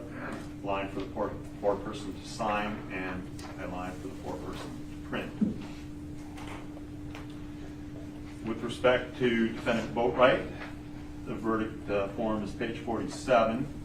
Has the same style at the top in the Circuit Court of the 17th Judicial Circuit Court in and for Broward County, Florida, the state of Florida versus Michael Boatwright, defendant. Verdict, count 1. We, the jury, find as follows as the defendant Michael Boatwright in this case, and again, you're told to check only one, either A, the defendant is guilty of murder in the first degree as charged in the indictment, or B, the defendant is guilty of murder in the second degree, a lesser included offense, or C, the defendant is guilty of manslaughter, a lesser included offense, or D, the defendant is not guilty. This form also has 3 what we call interrogatories on it. They are questions that you need to answer. And it states on there, below your check only one choices, if you find the defendant guilty of any of the crimes listed above, you must answer the following questions. Number 1, during the course of the crime committed, did the defendant, Michael Boatwright, actually possess a firearm? Yes or no? 2, during the course of the crime committed, did the defendant, Michael Boatwright, actually discharge a firearm? Yes or no? And 3, during the course of the crime committed, did the defendant, Michael Boatwright, actually inflict death to Josai Onfroy as a result of discharging a firearm in his possession? Yes or no? And again, it says, so say we all, blank day of March 2023, Fort Lauderdale, Broward County, Florida, lines for the foreperson to print and sign. The next one is same style on top, state of Florida versus Michael Boatwright, defendant. Verdict, count 2. We, the jury, find as follows as the defendant, Michael Boatwright, in this case. Again, you're given 5 choices. You'll check only one. Either A, the defendant is guilty of armed robbery as charged in the indictment. B, the defendant is guilty of robbery, a lesser included offense. Or C, the defendant is guilty of petty theft, a lesser included offense. Or D, the defendant is guilty of assault, a lesser included offense. Or E, the defendant is not guilty. Again, there are interrogatories here, same as on the count 1 verdict form. If you find the defendant guilty of any of the crimes listed above, you must answer the following questions. Number 1, during the course of the crime committed, did the defendant, Michael Boatwright, actually possess a firearm? Yes or no? 2, during the course of the crime committed, did the defendant, Michael Boatwright, actually discharge a firearm? Yes or no? 3, during the course of the crime committed, did the defendant, Michael Boatwright, actually inflict death to Josai Onfroy as a result of discharging a firearm in his possession? Yes or no? Again, gives the line for the date, place, and 2 lines, 1 to sign and 1 to print.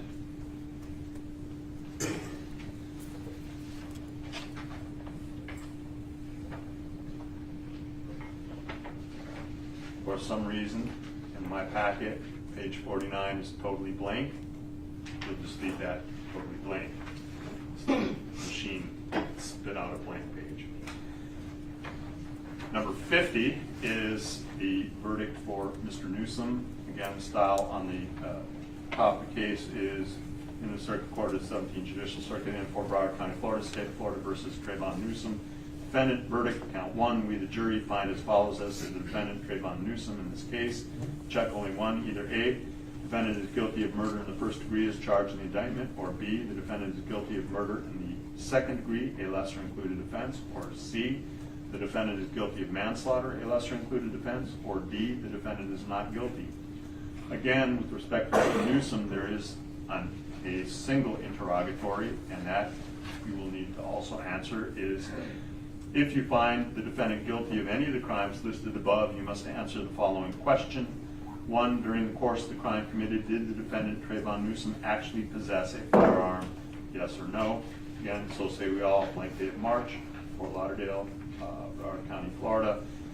Line for the foreperson to print and sign. And the last verdict form is on count 2, State of Florida versus Trayvon Newsom. We, the jury, find as follows as to the defendant, Trayvon Newsom, in this case.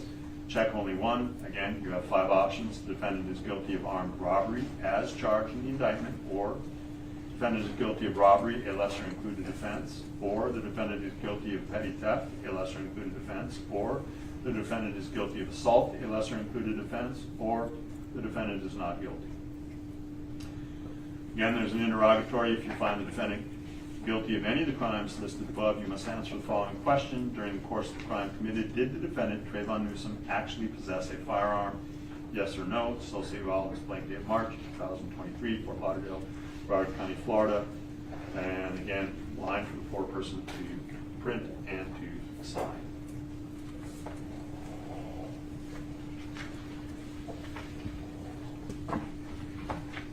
A separate crime is charged in each count of the indictment, and although they have been tried together, each crime and the evidence that applies to it must be considered separately and a separate verdict returned as to each. A finding of guilty or not guilty as to one crime must not affect your verdict as to the other crimes charged.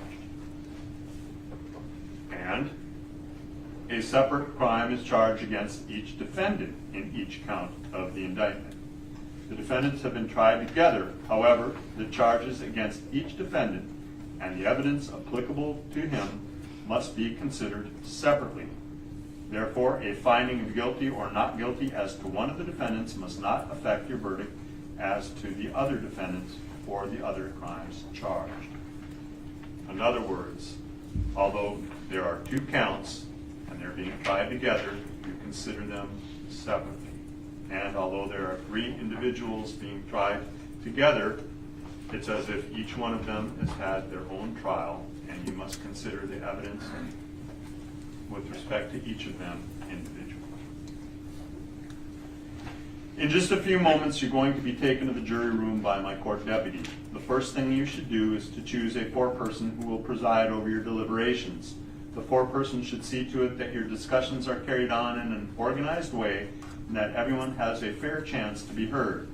It is also the foreperson's job to sign and date the verdict forms when all of you have agreed on a verdict, and to bring the verdict forms back here into the courtroom with you once you return. During deliberations, jurors must communicate about the case only with one another and only when all jurors are present in the jury room. You are not to communicate with any person outside of the jury about this case, and until you've reached a verdict, you must not talk about the case in person or through the telephone, writing, or electronic communication such as blog, Twitter, email, text message, or any other means. Do not contact anyone to assist you during deliberations. These communications rules will apply until I discharge you at the end of the case. Should you become aware of any violation of these instructions or any of the instructions that I've given you during this case, you must tell me by giving a note to my court deputy. Many of you may have cell phones, tablets, laptops, or other electronic devices with you here in the courtroom. The rules will not allow you to bring your phones or any of those devices, electronic devices, into the jury room, so you will kindly leave all of your electronic devices on your seats, and they will be guarded by our court deputies while you deliberate. Should you need to communicate with me, you will send a note out through the court deputy. It should be signed by the foreperson. But if you have voted, do not disclose any actual votes or where you are in the vote-taking process or anything else. Merely ask you a question. And if you do have questions, I'm going to talk with the attorneys before I give you an answer. And that may take some time, so you may continue your deliberations while you wait for my answer. And I will answer any questions that you have, if I can, either in writing, by writing the answer on the question form you send out and sending that back, or if necessary, I will call you out here for further oral instructions in open court. During the trial, items were received into evidence as exhibits, and you may examine whatever exhibits you think will help you during your deliberations. The exhibits are going to be sent back into the jury room with you. Everything that's been admitted into evidence when you begin to deliberate, with 2 exceptions.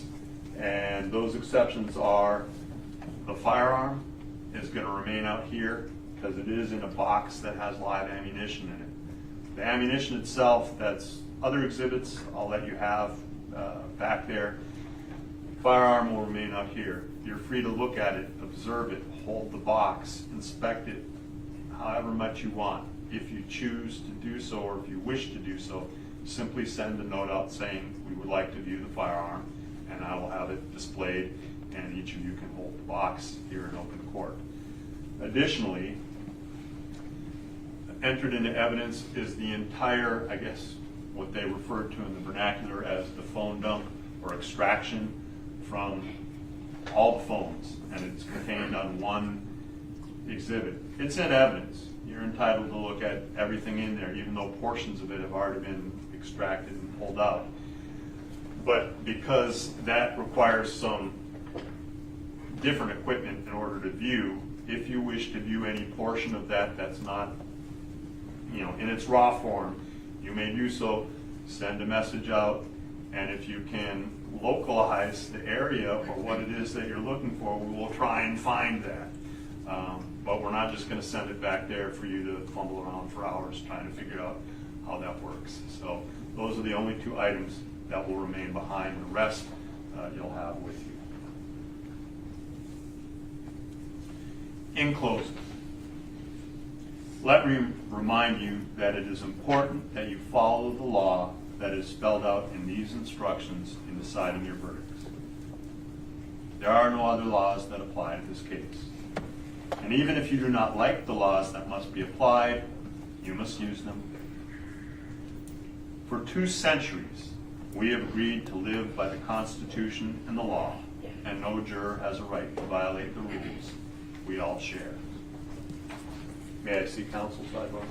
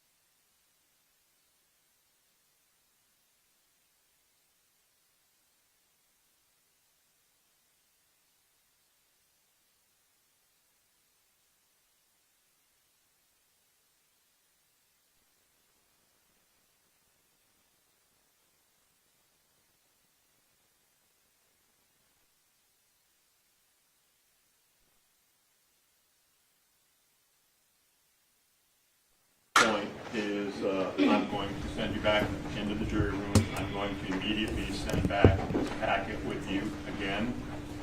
We don't write on any of the pages except the verdict form, and we don't start writing on that until we've actually reached verdicts, so that we're not scratching things out and writing tallies or doing anything else on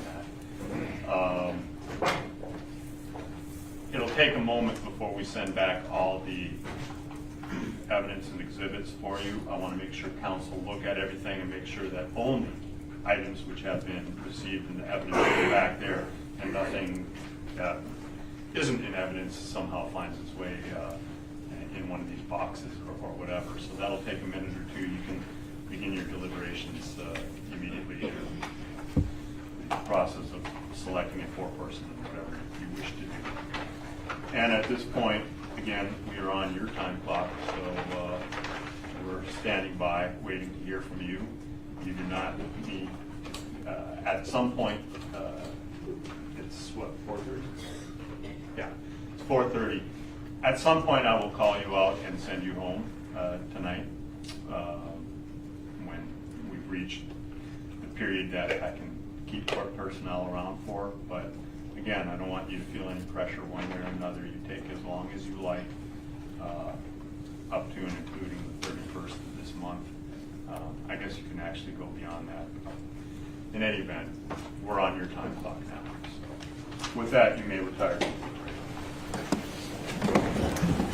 Please again leave any electronic devices up on your chair, and of course you may take your notes with you.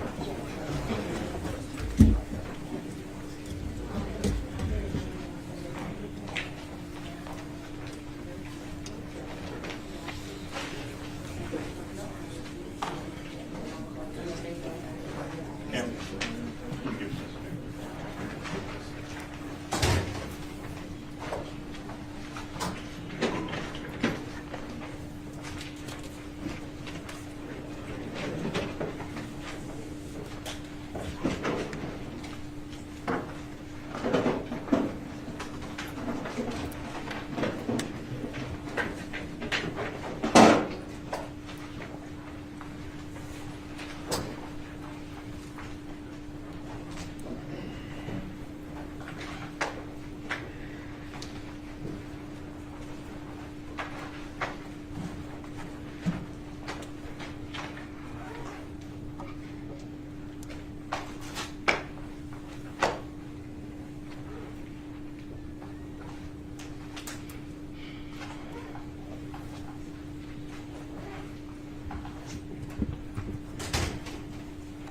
Parties may be seated. Court will come to order. Parties present, jurors are absent. Can I get counsel to view all the evidence and make sure that only items that have been entered into evidence are there, and then I'll have the deputy bring it back one grouping at a time. We also have a jury computer that has no internet access, no icons of any sort. Right, nothing that you they can guys access. take a I'll look show it at to that, counsel. or, yeah, Dorsey Melville.